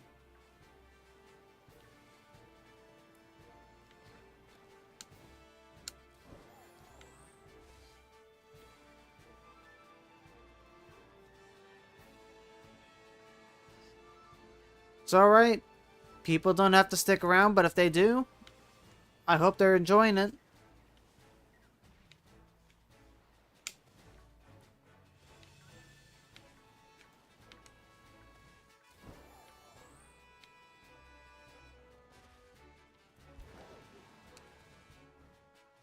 Paradise reminds me of that one song from that Deoxys movie. Was it Destiny Deoxys? The Side of Paradise?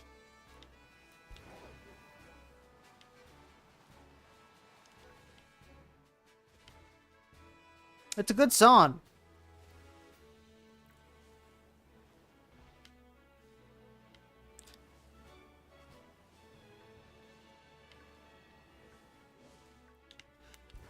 It's not my favorite from a Pokemon movie, though. My favorite's Secret Garden.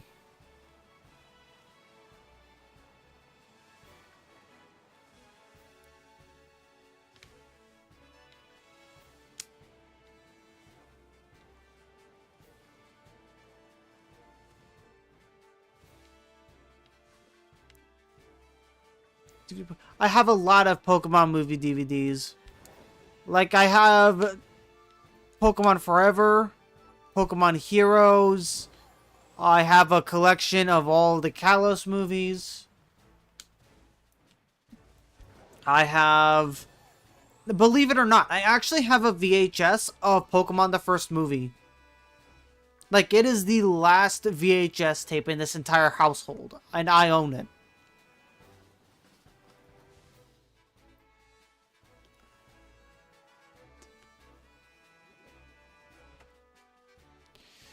Shutting down, so you bought Giratina in the Sky Warrior. Oh, nice. I don't have any of the Sinnoh movies, I don't believe. I really want Arceus and the Jewel of Life.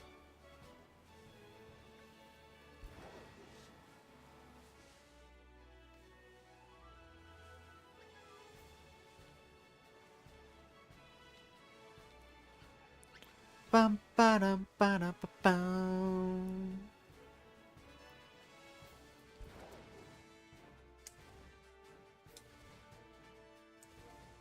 This is a thing. I am not in a good shiny position.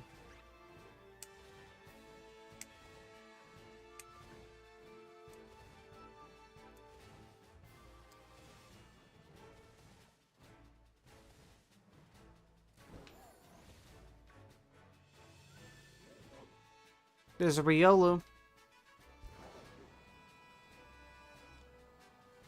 Me personally, I do not accept this level of disrespect that the game has been giving me for the past 3 hours.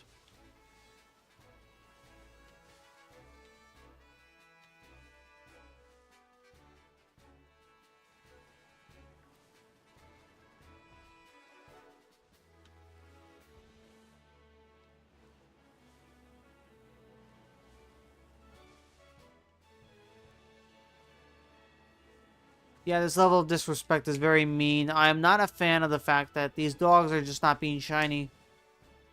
I've been dealing with this for 2.5 hours now. This is just pure evil. Who do you think has an underrated shiny? There are a lot of Pokemon that I think have shinies that are just underrated, whether because they just aren't too different, or their coloration is just so different that it just looks ugly, but I've grown to have an appreciation for them. Let me look through my boxes. I think I have a... I don't know if I have a couple in here, or if it's like just something I have in home, but it's not in any of these boxes. It's not my shiny box, which needs to get transferred to home anyway. Let's see here. Sviper's cool, so that's not underrated at all. Morpekos is fine, I guess. Toddles. Let's see. Brione, people clown on the line at shinies because Incineroar and Decidueye are cooler. I don't think Incineroar is that much cooler, honestly. I think only Litten's very cool, but Decidueye 100%. Chimecho's cool, Voltorb. Steenie. I think the Steenie line's got some really cool shinies. Pachyrisu's cute. Jolteon. I think Jolteon's got a pretty underrated shiny. Like, that lime green is just cool. And then the Dedenne. The Dedenne is cute. It's adorable. And then Minior. I mean, Minior is not underrated at all, but seriously, it is just a cool shiny. Look at that thing. It's gorgeous. Volt's also got a cool shiny.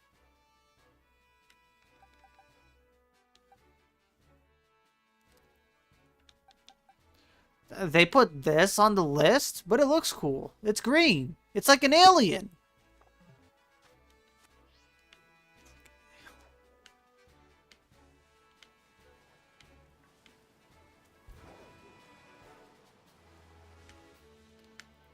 I bet Espeon and Deoxys would be best friends.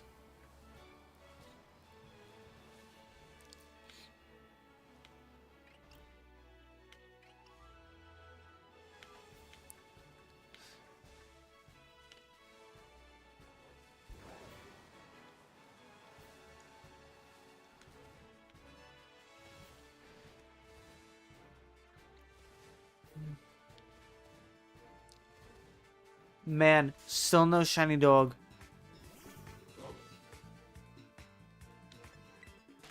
Charcadet, I'd say, has an underrated shiny. Well, I'd say the entire line has relatively underrated shinies. Because I don't think too much changes. I think the only big change happens in Armor Rouge. But Swirledge barely changes at all. Same with Charcadet as a whole. But Meteor is just absolutely beautiful. Like, it still counts as all the other forms. But, oh, I don't need a shiny... I don't need a shiny Charcadet. I have one. I have a shiny Swirledge. See?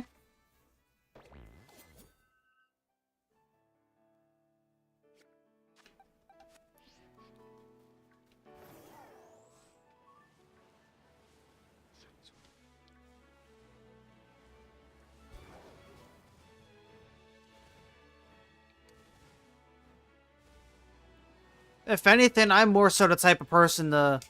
Oh, if I just... I mean, I have one. I just want to get another one in case I want to do a shiny dex.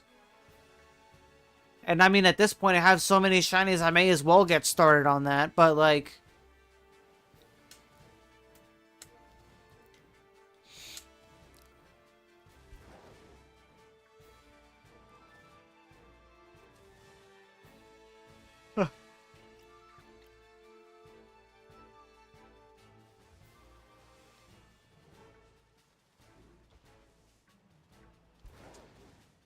Yeah, this is just mean.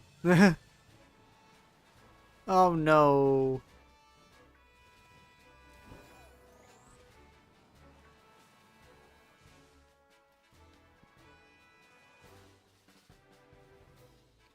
Oh, I got a bunch of shinies in home. Actually, you know what? I'm going to go ahead and save the game. We're done with Scarlet and Violet for right now. I'm going to open up home, and I'm going to show you the shinies that I have. Because I got a lot of shinies in home.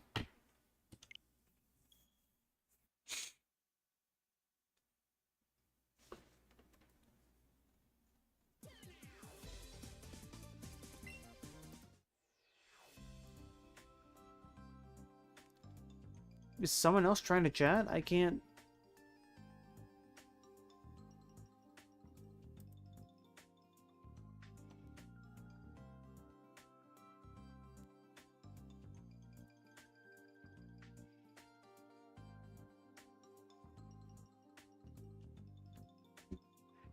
There's a Curly with hat and nail poke. Oh no, that sucks.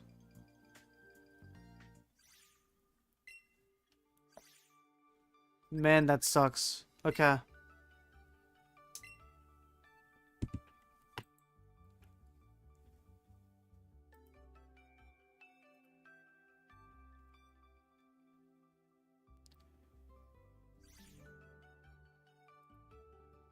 Alright, so, let's see how many boxes of shiny Pokemon I have. Like, I have quite a lot of shinies. So, I've got Farigiraf, Litten, Gallade, Tarantula, Lilligant, Noibat, Zangoose, Seedot, Swaddle, Scorbunny, Bisharp, Piplup, Gibble, Dreepy, Vulpix, Toucannon, Slackoth, Golurk, Wooper, Bagon, Scizor, Larvitar, the entire Shinx line, Revaroom and Varoom, Gyarados, Magikarp, Rellor, Rabsca, and then I got more shinies here. I got a lot of shinies from Go. I have all of the Chansey, Blissey, Lycanroc, Blitzel. I mean, no, not really. I got a shiny Lugia, the entire Beldum line, Meltan, Melmetal. I have a Jirachi, all of the Slowpokes, Slowbros, Slowkings, Togekiss, Togetic, I'm pretty sure. If I can find Togetic, it's gotta be somewhere in here. I know I didn't evolve it. There's a free shiny, but okay. No, I'm aware. I appreciate the offer, but I like finding my own shinies. Personally, if anything, I'm more so the person to give than to take, so I appreciate the offer, but I like finding my shinies. Oh, well, let's see here. I got Pichu, Teddiursa, Mischievous, Shroomish, Lillipup, Linoon, Pidgeot, Chikorita, another Varuman, Revavroom. I didn't realize I got two. A bunch of shiny Togetic that I've yet to do anything with.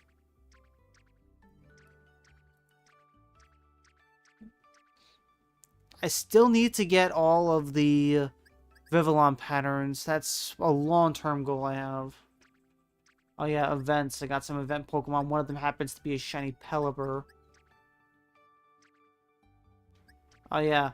The Electivire and Magmortar are from Piketopia, which is from Battle Revolution.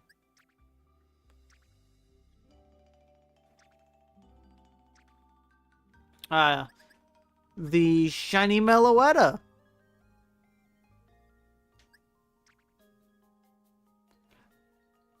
Then this shiny Mew. The shiny Arcanine Lucario. Ah, here we go. Here are the main shinies I got here. I got a lot of shinies. Quite a lot of shinies. Shiny Apple.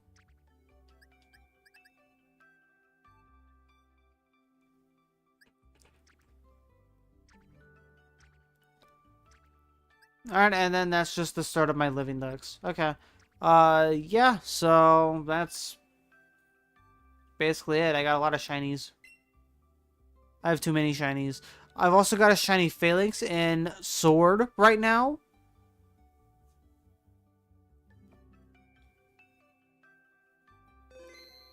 And then, of course, the shinies that I had in Scarlet Violet, I already showcased.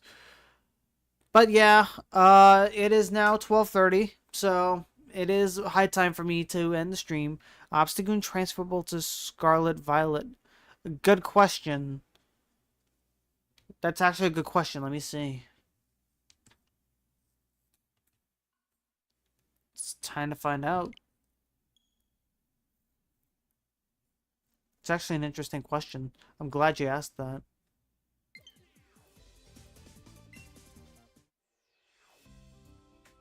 Dane, I closed and reopened the thing. It's alright.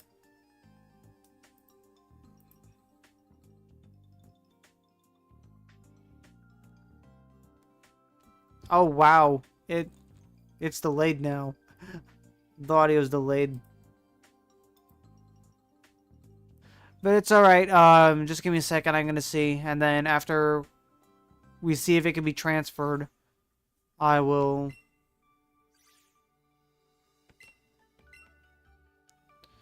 Okay. So if Linoon can be transferred, then I'm 90% sure Obstagoon can be transferred. Right, so let's see here. Obstagoon. Let's go to my Galar box. It's got to be all the way back here. Nope. Obstagoon cannot go into Scarlet Violet.